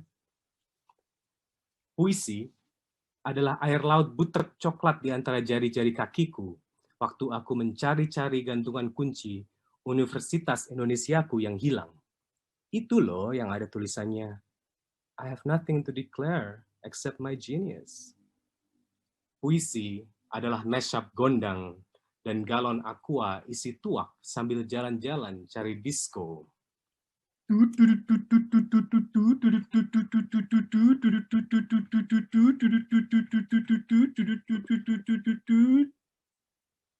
Di Pulau Samosir di bawah bulan purnama. Banyak banget bintangnya, Bung. Puisi adalah Bima Sakti di ujung-ujung jariku. Malam pas musim dingin baru mulai di pinggiran Kanamala. Puisi adalah magabut. Puisi adalah ngepoin Facebook orang di secret window. Puisi adalah wajahmu dan wajahku di dalam kegelapan. Puisi adalah party akhir bulan setelah lembur 2 bulan.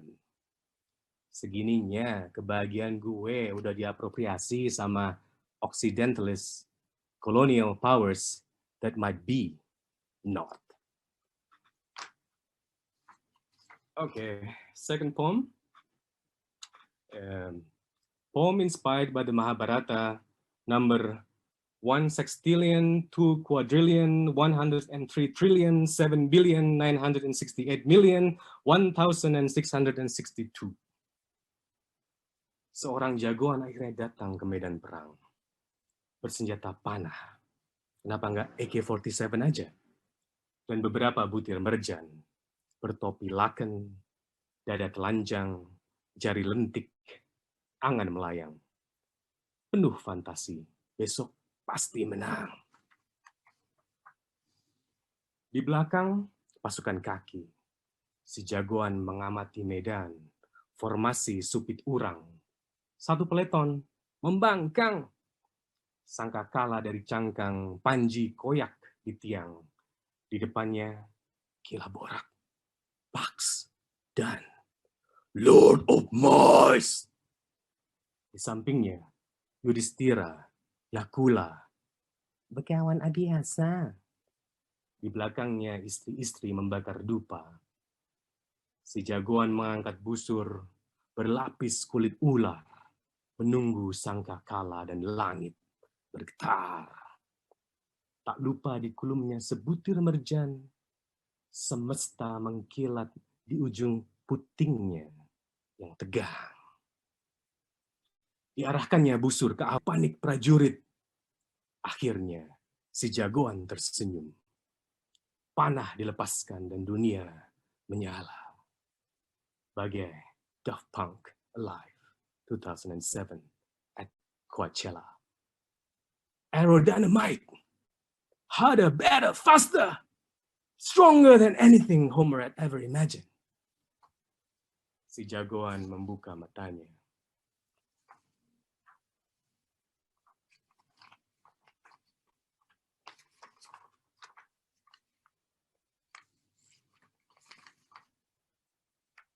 Sorry, I just lost my piece of paper, so I'm just going to continue. Hang on.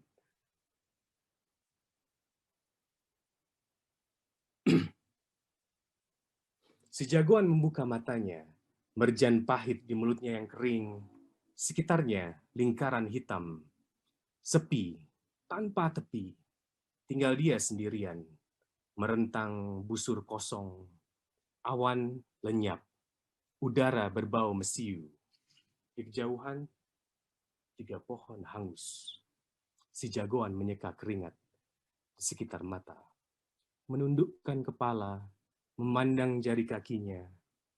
Sayang, tak tersisa lagi satupun bendungan keliling yang bisa berbla bla bla bla bla bla bla bla bla bla bla bla. Siapa sih dia sebenarnya? Seorang superhero. Human after all. Thank you.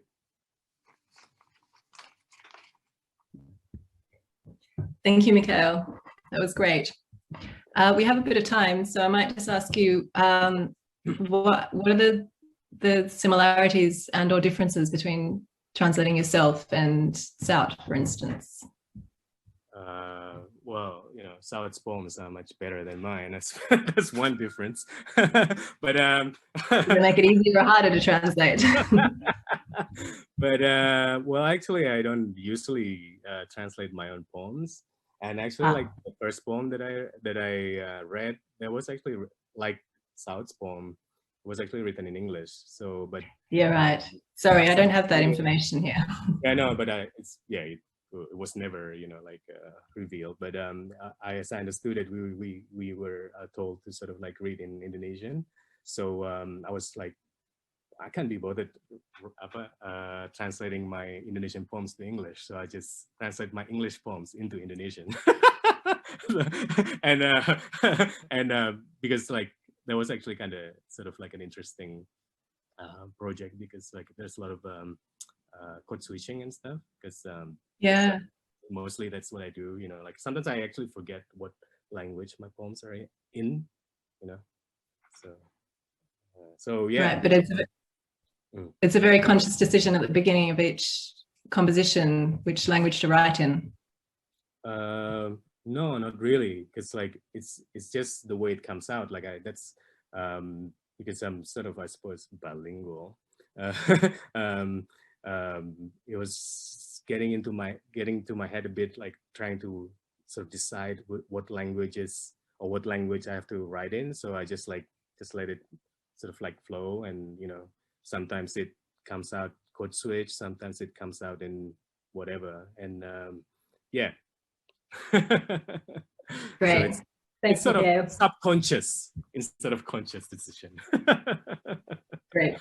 That's a great explanation. Thanks, Mikhail. I'm going to transfer the sound now to Rukmi Wisnu Wardani. How are you doing? Rukmi's been patient. I accidentally skipped her. My apologies. Down. I will introduce Rukmi. She was born in Jakarta in 1973. She started her writing career on the internet with the Cyber Sastra Collective. Her works have been published in several anthologies, including the Asian Poets Forum. And since 2016, she has been involved in orangutan conservation projects in the jungles of East and Central Kalimantan. Thanks, Rukmi.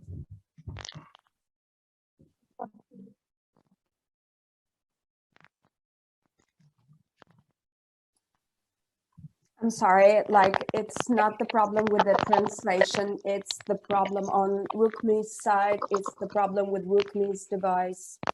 So maybe you can use another device? Because we don't hear you, there's really no sound, I'm sorry. Sorry, Rukmi, I will come back to you and fly to Australia, where our first reader is Janine Lane. Janine, I'm not sure if I've said your surname correctly. I'm passing you, sorry, I haven't quite passed you the sound yet.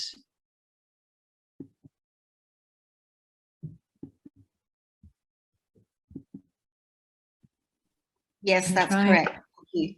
Oh, great. Sorry, Janine, your sound has only just come on.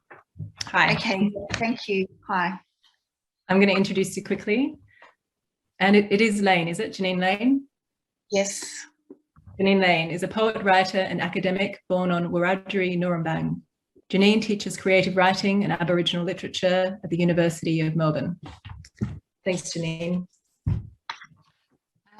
Yeah, Yurdu Marang, Baru Janine, Baru Wiradjuri. Good evening. Happy World Poetry Day. My name's Janine and I'm a Wiradjuri woman from southwestern New South Wales. And I'm reading 3 short pieces this evening from this collection called Guwayu, which is a Wiradjuri word that means still and yet. And I'm reading these poems in a combination of English and Wiradjuri. And I'd like to acknowledge Auntie Elaine Lomas as my interpreter and teacher of Wiradjuri language. This one's called Nagina Gulia Niang. It means these words. These words cry out and I hear them, learn to mold them, shape them like clay. There should have been a time for such words, for this word, Ninha, Niang, and a word for such time, Guwayu. How clunky these are as I first stumble over them, grappling like the child I should have been when I first felt them. Winanga, Diliane, Babia, sang them, spoke them, Yayi. Now my clumsy tongue struggles over each new syllable my country, Nagarambang, gives me. Each one I want to devour like the sweetest thing I ever tasted. Wulayu, Bangula, Dahei. I want to suck every shred of marrow, Dundimra, from each solid sound. I want to swallow it whole, Daramara, to know what it is to eat for the first time. I want to feel like the child born to these words, Gara, Dahuringa, Ningha, Niang. The next one's called Yanha Mam Bira, means release. The space of my emptiness is a chasm so deep and so wide, I'll fall to endless nothing without your words to cross it. I have starved for you to feed my soul, nourish my blood, strengthen my bones. Nagarai, Baguru, Dalhalabu.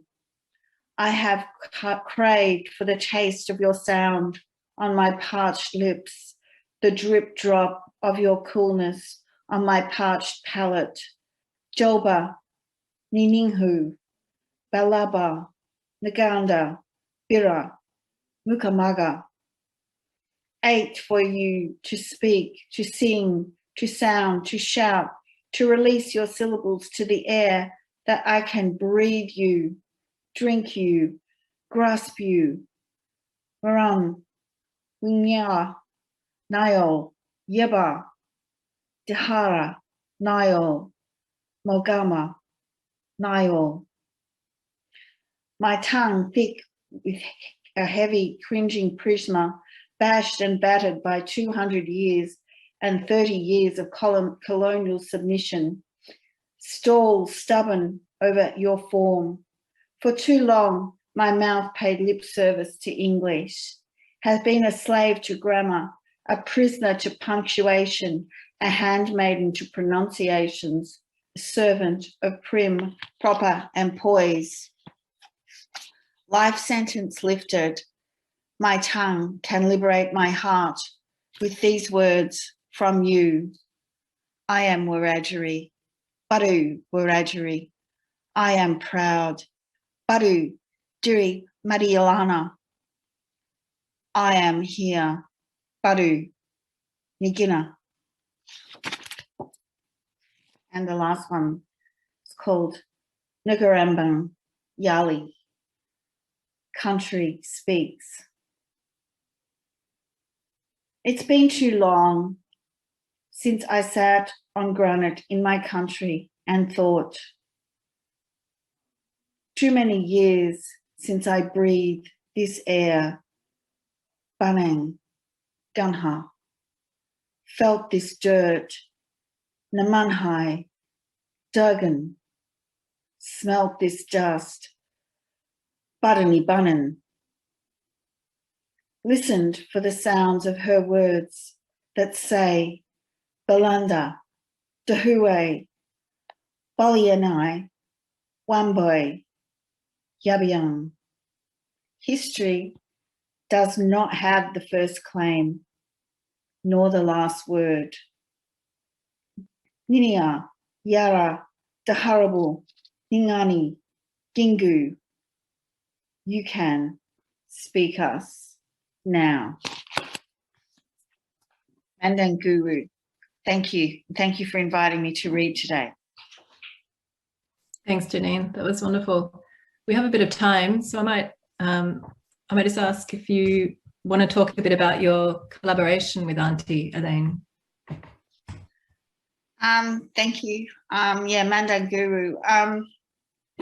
Auntie Elaine is a Wiradjuri elder and language custodian. Wiradjuri is a large inland freshwater First Nations country in southwest of Australia, an early site of colonisation, probably 1810 or so. And so Wiradjuri language was actually outlawed for quite some time under assimilation policy and under child removal. So it was either spoken underground, spoken very much in secret. And when I went to school, I wasn't allowed to speak Wiradjuri language in the 1960s or 70s. So there was a very small handful of elders and custodians who kept that language alive until about 20 years ago.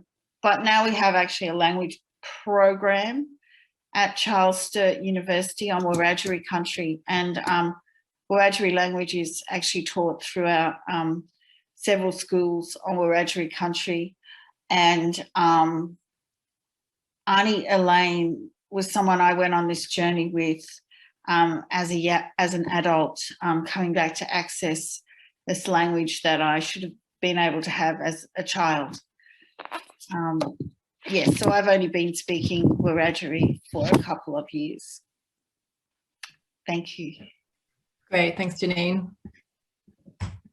I'm going to pass the sound now onto our next Australian reader, Sarah Holland Bat.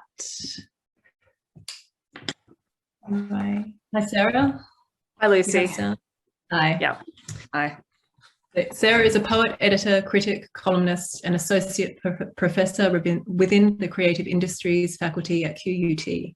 Her most recent book won Australia's foremost poetry prize, the Prime Minister's Literary Award for Poetry. Hi. Thanks, Lucy. And thank you also to Mingdi and all the organisers for bringing us together.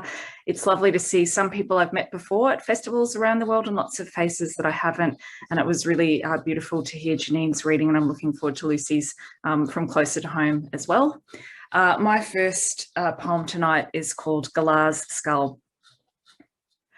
I find it in a field of feathers, pink-crested, a knuckle of bone picked clean by the wind, a pale mohawk mounted on stone. I bend down. Zeroed out of its head are two sockets, two airy planets full of sun.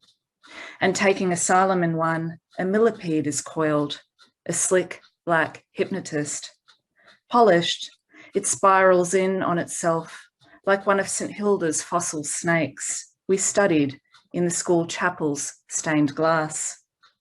As if the eye could dig itself into the earth, then extend a curled feeler out like a fern. I turn the skull round in my palm like a pebble. It will not settle. Otherwise, all is still.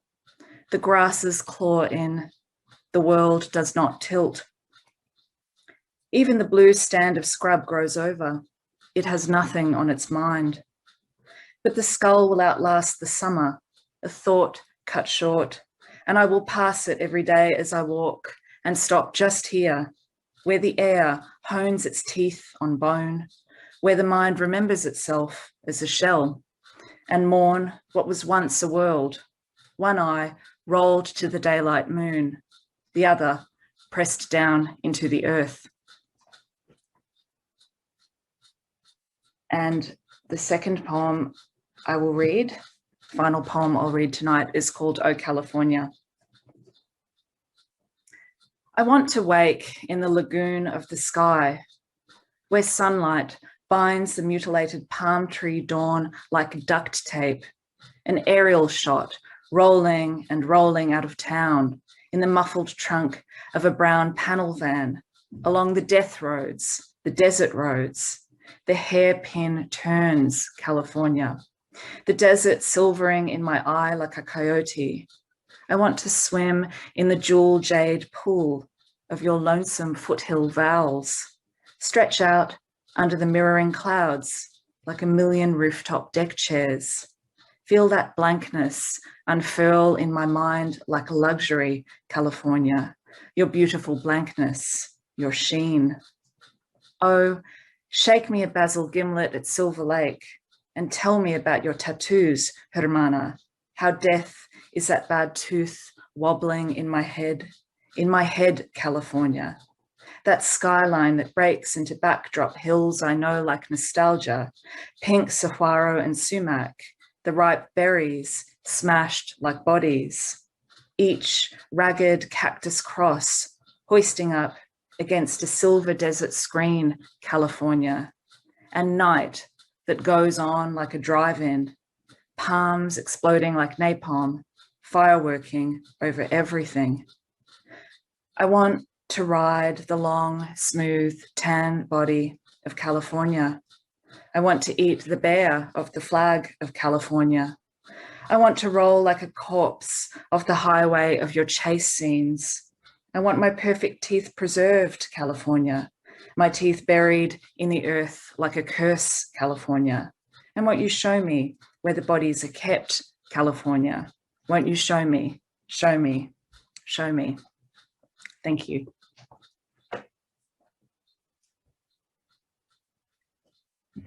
Sorry, no, I'm not muted. Thanks, Sarah. Thanks, Lucy. I think we do have a bit of time. You've got time, Sarah. You don't have to rush off. You're good. I was thinking to get your thoughts as a poetry educator about, I wouldn't say the lack of a culture of translation in Australian poetry, but it's definitely not a strong culture despite our multicultural reality. Do you have any thoughts on that? I've muted you and now I will. Oh, thank you. Unmute. Thank you. You can hear me again. My question. You heard my question? Yeah, I actually think that Janine might be better at answering that than me because she's just produced a beautiful anthology dedicated to translation in first languages. So I think there's some really important work happening in that space. But I think, you know, and Janine's holding it up right there, Gawaio, it's a beautiful anthology. Okay. But I think in general, you know, there are patchy aspects of translation in Australia, but maybe by dint of geographical isolation, maybe through lack of engagement with other centres of translation, there's relatively little that goes on in Australia. And, you know, I'd love to be working towards that. I'm not actually sure, Lucy, what the kind of cause of it is, but it's certainly discernible compared to other Anglophone languages, countries, certainly, you know, compared to the UK, the US, New Zealand. I think there's more translation going on. South Africa, much more. So, yeah, it's certainly something that I'd love to see more of contemporary Australian poetry being translated. And there's very few Australian poets who do translation themselves as well. So I think, I'm not sure if Janine wants to add any comments to that. Yeah, but I think I'll switch over to Janine. Yeah. Thanks, Sarah. Thank you, Sarah. Just Guwei, which is a Wiradjuri word that means still and yet, or for all times, is a collection of 34 First Nations poets. And I think in contrast to the rest of Australia, what Sarah said is unfortunately true about translations across, generally speaking, in settler society. But among First Nations communities, poetry and languages are really on fire. And much of what I brought together when I edited this beautiful book by Magabala Books, published by Magabala Books, grew out of a project from Sydney Red Room, which is also a wonderful organizer, presenter, facilitator of poetry. So that's Red Room, Sydney. And one of their projects was called Poetry in First Languages. And so there are 12 first languages featured in this book, and they all feature with interpretations and translations from collaborations from First Nations poets working with an elder or a language custodian in a program. And we're all encouraged to learn to translate our own poems. So that's exciting, but as Sarah said, and Poetry in First Nations through Sydney Red Room is still happening, and there's several poetry language co-op collaborations and translations still happening with First Nations poetry. And there's about 400 or so First Nations languages on the mainland, so it's quite exciting. But yeah, that flies in the face and is the opposite kind of situation to what Sarah's saying about other Australian translations, I'm afraid. Yeah. Thank you. Great. Thanks, Janine and Sarah. Thanks, Lucy. So, thanks, Sarah.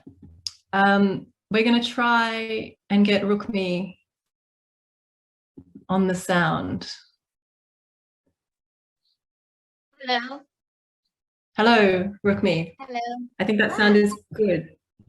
Okay. I'm going to introduce you again. Let me just find. Rukmi Wisnuwardani was born in Jakarta in 1973. She started her writing career on the internet with the Cyber Sastra Collective. Her works have been published in several anthologies, including the Asian Poets Forum. Since 2016, she has been involved in orangutan conservation projects in the jungles of East and Central Kalimantan. Okay, thank you, everyone. This is a long poem, so I'm gonna read this now, okay? First poem. Diam, dengarkan. Mana mungkin kami tak rindu tajuk menjulang. Mana mungkin kami lupa nyanyian enggang kasmaran. Mana mungkin menganyam sarang dari balik kandang. Mana mungkin mereka peduli nasib orang hutan jika deforestasi masih juga dilakukan. Di sini, kemana tunggu harus disembunyikan. Di sini, kemana luka harus dikuburkan. Tak terbilang pohon ditebang, tak terhitung nyawa melayang. Tiba sudah, kini waktu perhitungan. Kami, ataukah mereka sebenar ancaman? Oh Ranying Hatala, oh Ranying Hatala, jika satu pohon tersisa, masihkah akan mereka rampas juga? Padamu kami bertanya, siapakah sebenarnya manusia? Padamu kami bertanya, kemana kelakar ulin yang kemarin masih menyapa? Mana mungkin langit lupa wajah bumi, mana mungkin hijau daun benci cerlang embun pagi, mana mungkin sungai lupa cara mengalir, mana mungkin silir usai mengeja desir. Mana mungkin matahari tak menyambut burung bernyanyi, mana mungkin bulan bintang tak temani pulas hari, mana mungkin kini saat untuk bergeming tanpa hutan, kemana kita harus berpaling. Di bawah cahaya bulan, lirih angin menggesek ranting dedaunan. Diciptakannya tembang lara, meski satu bait saja. Kami mendedah jiwa, seraya melelehkan air mata.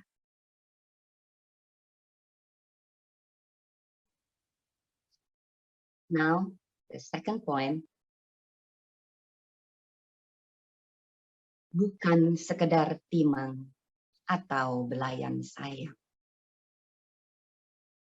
Bukan sekedar timang atau belayan sayang. Adalah kenang melintas perlahan waktu kau bawa aku jelajahi hutan, memilih pakan sambil menyimak sepasang enggang kasmaran dari celah rimbun dedaunan yang sesekali asik berciuman, sekembalinya terbang sambangi awan di ketinggian. Bukan sekedar timang atau belayan sayang, hanya rindu membatu ingatan. Sesaat sebelum matahari memejam, di antara ranting juga hijau daun keemasan.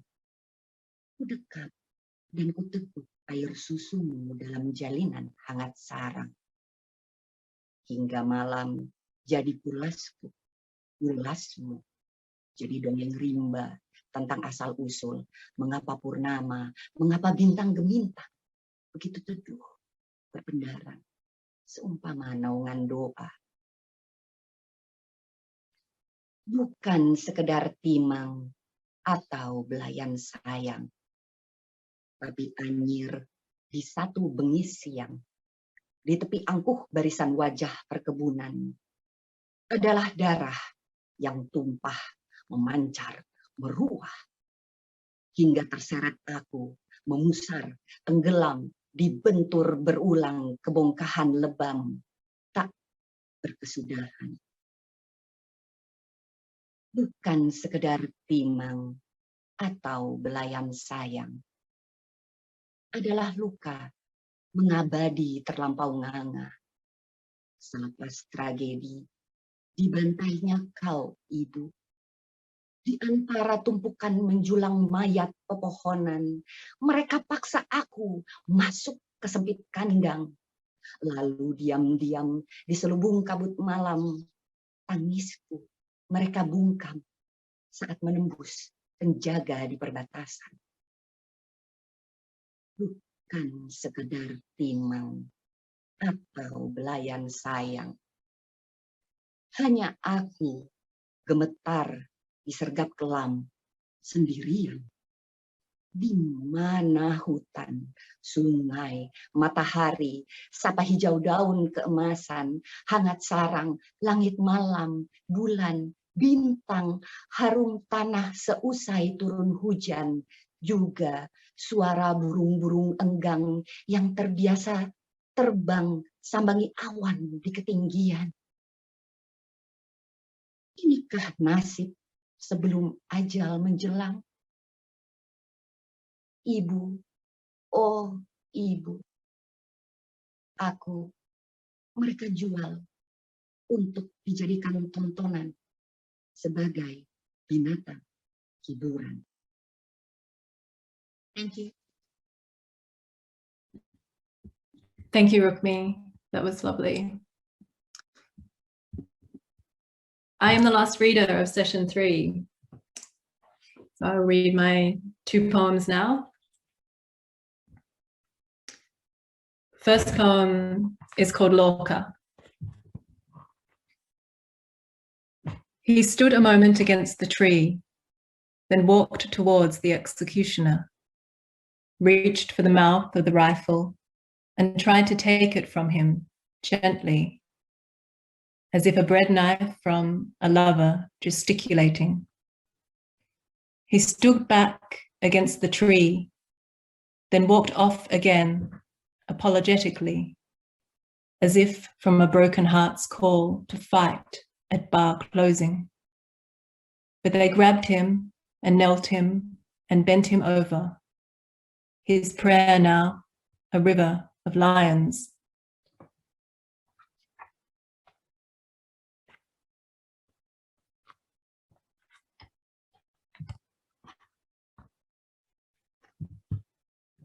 My second poem is called Venus.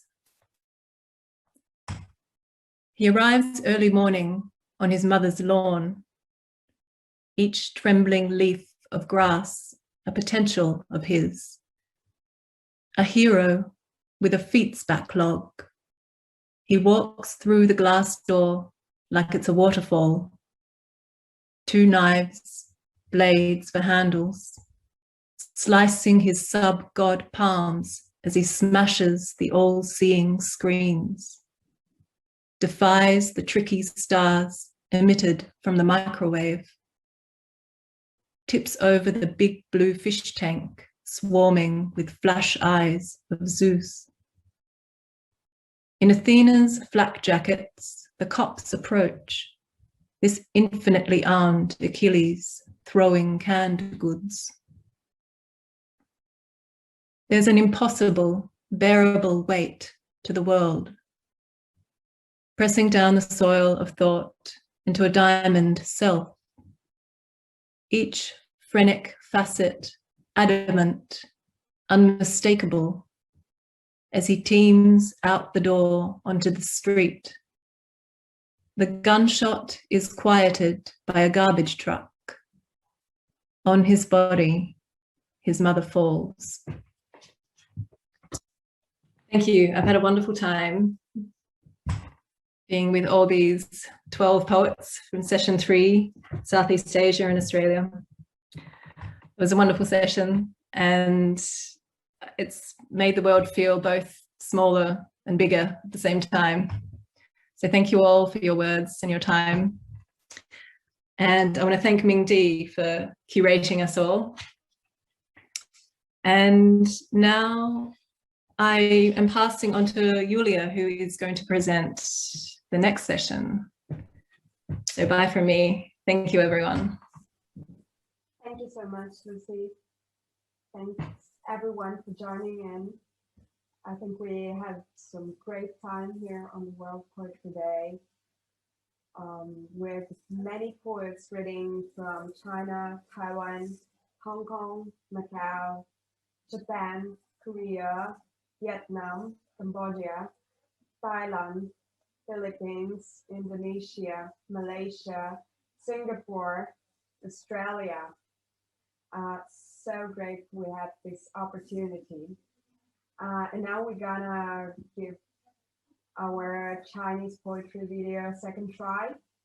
So I'm giving this right to Mingdi to share the video with every one of us. So we'll see if we can watch the video with the Chinese poets reading their text.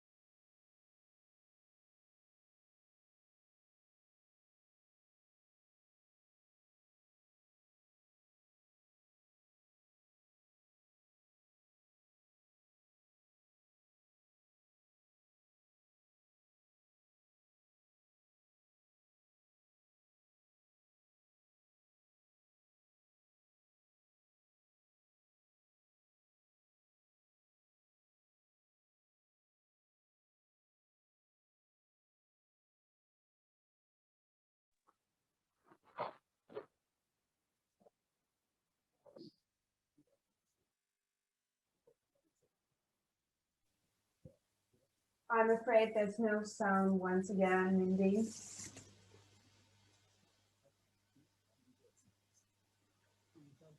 Or either the sound is real tiny. As for now, we're here at the East Asia, Southeast Asia, Australia, and Oceania Hub. We're continuing our translation, we're continuing our readings, and now we're going to share a video.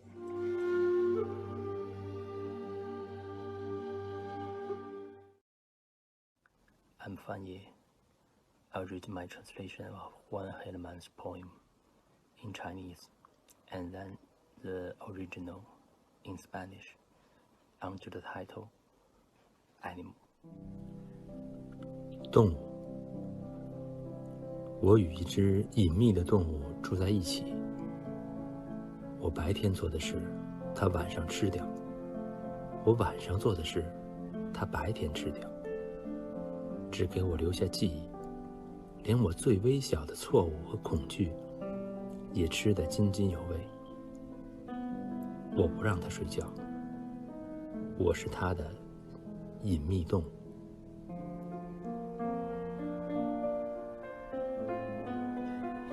El animal. Cohabito con oscuro animal. Lo que hago de día, de noche me lo come. Lo que hago de noche, de día me lo come. Lo único que no me come es la memoria. Se encarniza en barbar hasta el más chico de mis errores y mis miedos. No lo dejo dormir.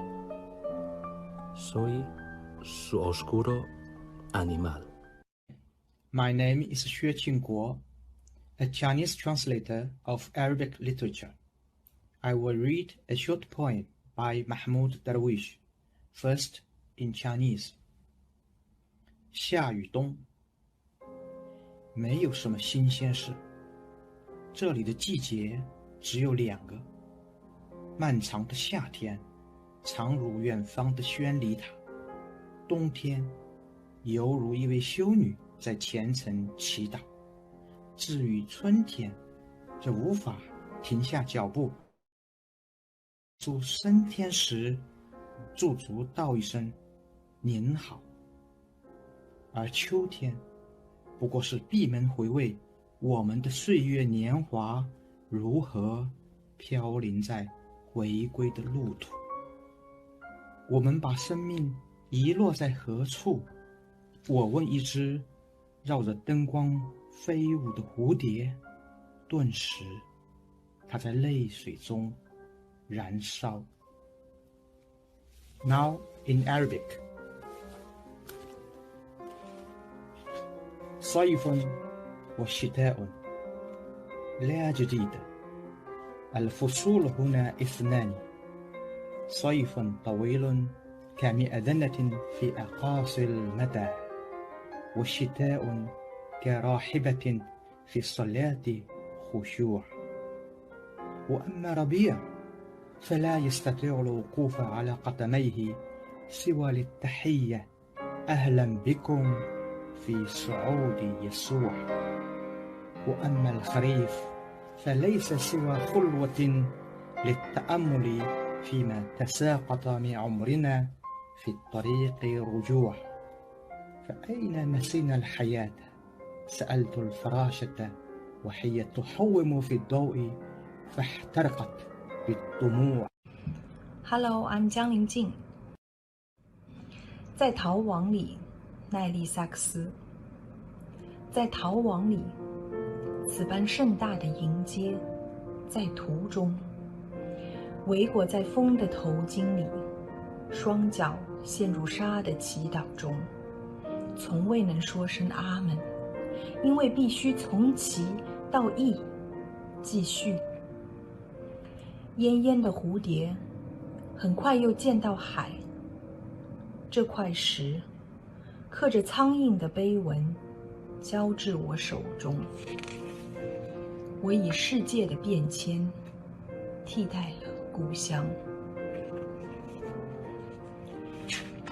In der Flucht, Nelly Sachs. In der Flucht, welch große Empfang, unterwegs. Eingehüllt in der Windetuch, Füße in Gebet des Sandes, der niemals Amen sagen kann.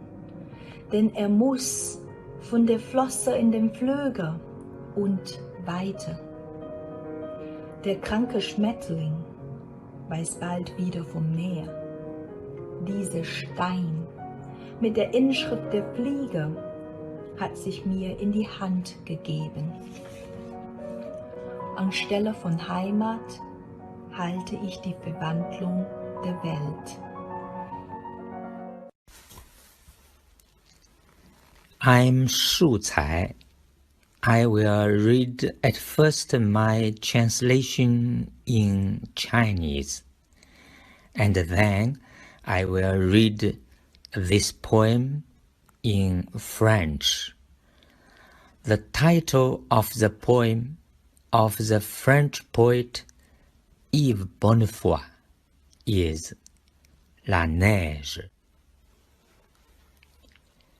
雪，它来自比道路更遥远的地方，它触摸草原花朵的赭石色，凭这只用烟书写的手，它通过寂静战胜时间。今夜有更多的光，因为雪，好像有树叶在门前燃烧，而爆毁的柴禾里有水珠滴落。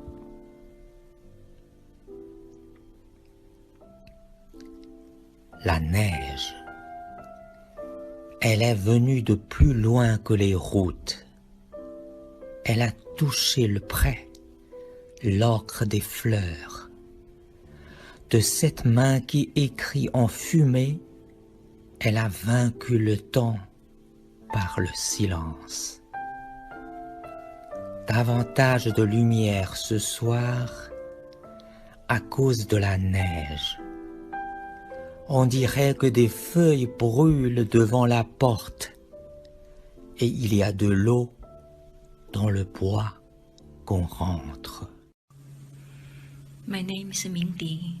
I'll read my Chinese translation of the poem Star by Derek Walcott.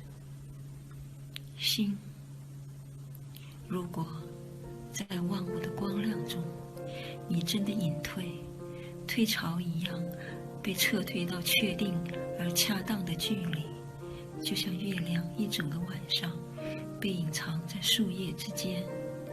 愿你给这所房子带来隐秘的喜悦。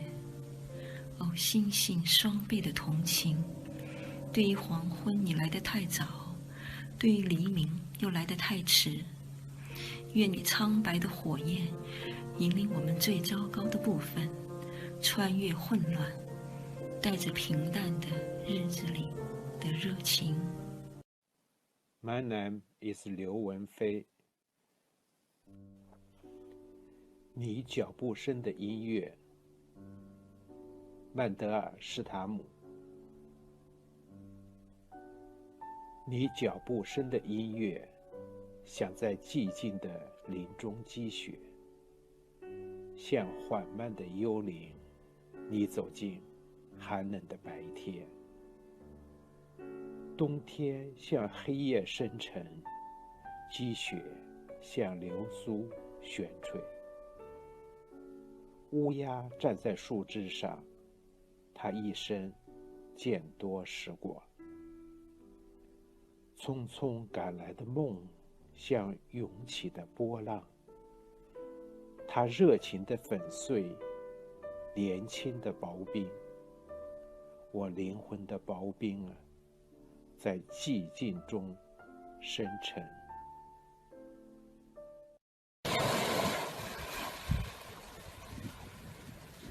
My name is Wong.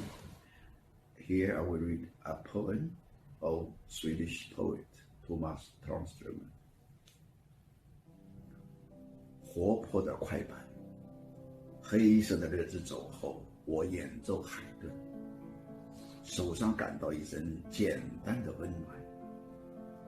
琴键愿意，温和的榔头在敲，音色苍翠，活泼安详。硬是说自由并没有消亡，有人不向皇帝进贡。我把手插入我的海顿口袋，模仿一个人从容地观望世界。我升起海顿旗帜，表示我们不缺从，但渴望安好。音乐是山坡上的一栋玻璃房，那里石头在飞，石头在滚，石头飞滚着横穿过屋子，但每一块玻璃都安好无损。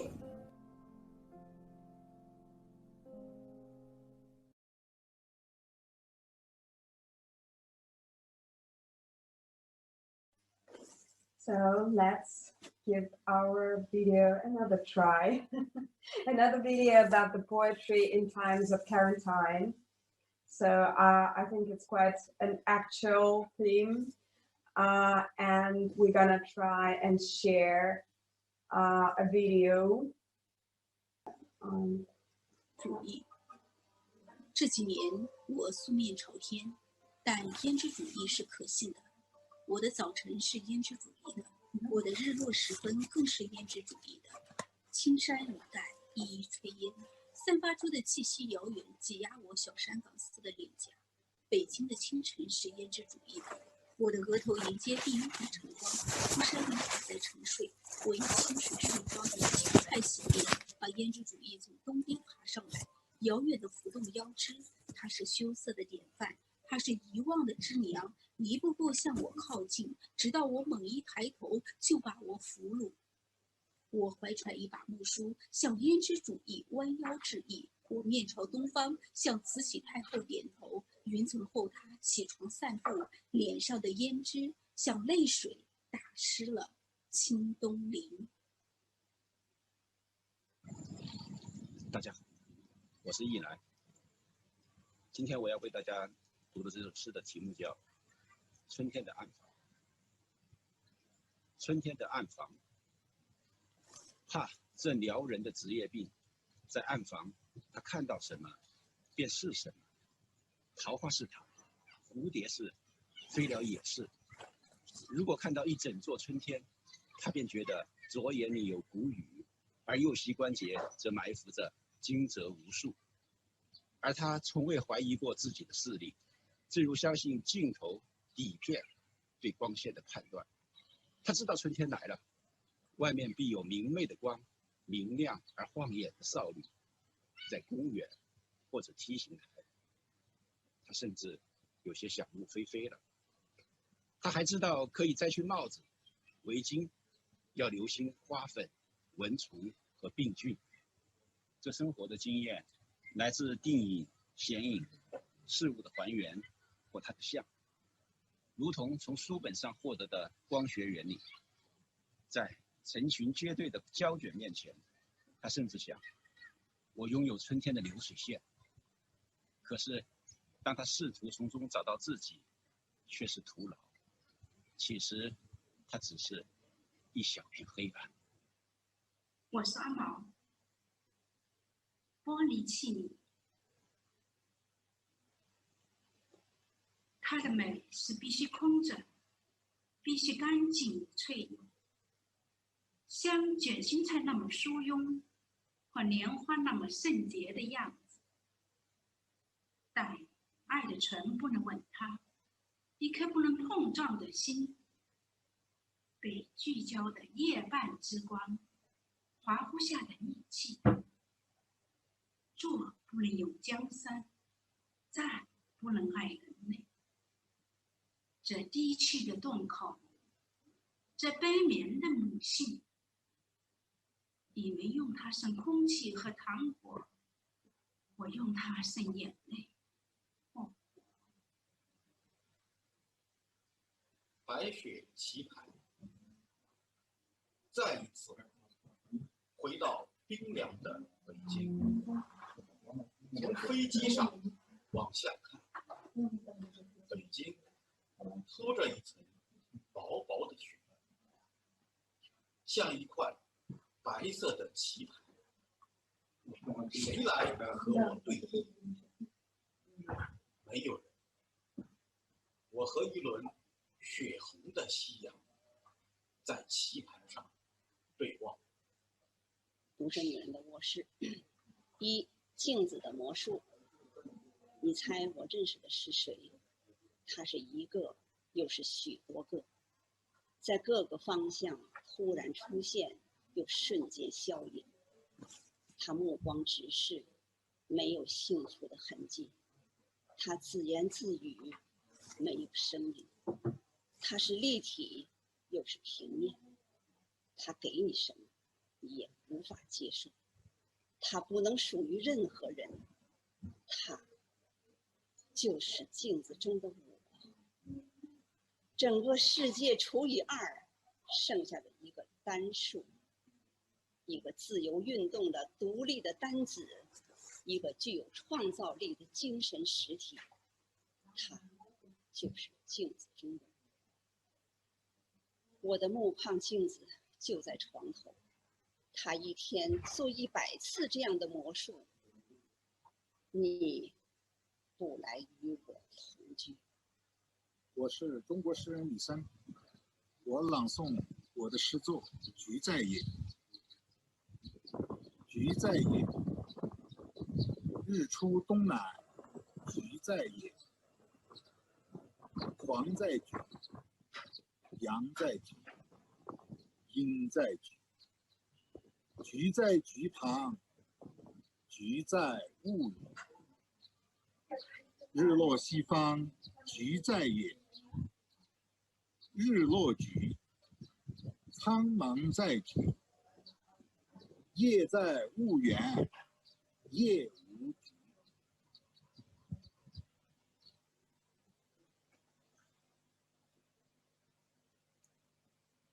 So, thanks everyone for watching this wonderful sort of a preview video for another Chinese part of our translation.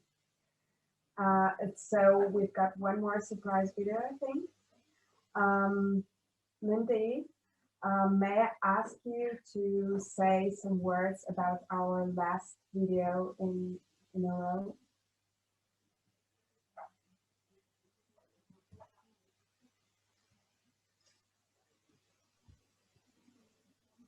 Please just play the video. I think everybody will understand. Okay, yeah. Okay, thank you. So we're gonna play the last video and then we'll start right away with a translation of many more wonderful poets from China. Also from Taiwan and Hong Kong joining in. Most of the people are writing in China.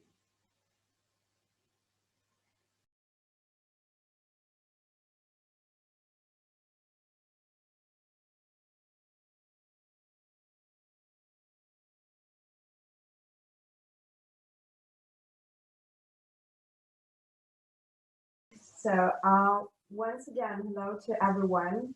I'm Julia Drazes. My Chinese name is Dong Yunyang.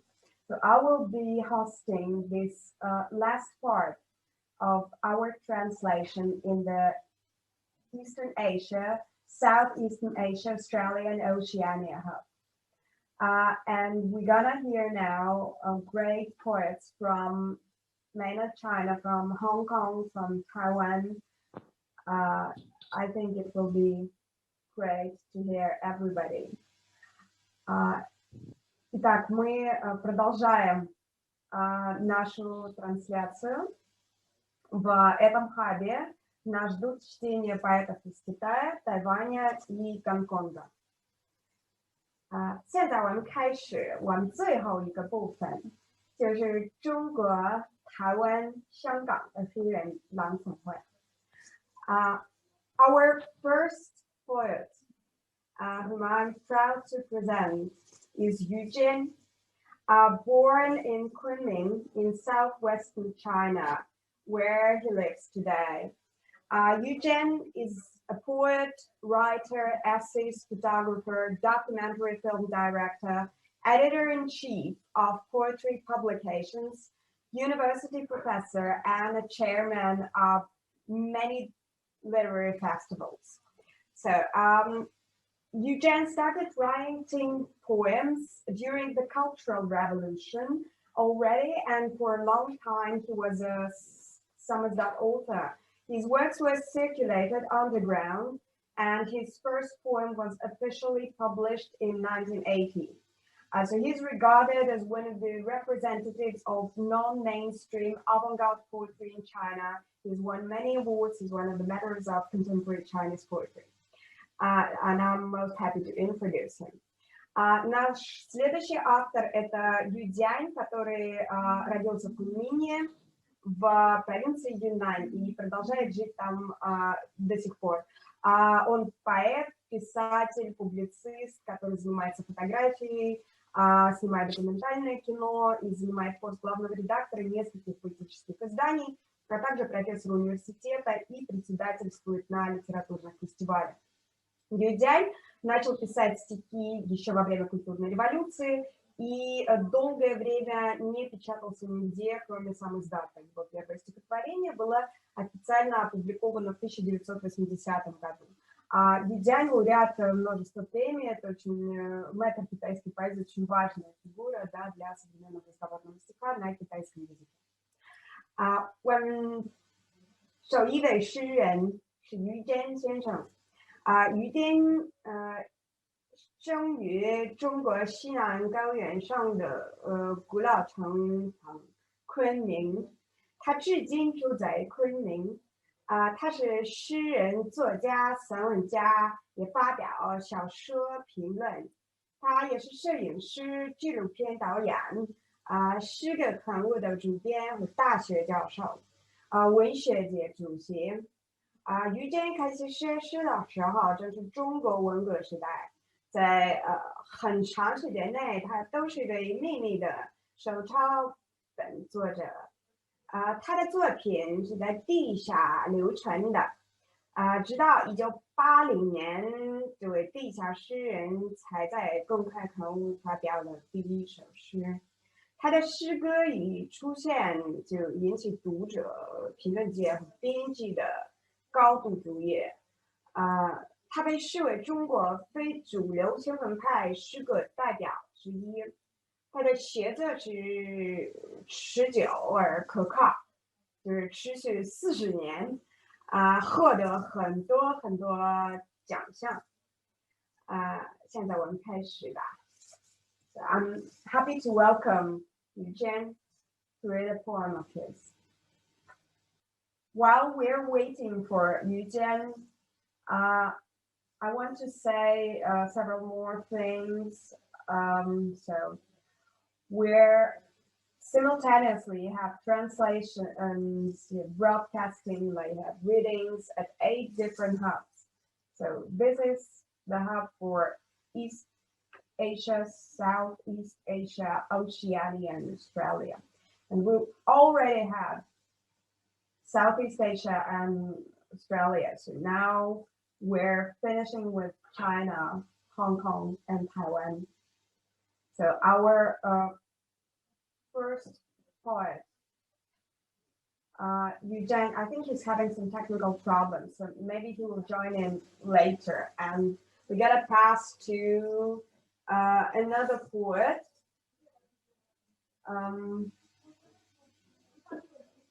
I don't see him either. So let's pass to Han Dong. So our next author is Han Dong.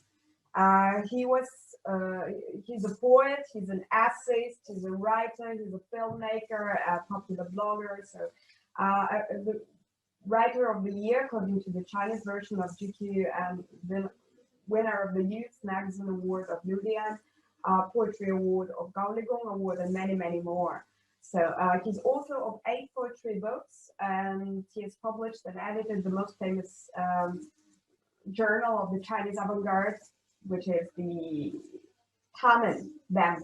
So the magazine, which was published for a record of 10 years, for a small circulation publication, became the center for consolidating the colloquial words. Я с удовольствием представляю нашего автора Хандуна.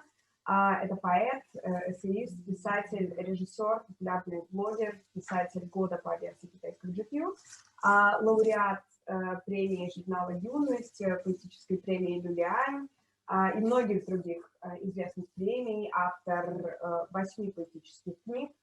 С 1984 года Хандун издавал и редактировал известнейший журнал китайского авангарда, журнал «Ани», «Хамен», который выходил рекордный для малотиражного издания 10 лет и вообще стал центром для консолидации свободного стиха. Хандун – это очень важная фигура в современной китайской поэзии. Отрадно видеть его сегодня с нами. Хандун 是个诗人、小说家、导演，曾提出诗到愉悦为止的诗歌革命性纲领。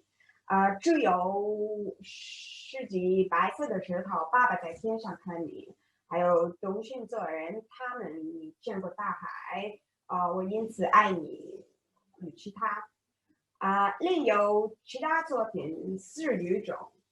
现在就是寒冬可以读诗了。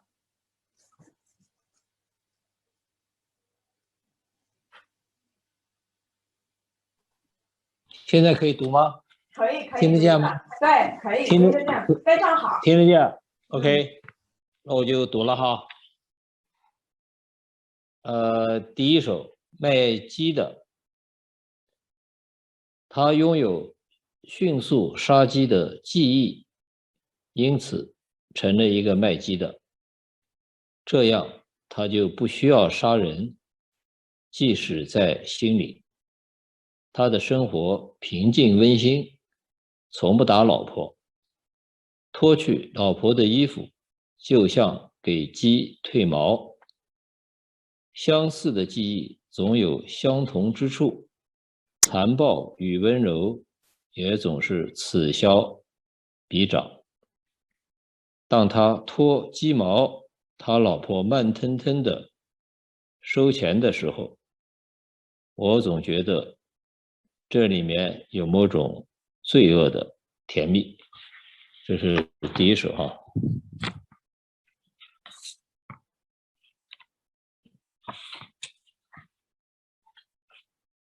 第二首可以开始吧 ？OK。我因此爱你。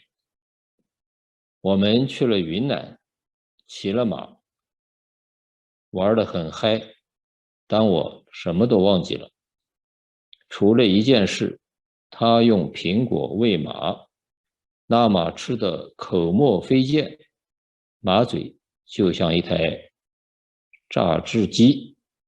我从没想到苹果会有那么多的水，你甚至可以拿一只杯子放在马嘴下面，接苹果汁儿，然后喝掉。他感叹那马一辈子都没吃过一个苹果，除了这一次。我相信他这辈子都没有喂过马，吃过苹果，除了这一次。事情就是这样的。然后我们上马，转过那座大山，进入到阴面，气温顿时下降了5度，马和人这才从刚刚的激动中渐渐平静下来了。第二首，最后一首，这个义母，他伸出一根手指让我抓着，在城里的街上或者农村都是一样。我不会走丢，也不会被风刮跑。河堤上的北风那么大，连妈妈都要被风吹着走。他叫我走路得顺着风，不能顶风走。风太大的时候，就走在下面的干沟里。我们家土墙上的裂缝那么大，我的小手那么小，可以往里面塞稻草。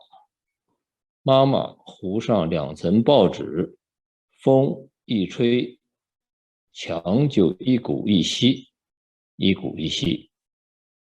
她伸出一根手指，让我抓着。我们到处走走看看，在冬天的北宫里或者房子里都是一样。谢谢，谢谢。谢谢韩东，我有个小小的问题，我有个小小的问题，OK， 我想问一下，你就是对那个诗歌的翻译，你持有什么样的态度？你觉得是可以翻译诗歌吗？诗肯定是可以翻译的。我觉得诗的翻译是一个，也是一种创造，也是一个创作的过程。那么从我的角度说，比如说我读翻译的诗，我认为它有一个在被翻译的语言里面复活的这样一个过程。有的诗歌可以复活，有的可能是译者的问题，也可能是诗本身的问题。总而言之，比如说我们读这个翻译的时候，并感觉不到它的好，这个可能是就有问题的。最大的成就，最大的成果，就是应该在被翻译的语言里复活。OK， 谢谢，谢谢。Okay, thank you. I'll make a brief translation. So I asked about the poetry translation, if it ever is it ever possible. So and Handong replied that of course it's possible, but it's a kind of art in itself, because it's really hard to make a poem go alive in the language that you are translating into. So it may be a great poem in the original language, but when it is translated, the hardest part of it is not to translate the words, but to give a life to it, to make it become a living poem in the target language. So that was the answer about the poetry translation. Thank you so much, Han-dong. So our next author, whom I proudly introduce already, I will repeat one more time, is Yu Jian. So Yu Jian was born in Kunming in southwestern China, where he lives today. He's a poet, writer, essayist, photographer, a documentary film director, editor-in-chief of poetry publications, a university professor, and the chairman of many literary festivals. So Yu Jian started writing poems already during the Cultural Revolution. And for a long time, he was a samizdat author. His works were circulated only underground, so his first poem officially was published in 1980. He's regarded as one of the representatives of non-mainstream avant-garde poetry in China, and he's won many awards. Наш следующий автор, которого я представляю, это Ю Дянь. Ю Дянь из провинции Юньнань, из города Куньмин, где он продолжает жить до сегодня. Ю Дянь поэт, писатель, публицист, очень известный режиссер документального кино. Он занимается фотографией, он занимает пост главного редактора нескольких поэтических изданий, профессор университета, председательствует на разных литературных фестивалях. Ю Дянь начал писать стихи еще во время культурной революции. Долгое время он не печатался нигде, кроме самиздата. Его первое стихотворение было опубликовано официально в 1980 году. Yu Jian 是出生在中国西南高原上的古老城邦昆明，他至今住在昆明。他是诗人、作家、散文家，也发表小说评论。他也是摄影师、纪录片导演，这个刊物的主编、大学教授、文学界主席。第一间开始写诗的时候，正是中国文的时代，很长时间内，他是一位秘密的中朝本作家。他的作品在地下流传，直到1980年，他的地下时才公开发表了第一首诗。他的诗歌以引起读者评论界的高度注意。他被视为中国非主流新芬派诗歌代表之一。他的写作持久而可靠，持续40年，他获得很多奖项。现在就是我们可以听听他读诗。于真，请开始。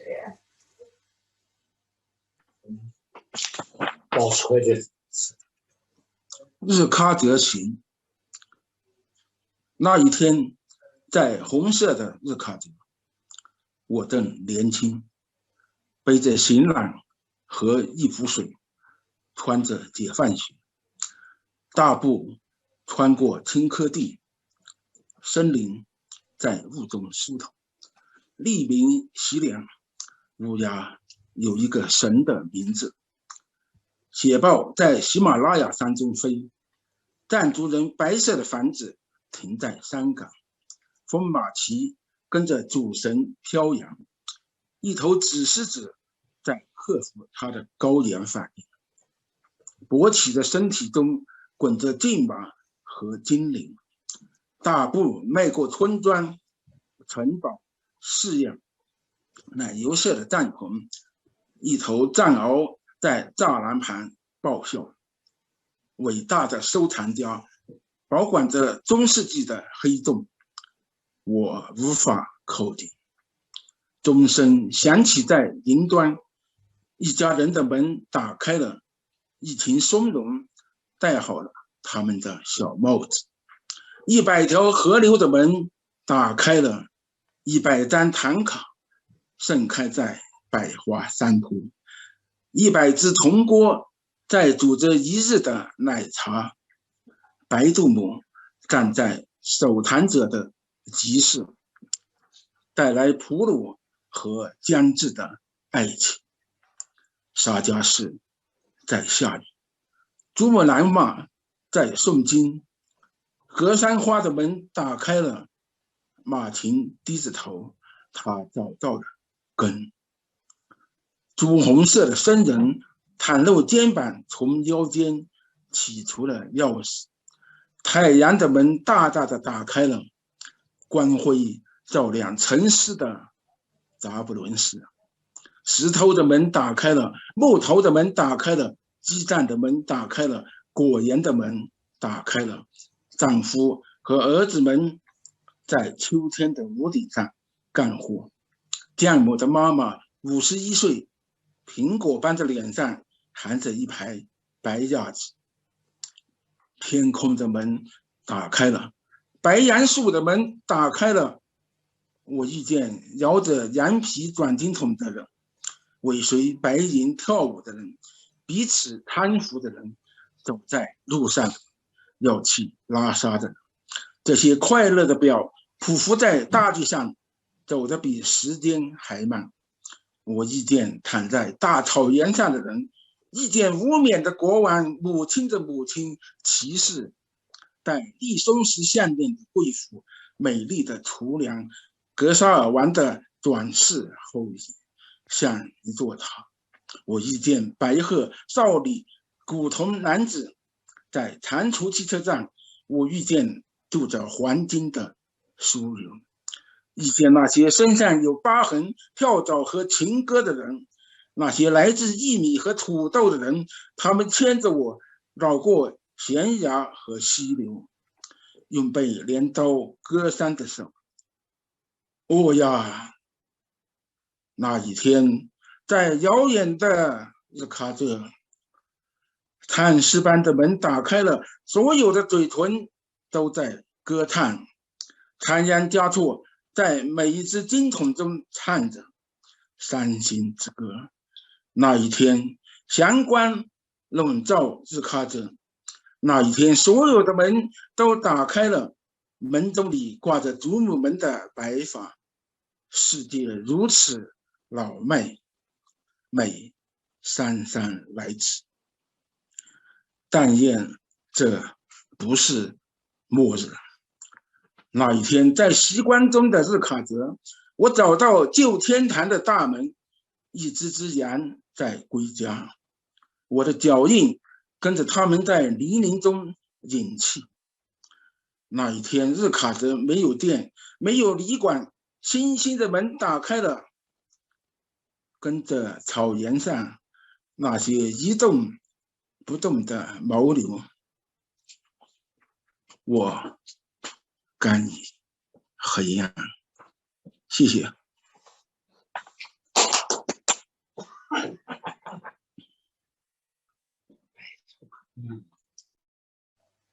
Thank you so much. 谢谢。Was great to hear it. Was great to hear the poem. I've got one tiny question to Yujian. Yujian, 我也想问你一个问题。这个问题很简单。你自己喜欢翻译诗歌吗？这个谈不上大意的。这个谈不上喜欢，也谈不上讨厌。因为我认为这件事是译者的事情，不是我的事。我喜欢那些喜欢我的诗的人翻译我的诗，而不是仅仅是为了一种文化上的交流来翻译我的诗。谢谢。好的，谢谢。I think I gotta make a brief translation. Like I asked a brief question, like also about a poetry translation, because all this online festival is about poetry translation, about poetry in different languages and everything. So it was a question about whether Eugene likes translating other people's poetry. And he said, like, it's a kind of thing that you can't like that much, and you can't just hate that much. It's just because after all, it's not your own poetry, it's just translating other people's poetry. So you just gotta catch the nerve of it. So and now I think we're going from Yunnan to other places in China. We're going to Shanghai, and our next author is Wang Xiaolong, who is really a native of Zhonghai in Hainan, in the island of Hainan. Wang Xiaolong is a poet and documentary filmmaker. He started writing poetry in 1968. He published several collections of poetry, and he's got plenty of personal documentary works. And now he's living in Shanghai, as I've already said. So, наш следующий автор, кого я с удовольствием представляю, это Ван Сяолун, уроженец города Цюнхай на тропическом острове Хайнань, поэт и режиссер-документалист. Он начал писать стихи еще в 1968 году. Автор многих поэтических сборников, автор документальных фильмов, и в настоящий момент он живет в Шанхае. Wang Xiaolong 是海南澄海人，他是个诗人、纪录片工作者。1968年开始诗歌写作，出版有诗集《男人也要生一次孩子》、没少是群歌等。他的个人纪录片作品包括一个叫做家的地方，与其他他甚至上海。So now I'm happy to give word to Wang Xiaolong, and he will read 3 poems of his. Wang Xiaolong, 你可以读了吧？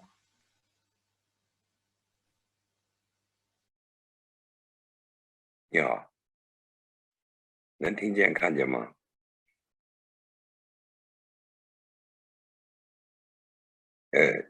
能听见看见吗？都非常好，都没问题，非常好。好，可以读了。各位大家好。第一首是我睡。一天中最热的时候，我睡过去；沮丧的时候，我睡过去；伤感的时候，我睡过去；愤怒、悲哀，我睡；遗憾、后悔，我睡；不想赴约，我睡；不愿意做某件事儿，我睡；恨谁，我就睡；恨自己，我也睡；有点钱儿，满足的睡；钱没了，踏实的睡；睡不害人，睡不犯法；睡得再多，警察也不抓。全国人民多睡睡，都他妈闭嘴。第二首，白袜及腰。师傅走进树林，提来半桶石灰浆水。他绕着一棵树转啊转，给树干下边刷上石灰。换一棵就再转一圈，入冬防冻，灭菌除虫。师傅把石灰浆水用完，把树的长腿刷白。树林是芭蕾学校的练功房，一个个白袜及腰。第三首，当他们笑话。台风过境，我想象着一场2个人的交谈。你我从80年代过来，有资格提交证言，证实那个时期的赌徒都号称把青春和未来压上台面，有点大，不过是红旗下的穷光蛋。那个年代能说会道的都学会了表演，一开口必定是我们，连着我们，以便展示各种身段。那个年代有太多的骗子，白衣飘飘的冒充神仙，袖管里揣一把概念，就敢对青年胡乱许愿。台风肆无忌惮，我想象着我们交谈的录音里，雨点噼噼啪啪地填满空间。而这时他们老去，还想找回一点颜面，什么鸡零狗碎的都拿去鉴定，出示虚构的理想和苦难。你我从那个年代过来，有义务提醒孩子，千万别相信上了岁数的混蛋，当他们笑话就好了。看他们裤腿上几滴尿渍未干。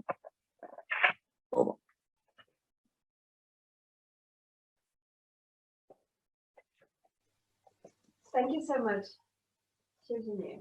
这个问题也很简单就是你喜欢参加诗歌节吗？你就是喜欢参加诗歌节的话，你觉得参加诗歌节有什么好处？有什么可喜的地方？就说这次吧，很多就是总的来说，就是有很多不同的各种各样的诗歌节，就是那个参加诗歌节的那种经验，有什么特点？还是很高兴，诗歌节上你能见到听说过的、见到过的亲朋老友，还是非常高兴。就像这次也是，我们这一组吧，一些朋友见过，一些朋友我都知道。借你这点时间向他们问候。好的，谢谢你。好，谢谢你。we talked for a while with Wang Chanong about the experience of taking part in poetry festivals in general. So I asked what's the best part of it. Wang Chanong told me like the best part is like coming all together, the ability to make new friends, to see old ones, to hear everyone simultaneously, to enjoy poetry. So that's what we're doing now. That's what we're doing here today on the World Poetry Day. We're enjoying poetry in many different languages and many different forms of it. We're here with a translation from China, Hong Kong, and Taiwan. And we're traveling further on the Chinese map. We're going from Shanghai to another place. So we're going to Xi'an, and I'm passing words to Isha. Isha is a poet, writer, critic, translator, compiler. He was born originally in Chengdu, in Sichuan, and graduated from the Department of Chinese Language and Literature of Beijing Normal University in 1989. So he now teaches at the Chinese Institute of Xi'an International Studies University.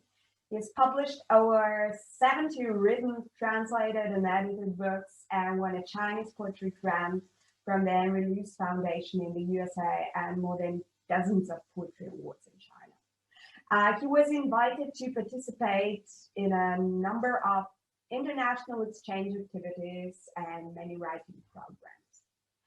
I'm proud to introduce Isha. I will make a brief introduction in Russian.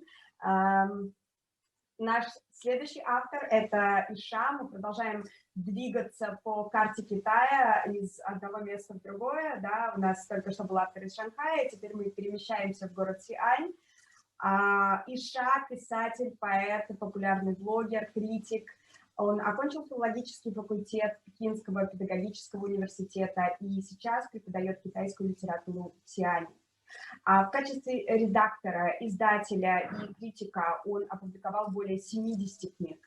Самая известная, пожалуй, его работа — это выходящая каждый год на протяжении многих лет огромная антология китайской современной поэзии, поэтический канон нового столетия, стихи для которой отбираются интернет-голосованием. Иша — обладатель множества поэтических премий, среди которых, в частности, премия Пекинского журнала «Поэтические материалы» и китайская премия «Интернет-литература». 我们下一个诗人，下一位诗人是伊莎。伊莎她是个诗作家、批评家、翻译家、编选家。她生于四川成都。然后呢，是1989年毕业于北京师范大学中文系。现在西安外国语大学中文文学院。任教，出版注译编7余部作品，很多作品，获美国亨利卢斯基金会中文诗歌奖金以及中国国内诗史项诗歌奖项。他参加过很多国际诗歌活动，各种各样的国际交流活动和协作计划。So I'm proud to welcome Isha reading today. So Isha， 我觉得可以了吧？谢谢邓月娘这介绍这么多啊，我开始朗诵了吧？第一首诗叫《鸽子》。在我平视的远景里，一只白色的鸽子穿过冲天大火，继续在飞，飞成一只黑鸟。也许只是它的影子，它的灵魂在飞。也许灰烬也会保持鸽子的形状，依旧高飞。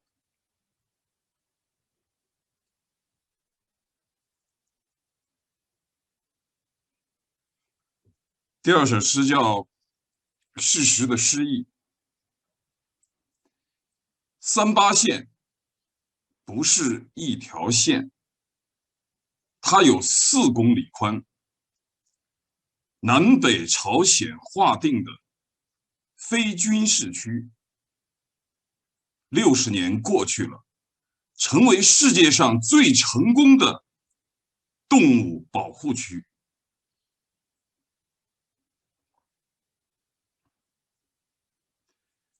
第3首《人民》，你没有见过人民吗？那请在夜间来西安西京医院第2住院楼2层小卖部外冰凉的地板上，密密麻麻睡了一地人民。他们来自全国各地，将自己的亲人送入这西北最好的医院，需用7天才能等到床位，再用7天才能等到手术，3用7天才能等到出院。一部分人等不到出院，散尽家财，耗尽心力，在这里将亲人送上天堂。好，谢谢主持人，谢谢所有的今天的朗诵者，谢谢。Thank you so much. 谢谢。Was great to hear the poems. I think we're still going a bit further. We're going to Beijing this time. So we're going to Beijing to hear Shen Haobo. So Shen Haobo was born in Jiangsu province, and he now lives in Beijing. In 1998, he published the Who's Joking About the 90s, an article that played a crucial role in causing the popular intellectual polemic, the Fonte debates. And he graduated from Beijing Normal University with a Chinese language and literature degree. And so became one of the key figures representing the popular stance, so the colloquial poetry. In 2000, he was invited to the editorial board of the Yearbook of Chinese New Poetry. And then together with some friends, he founded the Lower Body Poetry, a journal, a very important journal for contemporary Chinese literary scene. And his poetry has won many prizes. And Shen Haobo is also a publisher, an active publisher who does much work for promoting contemporary Chinese poetry, for publishing it in China and abroad, in translation also. So it's great to have him here today. Наш следующий автор – это автор из Пекина. Мы продолжаем перемещаться по карте Китая. Это Шен Хаобо, который является не только поэтом, но и очень известным издателем. В 1998 году Шен Хаобо опубликовал статью, которая сыграла решающую роль в дебатах о новой поэзии, в формировании целого направления разговорного стиха в современной китайской литературе. Шен Хаобо окончил Пекинский педагогический университет по специальности китайский язык и литература. Он одна из ключевых фигур народной поэзии. В 2000 году вместе с друзьями Шен Хаобо создал журнал «Телесный низ», который сыграл тоже очень важную роль в развитии современной китайской поэзии. Его стихи завоевали множество призов. И очень приятно сегодня видеть Шен Хаобо с нами. Шен Хаобо 他是出生于江苏泰兴，然后毕业于北京师范大学中文系，现居北京。1998年发表谁在那90年代开始爱语文。这篇文章后来成为研发中国先锋世界知识分子写作的大论争。就是民间立场和知识分子写作的一种文章，并称为诗歌论争中的民间立场的一方的中间人物之一。这个我觉得很重要。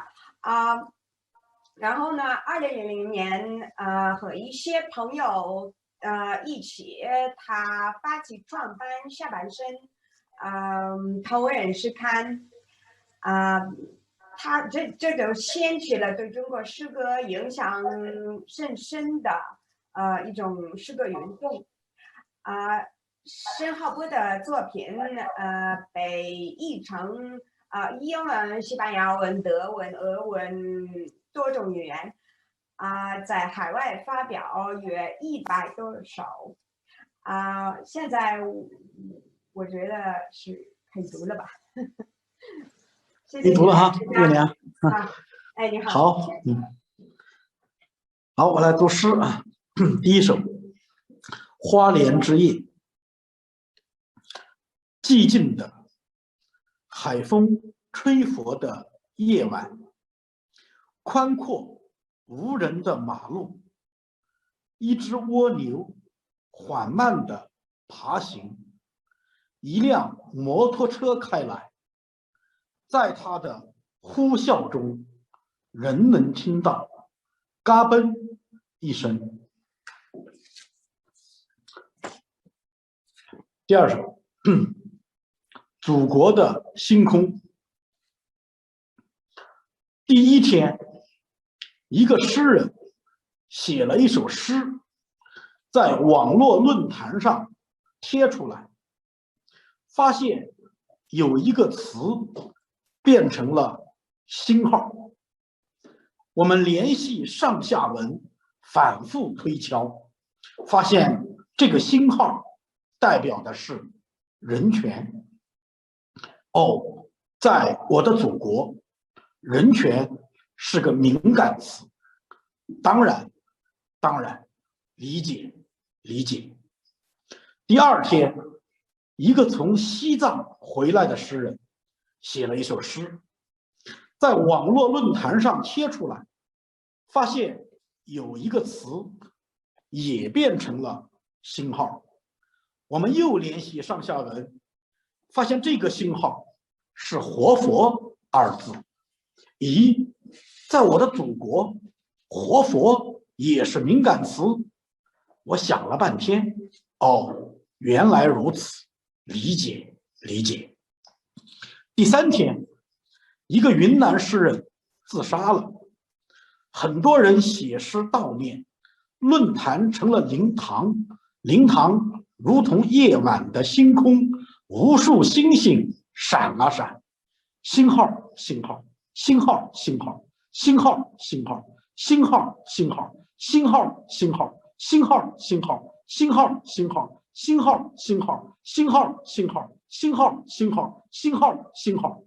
仿佛死者举着灯笼。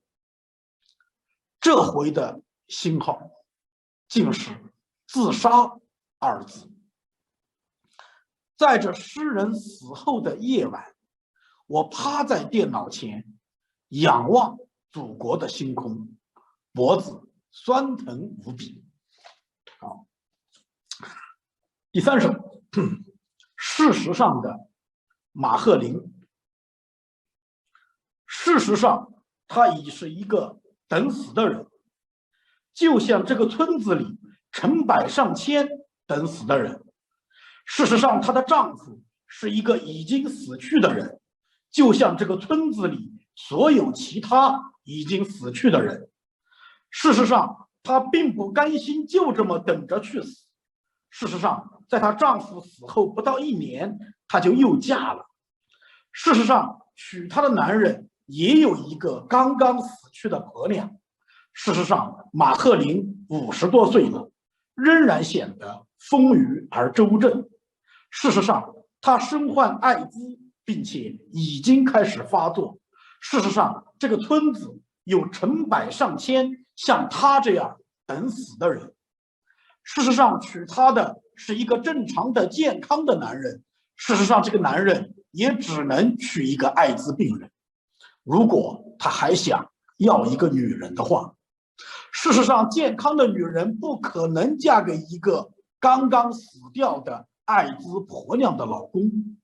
事实上，死亡已经在这个村子里住下来了。他收人的时候连招呼都不打。事实上，这个村子已经完蛋，就快死绝了。事实上，他们还活着。事实上，他们还必须活到死。事实上，在死之前，他们还必须干一些活着的事情。事实上，娶她的男人很想娶她，他正值壮年，需要一个女人，哪怕他事实上已经没什么用了，只能坐着或者把手拢在袖子里，缓慢地走几步，但他仍然很想娶她。事实上，这个女人还能在床上叉开双腿。事实上，这个女人身上还有很多肉。他真希望她永远不死，这样他的床上每天晚上都会躺着一个还活着的女人。事实上，村子里给大家都发了避孕套。事实上，娶她的男人从来不用避孕套。事实上，他问过她，难道你不怕传染上？难道你不怕死吗？事实上，他也怕死，但是事实上他还是不用避孕套。他觉得自己没这么倒霉吧。事实上，他们村子里像他这么大的男人几乎全都倒霉了。但事实上，他们都是卖血脉的。事实上，娶她的男人没听说谁因为操自己的婆娘而得病的。事实上，对于一个农民来说，操婆娘还要戴个橡胶套子，这在事实上比死亡还他妈不可思议。好，谢谢月亮，谢谢大家。Thank you so much. Thank you for the reading. Thank you. 谢谢。And now we're going further. We're going across the strait to Taiwan. And our next poet is Yang Xiaopini, an artist, critic, a PhD from Yale University, currently a researcher at Academia Sinica, a professor at Zhengzhou University, editor-in-chief of poetry on both sides of the strait. So he used to be a professor at the University of Mississippi, the University of Venice, the University of California, Davis, a researcher at the University of Trier in Germany, and the host of the out-contending program on China Education Television. So Yang Xiaopini is author of many poetry collections and monographs. So in recent years, he's also held art exhibitions on both sides of the Taiwan Strait and in North America, and published a collection of conceptual art and abstract poetry. So we're great to have you here today. И теперь мы перемещаемся через пролив на остров Тайвань. Наш следующий автор Ян Xiaopini, поэт, художник и критик, доктор философии Ельского университета, в настоящее время исследователь в Академии наук Тайваня, в Академии Синика, профессор университета Джэнджи и главный редактор журнала «Поэзия по обе стороны Тайваньского пролива». Ян Xiaopini занимал пост профессора в университете Миссисипи, в университете Калифорнии в Дэвисе, был приглашенным исследователем в университете Трира в Германии. И, кроме всего прочего, в последние годы занимается активно фотоискусством, организует выставки по обе стороны пролива, да, и в Северной Америке, а также опубликовал сборник концептуального искусства и абстрактной поэзии. Ян Xiaopini такая фигура, которая объединяет как бы обе стороны пролива. Ян Xiaopini 他是个诗人、艺术家、评论家，耶鲁大学博士，现任中研院研究员，政治大学教授，两岸诗的总编辑，曾任密西西比大学的教授，还有德国特雷尔大学研究员，他著有很多诗集。今年在两岸和北美举办后废墟主义的等艺术展，并出版关于艺术与抽象诗集。We are great to see you here today. So I now give word to Yang Xiaopini. 好，那个听得到吗？谢谢 Yulia 的非常辛苦的主持和介绍活跃一下气氛，让我唱两首我的诗。就是近几年来嘛，一直在探索怎么样把诗歌的这个歌的方面也发扬光大一下，所以呢，就用古典的这个歌剧咏叹调或者是艺术歌曲的曲调来填上我自己的诗。我先唱两首这个我的一个系列叫《女世界》，就是把世界上各种各样的万事万物都女性化了。第一首呢就是叫女银行物语。如果听不清的话呢，可能还是要去看一下那个字幕了。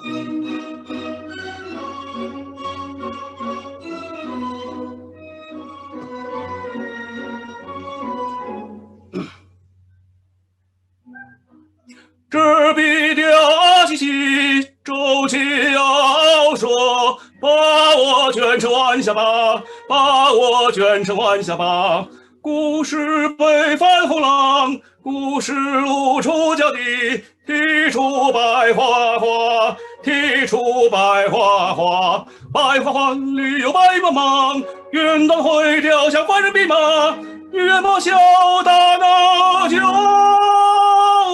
用口袋的叮当声。给我的密码吧，给我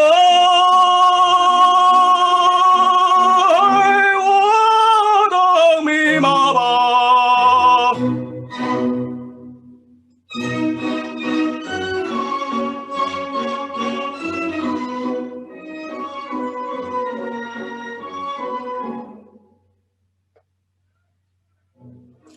密码把子宫锁住，储蓄长成老太儿，没有一张卡可以打开女提款机。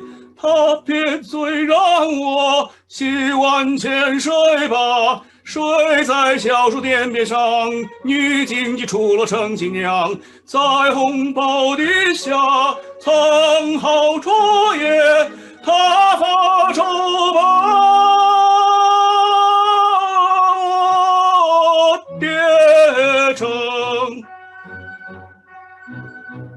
捅不破的翅膀，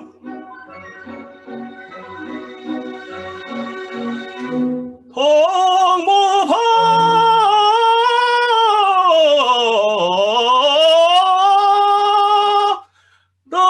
的翅膀。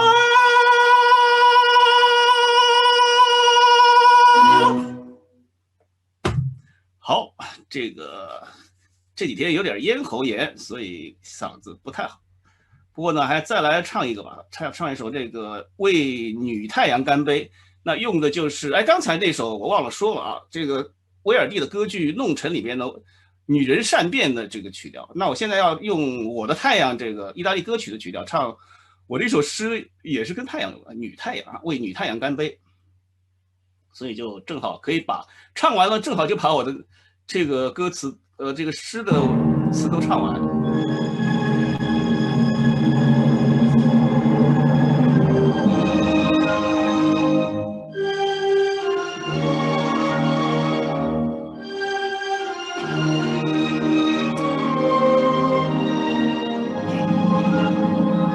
不过当太阳蹲下来徐徐的时候，我才发现她是女的。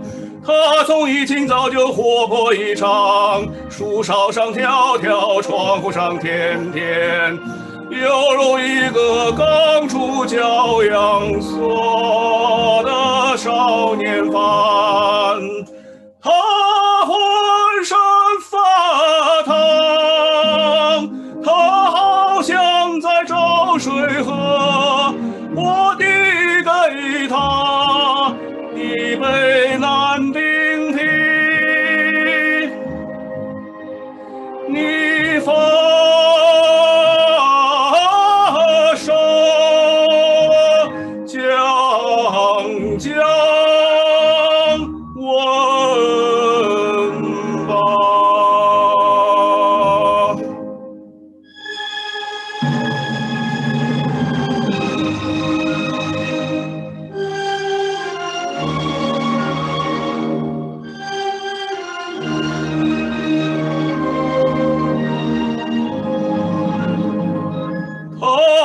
单手掐住我脖子不放，别废话，那你先喝了这口。他一边吮吸我，一边吐出昨夜的黑。好，那我们干了这杯，瞬间他妈大海，一口气干，醉倒在地平线上。世界软软的，真拿它没办法。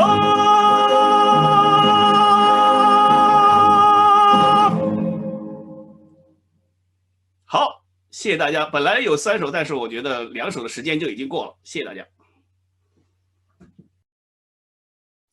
谢谢你，谢谢你，这个实际上就太棒了，太好玩了。So thanks to Yang Xiaopin for this wonderful presentation. Okay, so we're still here on Taiwan and on air, and we're going from Taipei to the city of Hualien.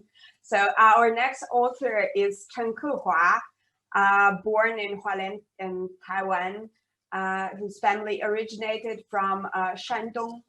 Kankuha graduated from Taipei Medical University School of Medicine and received his PhD from Harvard Medical School. He's the adjunct professor at Yangming University and winner of many prizes, author of more than 50 books of poetry, prose, essays, scripts, and film criticism. And in recent years, he's also engaged in the visual arts. And his poetic texts have been translated into English, Japanese, German, and Korean. I will do a brief introduction in other languages too. Наш следующий автор Канкуха. Мы продолжаем оставаться на Тайване. Канкуха родился в Хуаляне в 1961 году. Его семья перебралась на остров из провинции Шаньдун. Канкуха окончил медицинский факультет Тайбэйского медицинского университета и получил докторскую степень в Гарвардской медицинской школе. Ныне он занимает пост адъюнкт профессора университета Янмин и католического университета Фуджэнь и Тайбэйского медицинского университета. Кроме всего прочего, Канкуха лауреат многих премий на Тайване, автор более 50 книг, не только стихов, но и прозы, эссе, сценариев, кинокритики.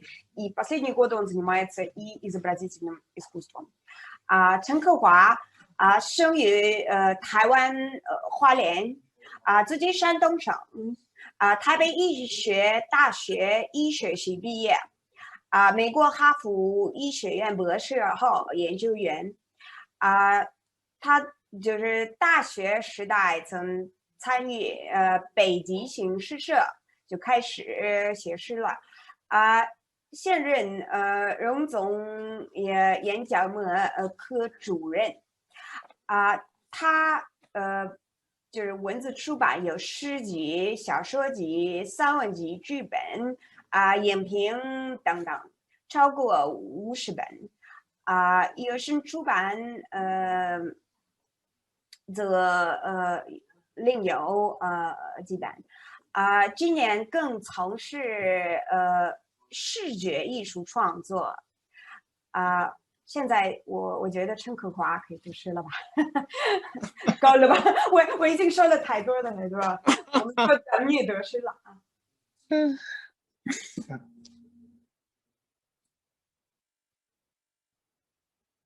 可以吗？可以，我觉得可以啊。You're most welcome to start right away. 好，第一首《奇经少年》。很久了，风平浪静。我与水平线成直角，等待海风中那奇经的少年。传说中，他将会驶回我们温暖的海湾，率领着极地野生的鲸群，轻轻，好远我们便可听见它们戏水的浪声。轻轻，那将是我们唯一的岛屿。中央那座纯白的岛上，我们将在温泉中拥抱，水柱下和阳光一同沐浴，并以强韧的金须刷洗出力的铜肌。那时我们永远是洁净的，我们拥有整个海洋，所以必须等待那一条最高的水柱出现。白鲸上屹立的少年永远的朝我微笑挥手啊，永远童年似的在我冰封的体外汹涌航过。第二首，此刻没有婴儿诞生，此刻没有婴儿诞生。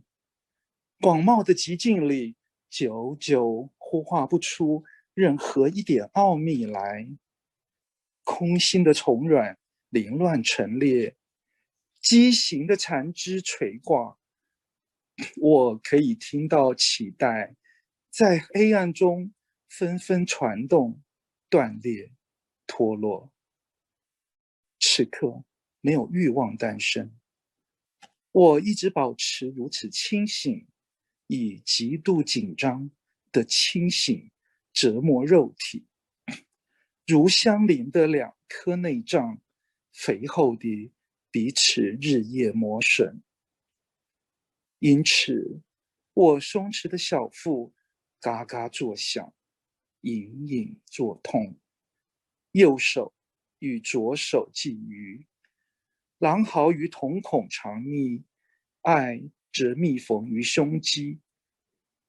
此刻没有任何美感诞生，整个世纪的衰颓出生于我两只眼袋。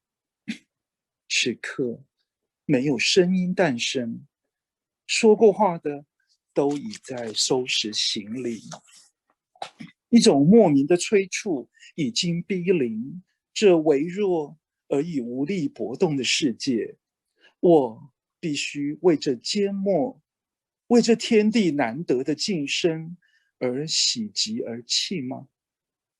我原无惜喜极而泣。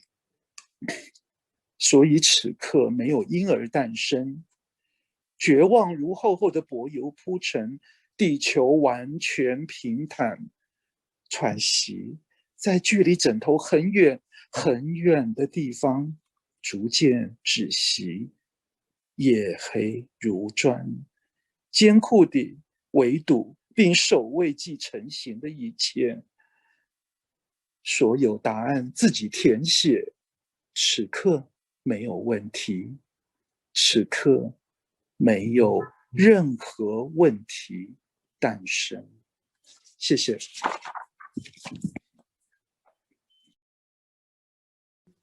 Thank you so much. 谢谢谢谢 It was great to hear it. And now we're moving further to our next author, He Xiaozhu, who is a poet, a novelist who participated in the third generation avant-garde poetry movement and is a core member of the Feifei or Not Not Poetry School. He's published 4 collections of poems, novels, short stories, and many other works. So, наш следующий автор – это He Xiaozhu. Поэт и прозаик, очень важная фигура в авангардном поэтическом движении третьего поколения, один из основных членов большой поэтической группы Анти-А или Фэй-Фэй, да, автор 4 поэтических сборников, рассказов, повестей, романов, лауреат многих премий. И что мне дополнительно хочется подчеркнуть, да, поэт с таким сложным этническим бэкграундом, да, связанный с мяоской, хмонской традицией в китайской литературе. 我的下一个诗人是何小竹，他是一个诗人、小说家，曾参与第3代旋风社的运动，为菲菲诗派核心成员，出版有4本诗集。还有小说集和长篇小说等等。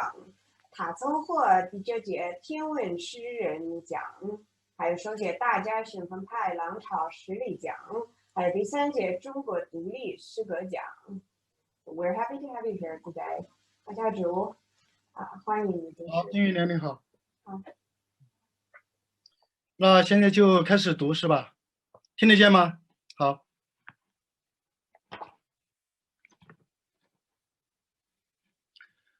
我现在读第1首。不是一头牛，而是一群牛。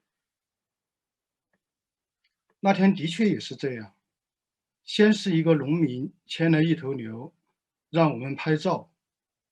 后来别的农民听说了，也把他们的牛从牛圈里牵出来，牵到雪地上，让我们拍照。副县长说：“够了，够了，别牵来了，记者们没有胶卷了。”但农民们还是把所有的牛都牵了出来，他们都想给自家的牛照一张相。第2首，榨芒果。这是一天上午干的事情。我没像以往那样吃掉一只芒果，而是把一只芒果放进了搅拌机，让金黄的芒果变成了金黄的果汁儿。于是我喝下了这杯果汁儿，味道还是不错的，并没因此变成橘子的味道，只是那种吃芒果的感觉已经没有了，被榨掉了。第3首，幸福感，致李宗茂。有一次，宗茂告诉我，吃到好吃的东西有一种幸福感，反之就会很沮丧。今天我体会到了他说的那种幸福感。我用昨天的鸡汤煮了今天的白菜，太好吃了。宗茂，你是对的。谢谢，谢谢，谢谢。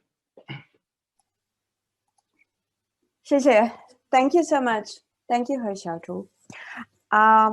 So we're going to our next author. And our next author, our next poet is Shiwa, who was born in the 70s in Tibet and grew up in Sichuan in the hometown of the poet Li Bai. She currently resides in Beijing. She's a lover of metaphysics, as far as I know. So she has published a collection of poems and several novels, and she's winner of countless awards, including the Li Bai Poetry Award. She was chosen as one of the best online poets in 2010, and she obtained the Loihe Poetry Award. Her poetry has been widely translated into German, Hindi, English, Japanese, Korean, supposedly also Russian. And now I'm gonna do a brief introduction in Russian. Наш следующий автор — это Сива, поэт поколения 70-х. Сива родилась в Тибете, но выросла в Сычуане, да, но в настоящий момент живет в Пекине. Она лауреат многих премий. В 2010 году Сива вошла в десятку лучших сетевых поэтов. Ее стихи переводились на немецкий, хинди, английский, японский и русский. 我们下一位诗人是西娃，70号生于西藏，长于李白故里，现居北京，现学爱好者。他出版有有诗集，也有长篇小说。他是李白诗歌奖的得主，还有中国诗歌2010年10大网络诗人，诗潮年度诗歌奖的获得者。他的诗歌被翻译成德文、印度文、英文、日文、韩文等多种语言。So I'm happy to welcome Xiwa here during our readings today. So now I'll give word to the poet. Xiwa, 欢迎您。主持人好。好的，欢迎您读吧。能听见吗？能听见吗？对，没问题，非常好。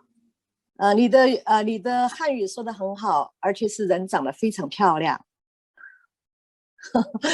好，我读第一首那个画面。中山公园里，一张旧城报被缓缓展开，阳光下，独裁者、和平日、皮条客、监狱、乞丐、公务员、破折号、情侣、星空、灾区、和尚、播音员，安宁地栖息在同一平面上。年轻的母亲把熟睡的婴儿放在报纸的中央。2010年5月18号。第二首吃塔。在南方的某个餐桌上，一道用猪肉铸成的红亮亮的塔，我宁愿忘记它的名字。出现的那一刻，我的目光都没有离开过它。桌上其他的菜肴仿佛成了他的参拜者，我已是他的参拜者。接下来的那一刻，我想起了我的出生地西藏。多少信众在围绕一座塔磕长头烧高香，我曾是其中的那一员，现在我是其中的这一员。许多年来，我一直保存着对塔庙神秘的礼仪，也保存着对食物诸多的禁忌。看着这猪肉做成的红亮亮的塔，我知道了人类的胃口，他们可以吃下一切可吃下的，并将吃下一切吃不下去的。当他们举箸分食着这猪肉做成的红亮亮的塔，我没有听到任何的声音，却仿佛看到尘烟滚滚。我们的信仰与膜拜正塞满另一人类的肠道里，他们用百无禁忌的胃液将之无声消减。2012年7月20日。主持人，我说完了，我读完了。好，谢谢，非常感谢。So we're proceeding without translation. Just reminding one more time that we're here at the Eastern Asia, Southeastern Asia, and Australia and Oceania Hub.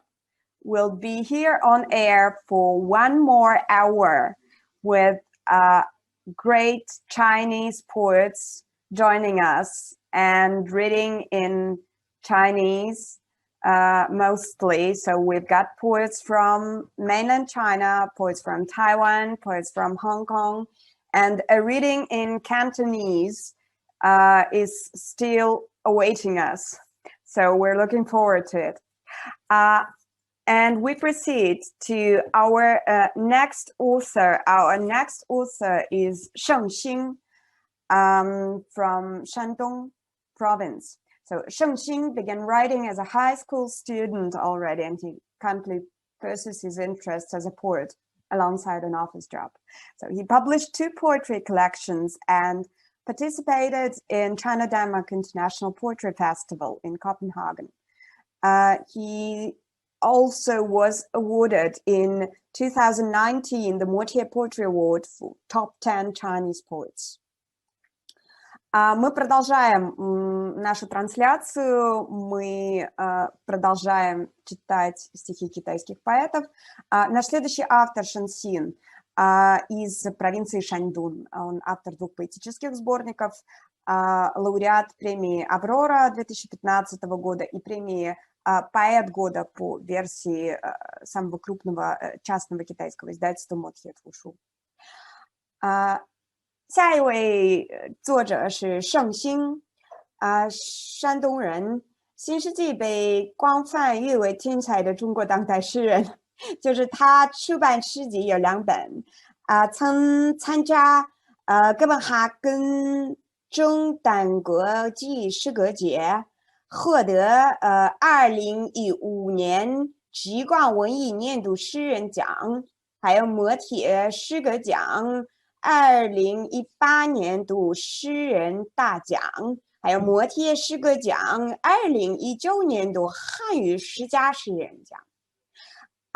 We're happy to have Sheng Xin here. So, and now I give word to the poet himself. 盛兴，欢迎你读吧。好，可以开始。我开始读了啊。可以。第一首，一个冬天的晚上，小时候我姐一天到晚总爱哭。一个冬天的晚上，我哥趴桌上做作业，炉子早灭了，天太冷了。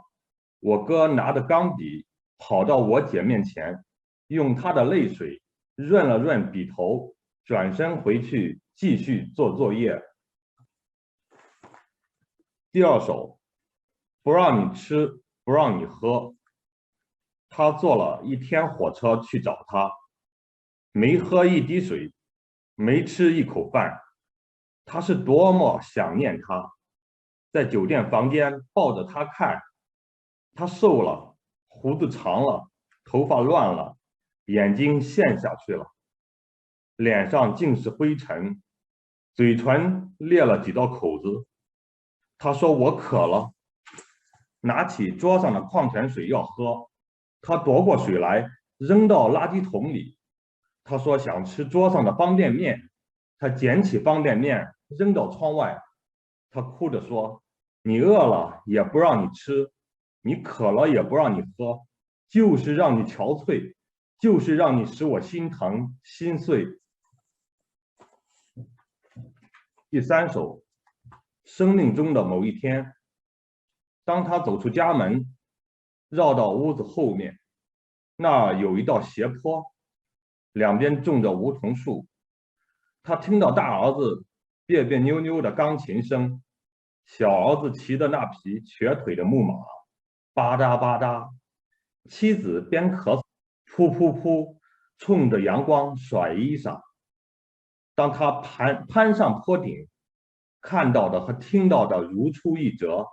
他看到屋子里每一个人身上都笼罩着一圈光芒，妻子的光芒，大儿子的光芒，小儿子的光芒，保姆的光芒。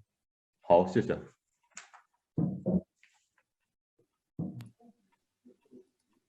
Thank you so much. 谢谢。Thank you for the readings. So we're continuing.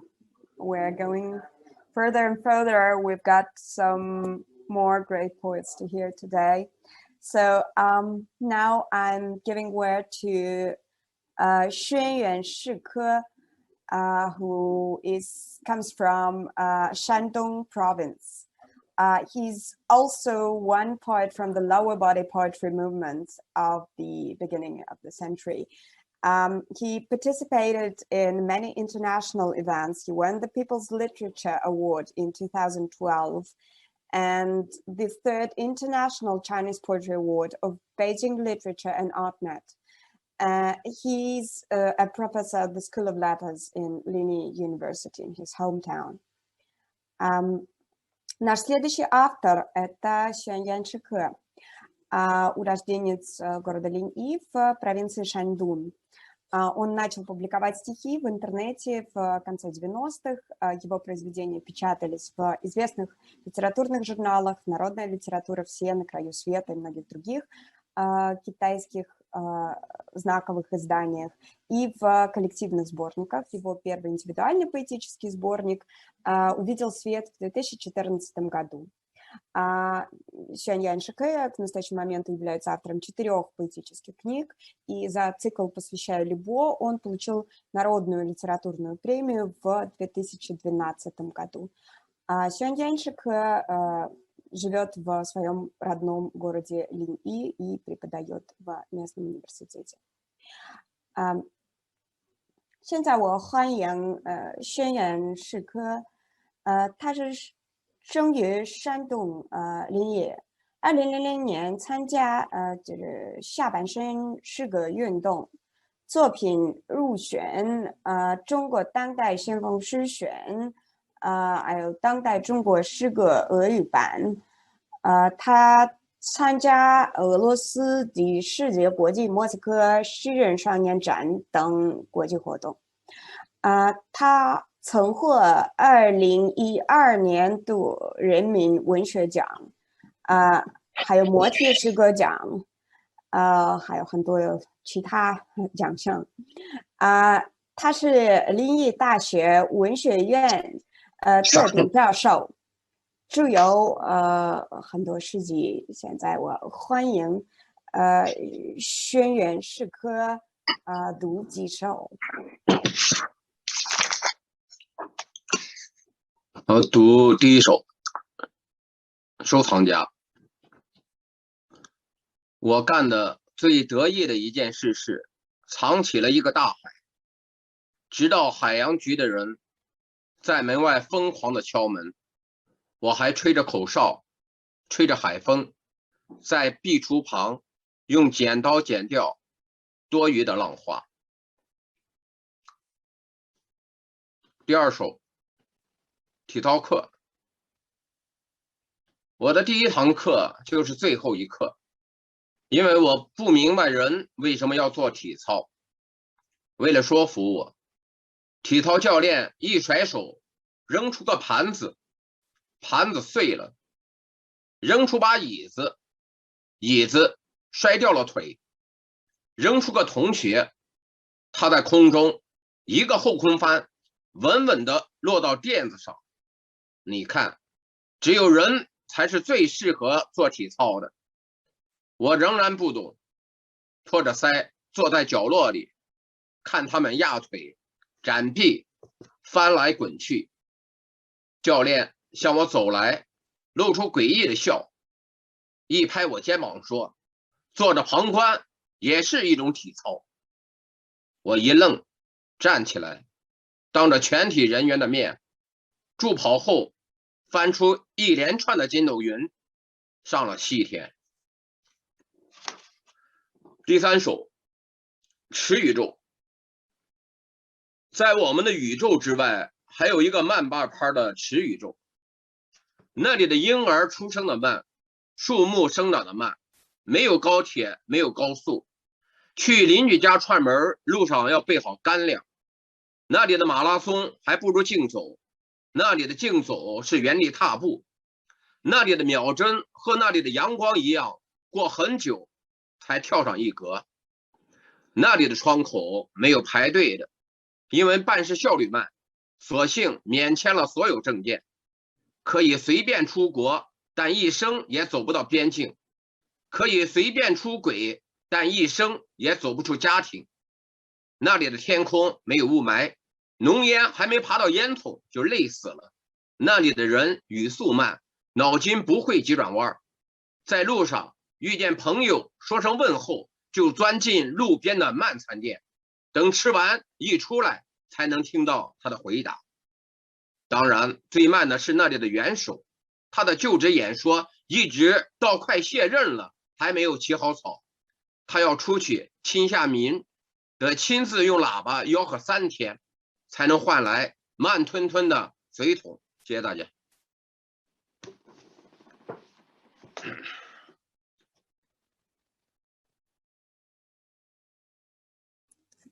Thank you, 轩辕世科. It was great to hear the poems. And now, well, this I want to emphasize one more time. So this festival is all about different traditions, different forms of poetry, different languages we write, we speak in. And it's so great to have a variety of different traditions of different languages here. And it's great to welcome our next author, who is Liu Weitong. He's a poet, a writer, a photographer from Hong Kong. He has been awarded several literary prizes in Hong Kong and Taiwan, including the China Times Literary Award, the United Daily News Award, and the Hong Kong Arts Development Award for Best Artist in Literature. And he often receives invitations to participate in different local and international literary events. And since his debut, he has published 13 collections of poetry. And it's great that we have this opportunity to hear his reading today in Cantonese. I will make a brief introduction in other languages too. Наш следующий автор Лю Вайтун, поэт, писатель и фотограф из Гонконга. Поскольку наш фестиваль посвящен поэзии в разных ее формах, прекрасно, что сегодня можем услышать поэзию на разных языках. Лю Вайтун прочитает свои стихи на кантонском. Лю Вайтун был удостоен многих литературных премий в Гонконге и на Тайване, в том числе премии правительства Гонконга за развитие искусств для лучших специалистов в области литературы. Он регулярно принимает участие в местных, в международных литературных мероприятиях, в том числе принимал участие в Сингапурском фестивале писателей в 2016 году, и с момента своего дебюта в 1995-м опубликовал 13 сборников стихов. Лю Вайтун живет в Гонконге и на Тайване.廖爱堂他是个香港作家、摄影师、自由撰稿人，曾任书店店长、杂志编辑，还有上了专栏作家。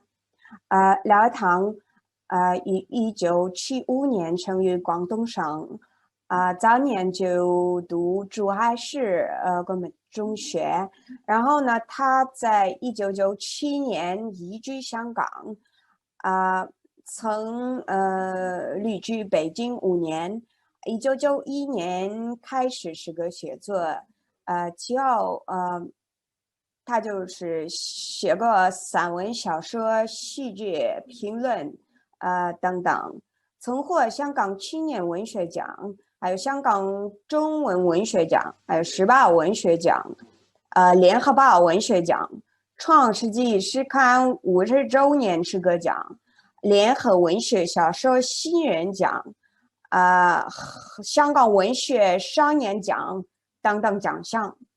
2012年获香港艺术发展奖年度最佳艺术家奖，就是文学艺术。我现在欢迎你读诗。Thank you。谢谢月娘，谢谢鸣笛。接下来呢，我会用我的母语广东话给大家读2首诗。第一首叫《女燒衣》。女燒衣，燒我吧，這琳琅戲台山，於冬中彎半方寸。明天便風吹雨打，如負戰燈。昨夜笑顏藏花，難窺妝，他卻探頭望。隔海是新機場，我無法寄走一身千萬傷。夜火燒草，白鴿王槍拔連營中早遠。百鳥啼處河谷深，那戲指頭上鳳絹未除。雨中拾得平花紋，我單衣濕透月下寒晝，看一海的燈火搖蕩，天地歸於一個小漁村。有人絲線，有人牽念，有人畫柳暗花明，通通都是明天付諸一炬的好佈景。他卻探頭望，從景中懷中取出一小鏡。你看，你看，一幕後濃濃風上悠長，紅衫郎換了青衫，還是舊時裝。待我搬石頭來，那火焰來，海水上搭109台，飛機起落，你的好世界還在。這赤條條乾淨身，悲傷世界還在。然後下一首叫《後覺書》。後覺書，我在人間的歷練遠遠未夠，請讓我繼續洗碗、擦地、晾衫，請讓我再重複一次一個父親夜半的驚醒、日晏的困倦、傍晚的自然。當然也請不令把我送給森林和幽谷，不令讓我結識那些野鹿一般的青年，還有那些春溪一般的老人。我願意是被吞咽的青草，或者雪泥，也願意是漆黑中深燥血腥的公熊。哦，讓我被鹽和月光加冕那些熊生長中必不可少的事物，讓我手執鹽卷和糖橙，如興奮的造物者，在自己的腳肩上躍起，如一條不知歸的拋物線，急速穿過廚房、陽台、公車站和碼頭，每一次換氣都變成一艘遠洋貨輪的體量，全身空空蕩蕩。湛亮的甲板上，除了我一家人，運載的全是昂貴的浪沫。40歲才喝到的美酒啊！我不知道向誰稱謝，跟誰結賬。也許我應該再去一趟超市，看看是否遇見24小時待機的維特曼。謝謝。Thank you so much. Thank you, Liu Weitong. I've got a brief question for you. Can you tell us about your experience of writing in Cantonese? Because that's really interesting to know about it. Because as I've already mentioned, all this festival is about different languages, different traditions, like people writing in dialects, people writing in a mixture of dialect and language, like people writing in their native tiny languages, people writing the big tradition languages, like anything. 我就有一个小小的问题，就是我想问一下。就是用那个粤语与广东话写作是什么样的经验？是因为我们这个诗歌节的一种焦点，就是各种各样的诗歌传统，怎么样使用各种各样的语言、各种各样的方言，还有时候是同时使用。几个方言，就是几种方言。谢谢你这个问题，我觉得非常好，因为我也很感谢今天能让我用我的母语来朗诵我的诗，而不是用普通话。因为呢，粤语、广东话呢，其实我觉得它跟古老的中国之间的关系更加密切。因为呢，粤语它是由9个音的变化的，普通话只是4个音的变化。这个9音变化呢，它是更接近古音、古代的汉语的发音的，所以我们经常读那个古诗啊，用粤语来读，也会那个音韵更加动听。可能就是我自己也有这种偏爱在里边，所以平时我读古诗，我都是会用粤语读，所以然后我自己心里想的也是粤语，写出来是粤语。现在以最原汁原味的粤语传达给大家，我的同行和我的读者们。Thank you so much for your answer. I will make a brief translation of it. So unfortunately, I don't speak Cantonese. I only speak Mandarin. So I will translate it into English for a short while. So the question was all about the dialect writing, so the Cantonese writing. And like Liu Weitong told us that it's really great to be possible. It's really great to have the opportunity today to read in his mother tongue in Cantonese. Because it's a kind of a rare opportunity, and he also feels like the Cantonese has kind of an ancient floor around it. So it's kind of an atmosphere that surrounds it that is connected with the Chinese tradition, with the history of Chinese language.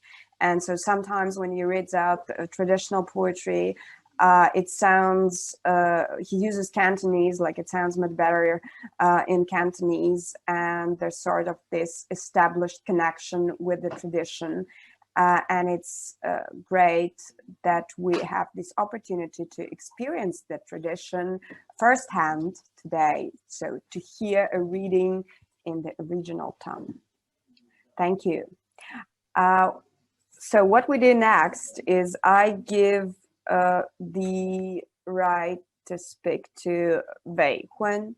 So Wei Huan is a poet and translator. She was awarded Poet of the Year by the Xizhong Poetry Club. So she's published 3 major works in translation. So she's very active as a translator. She translated also 2 novels of the Icelandic author Stephenson forthcoming in China. So she not only translates from English, actually. Her other works are widely seen in literary journals in Australia, the USA, India, and Vietnam. And currently she works at an international coordinator at Beijing Normal University in Zhuhai. Наш следующий автор Вэй Хуань, поэт и переводчик. Она в 2016 году была удостоена награды «Поэт года» от поэтического общества Сижун.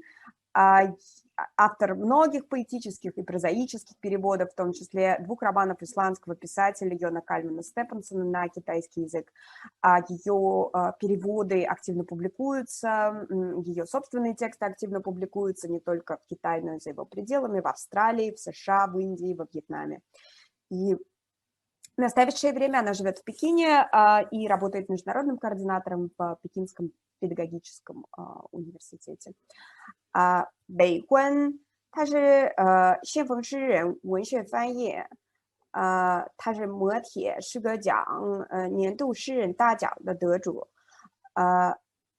他著有双语诗集，还有很多译著，包括各种各样的作品，有他翻译的冰岛桂冠这个作家的长篇小说，他们是即将在中国要上市的。他现住珠海，任职北京师范大学珠海校区。And it's great to welcome Wei Huan to read the poems. Wei Huan，欢迎你读。Thank you, Yulia. It's great work. 大家好，我是韦欢，今天给大家读3首诗，先读一首听。我坐在靠背椅上，听一间夜深人不静的房子，有时听久了，感觉门不存在，墙也不存在，在一片旷野上，声音像某种受惊的鸟，从深深的草丛中飞起。凌厉地擦过耳朵。记得有一晚，一个人在门外反复问他的手机：“你在家吗？在吗？”听了好一会儿，我差一点失声答他：“我在。”第2首诗名叫《世界》。我看见漂亮精致的女人，像瓷娃娃纤尘不染。看见其他丑陋粗鄙，日渐老去，他们的脸部、肩膀、小腹、阴道承载了100个雄性的重量。我看见一个妓女轻轻抚摸丝袜上的洞，一个年轻母亲在丈夫身后拥紧发抖的孩子。我看见一些男人像石块一样坚决，看见其他肤色比月光白，他们穿裙子遮住长满毛的小腿。发生前，他们取下假牙，放进首饰盒。他们用口中的黑阴茎宣布真理。我看见世界上一些暗处，比另一些更暗。第3首诗名字叫做《夜曲》啊，这首诗是我比较早的时候写的。高高的露台上，它们一滴一滴的坠落。经过我的窗1个小时了，它们坠落的声音一滴一滴的。深远的夜空没有眼睛，那些光芒都坠落了。谢谢大家。Thank you, Beihuan. So I want to ask you a question, a hard one this time. So for you as a translator, so the question goes like that. We have heard a great deal of poetry today on the World Poetry Day, and it's all so different, so great to hear, like many forms of it, many languages, like many types of poetics. So, and we're so different in the world, like different countries speaking different languages, we're different approaches to poetry. And what do you think, like, what really brings us all together as poetry people? So why do we feel that we all do something that can be called contemporary poetry? What unites us all? So how do you perceive it? So should I answer your question in English or in Chinese? I think it's better to, so you can answer in English and both Chinese. We can also, if you want to do a self-translation, you can do it. So for all the audiences to enjoy your answer. 我还是用汉语说吧，因为我们今天可能很多诗人都是，因为我们这一场可能是亚洲诗人比较多吧。我自己的确是我又写又译，然后你的问题其实我之前可能没有太仔细的考虑过吧，就是我觉得的确像你所说的 there are many forms of poetry， 诗歌的确有很多形式，但其实在我们选择的时候，我觉得还是要看它其实还是要看你自己的内心吧，就是你对什么样的诗歌，就什么样的诗歌能够触动你。像我刚刚出来写诗的时候，可能它是比较偏抒情的，像刚才我读的第1首诗和最后1首诗听啊，还有这个夜曲，它其实更侧重的可能是女性的一种比较幽微的感觉吧。但是后面写着写着，我觉得生活有变化了，可能这个诗歌的类型啊，或者是感受，乃至它的这个语言的质感也会发生变化，所以我后面写的诗可能就会比较接地气，就是跟我的生活息息相关的。我的确也见过挺多实验诗的，因为我的老师他是一个澳洲诗人，也是一个挺著名的这个澳华诗人吧，然后他其实也搞了很多类型的诗，写过抒情诗，然后也有口语类型的，包括这种实验诗。我觉得在我写的时候可能会从别人的诗里吸收一些灵感，但是最终还是要看我自己的生活更接近哪种诗吧，或者是说我自己的语言就是怎么样写最舒服，我可能才会采取怎么样的一种形式。当然了，我想随着这个年龄的增长，还有这个生活的变化，也许以后我的诗也会发生一些变化，但是谁知道呢？现在写作的时候，我们还是遵从这种内心的选择吧，就是怎么舒服、怎么自然就怎么来。我大概就是有这样的一些想法，谢谢。好的。Thank you so much for your answer, Weihuan. So to sum it all up, what goes on here is something that connects us to our inner self. So that's what unites all the poetry people. So the things that we're doing, we're just sort of following our soul and making poetry. And we're making poetry sound in many languages. And we still have some half an hour left in our translation. So please don't leave. We still have some great poetry here. We're continuing. We've already had some great poetry. We're going to have some more. So our next author is Liu Aofu, who was born in Jiangxi in China. He studied at the Tsinghua University and Beijing Film Academy and holds a master's degree in fine arts. He's one of the most representative poets of China's new poetry scene in recent years. So his poetry has been translated in New Zealand, Australia, Russia, and other regions. So he currently lives and works in Beijing. So we've made kind of a tour all around China, and we're now coming back to Beijing.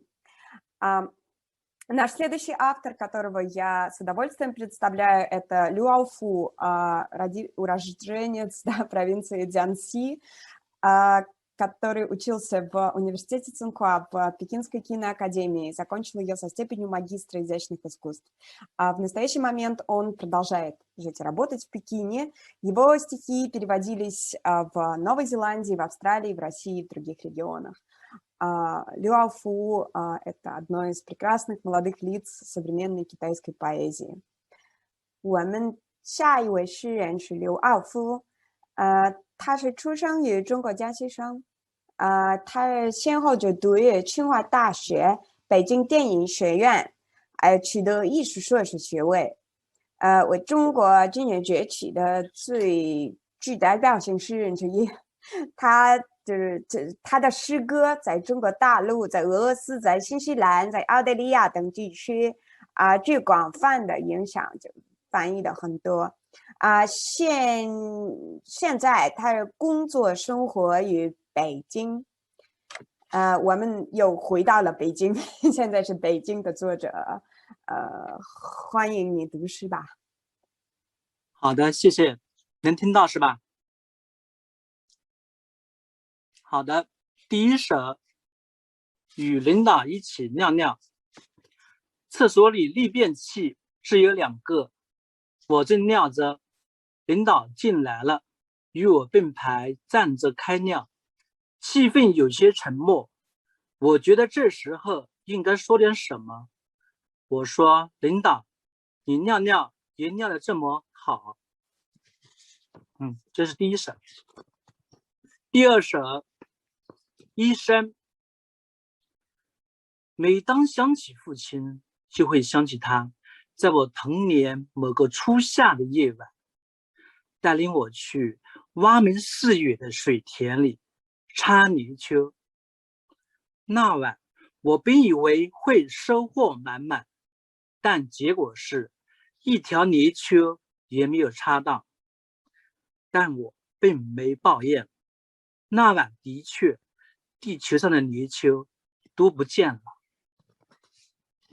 这是第二首。第三首，爱的提成。他的第一首口语诗就入了民间先锋诗歌界的2个重要选本，但他再也不写该类诗了。问其原因，他答：写口语诗没有稿费。好，谢谢。Thank you so much. Thank you, Liu Aofu. 谢谢。 Thank you. It was a pleasure. So we're here on World Poetry Day, enjoying some poetry from China, from Taiwan and Hong Kong in this part of our translation, in this part of our readings. And we've got one more author left. So we're still in Beijing. And our next author to welcome here is Li Suo, a poet, illustrator, translator, and editor. So a poet who was born originally in Anhui, but lived for a long time in Xinjiang. So now she's a graduate from Beijing Normal University with a Chinese language and literature master's degree, which she got in 2009. She started poetry writing in 2006 and published the first poetry collection in 2019. She now works in Beijing as a chief editor of Soo Young Poetry Club. So she's not only a great poet, she's also organizing some poetry events and doing something for the contemporary Chinese poetry scene. Наш следующий автор, наш последний автор на сегодня, это Ли Со, поэт и иллюстратор, родившаяся в провинции Аньхуэй, которая на протяжении долгого довольно-таки времени жила в синьцзянском городе Кашгар. Поэтому одно из ее сегодняшних стихотворений, оно будет посвящено ее малой родине. Ли Со выпускница Сианьского института иностранных языков Пекинского педагогического университета. Она в данный момент живет и работает в Пекине, работает в издательстве Sejong Books, но занимается и графикой, у нее есть совершенно прекрасные графические работы. 现在我欢迎李所，诗人、画家、译者、图书编辑。他是出生于中国安徽，然后呢，住在中国新疆。先后毕业于西安外国语大学和北京师范大学。2006年开始写诗，出版有诗集星期三的郑州船。目前他生活在北京，是磨铁读书会的主编，所以不但是个诗人，还是个编辑。我知道也是个画家，挺好的画家，欢迎你。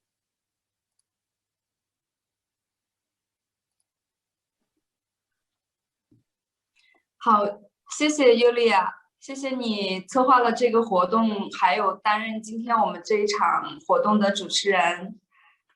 我现在为大家读2首我的诗。第一首，星期三的珍珠船。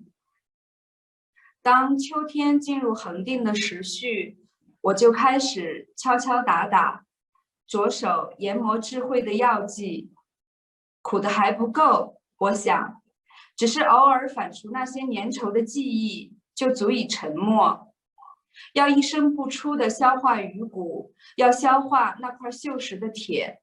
我想着这一生，最好只在一座桥上结网，不停地画线，在指挥他们建构命运的几何。我必定会在某一个星期三，等到一艘装满珍珠的船来。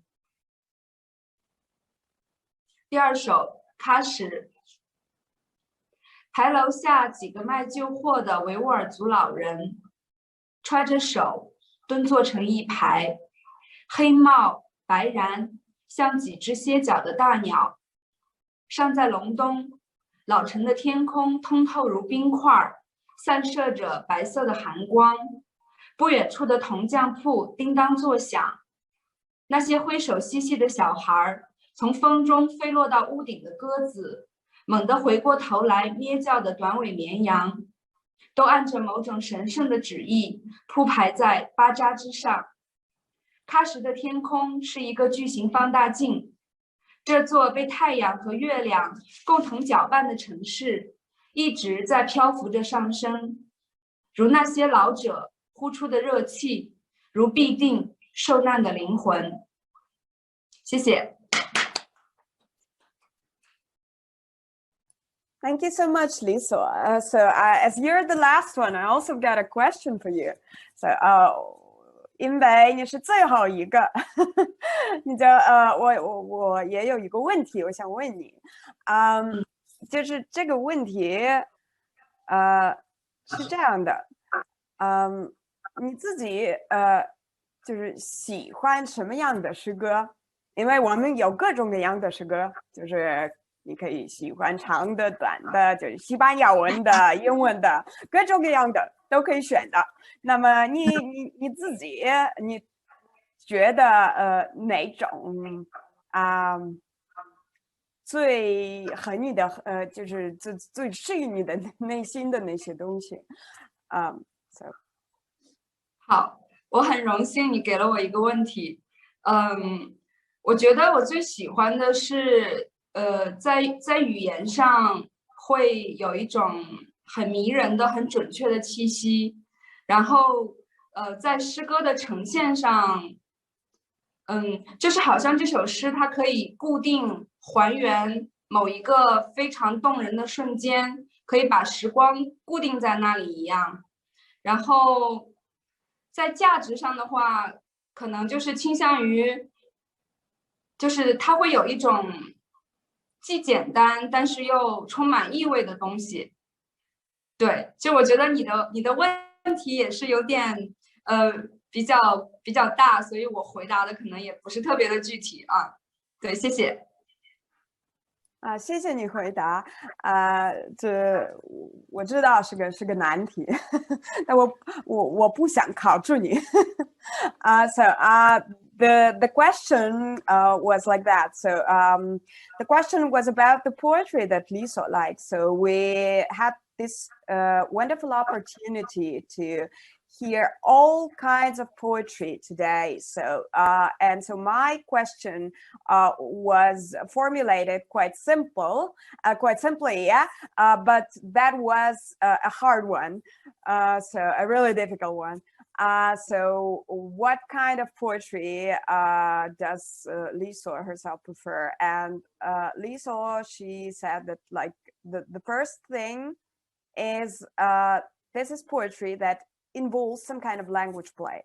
So when something is done with the language itself, so like the language is really important, like not only what goes into the poem, but the very form of it, like the language form that the poetry uses.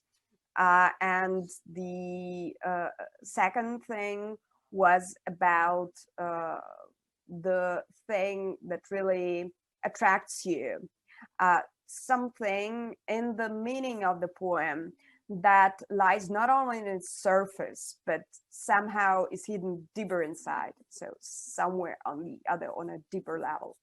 And that's it, probably.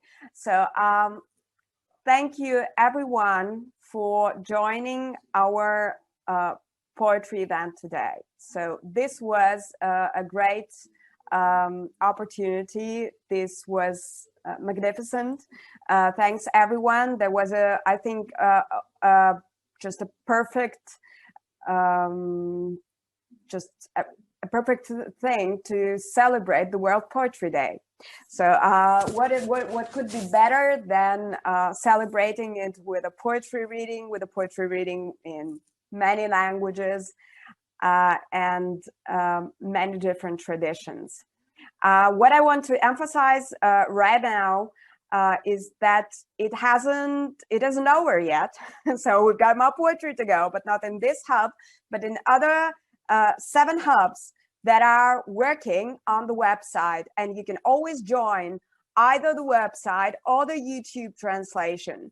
And it's possible to enjoy some more poetry, because this festival is all about poetry in transition, in translation. So if you join the website, it's possible not only to see the originals, but also to see poetry translated in a great deal of languages. So, and some poets also have Chinese translations. So for example, if you join the Eurasian Hub, there are a great deal of wonderful Russian poets who are translated into Chinese. So you also have this opportunity to experience this firsthand.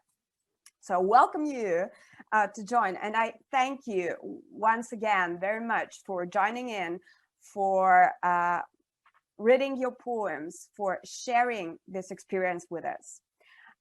现在我想感谢大家，我想再次感谢大家今天来参加这个诗歌活动。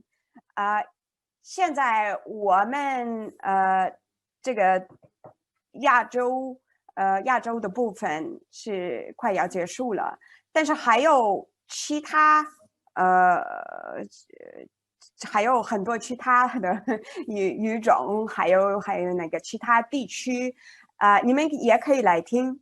还有很多来自非洲来自俄罗斯来自美国的诗人还尚未读他们还会读他们的作品特别是就是那些美洲诗人是因为时差的原因他们还没有开始，所以他们还要开始的。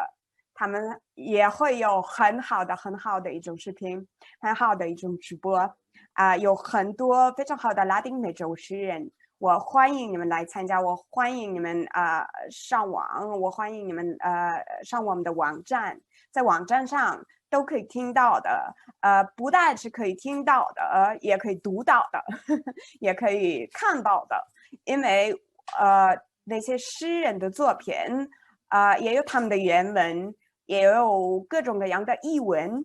我觉得很多拉丁美洲诗人，很多俄罗斯诗人也有中文的那个译文，你们也可以来欣赏，所以我欢迎你们来继续参加我也再次感谢你们的支持。好，谢谢大家。Спасибо большое еще раз всем за участие в этой прекрасной трансляции из нашего хаба Восточная, Юго-Восточная Азия, Австралия и Океания. Сегодня мы послушали множество прекрасных поэтов из разных уголков этого огромного региона. И сейчас мы завершаем нашу трансляцию, но я хочу подчеркнуть, что мероприятие не закончилось. Мы продолжаем отмечать Международный день поэзии, Всемирный день поэзии, потому что трансляции во многих хабах еще ведутся или предстоят, потому что трансляция, в частности, из хаба, где представлена будет Северная и Южная Америка, из-за разницы по времени начнется намного позже. Поэтому я призываю всех оставаться с нами и продолжать слушать стихи, продолжать читать поэзию на сайте и наслаждаться этой прекрасной, блестящей возможностью единения, которая есть у нас сегодня. Спасибо большое, друзья. Мы заканчиваем нашу трансляцию.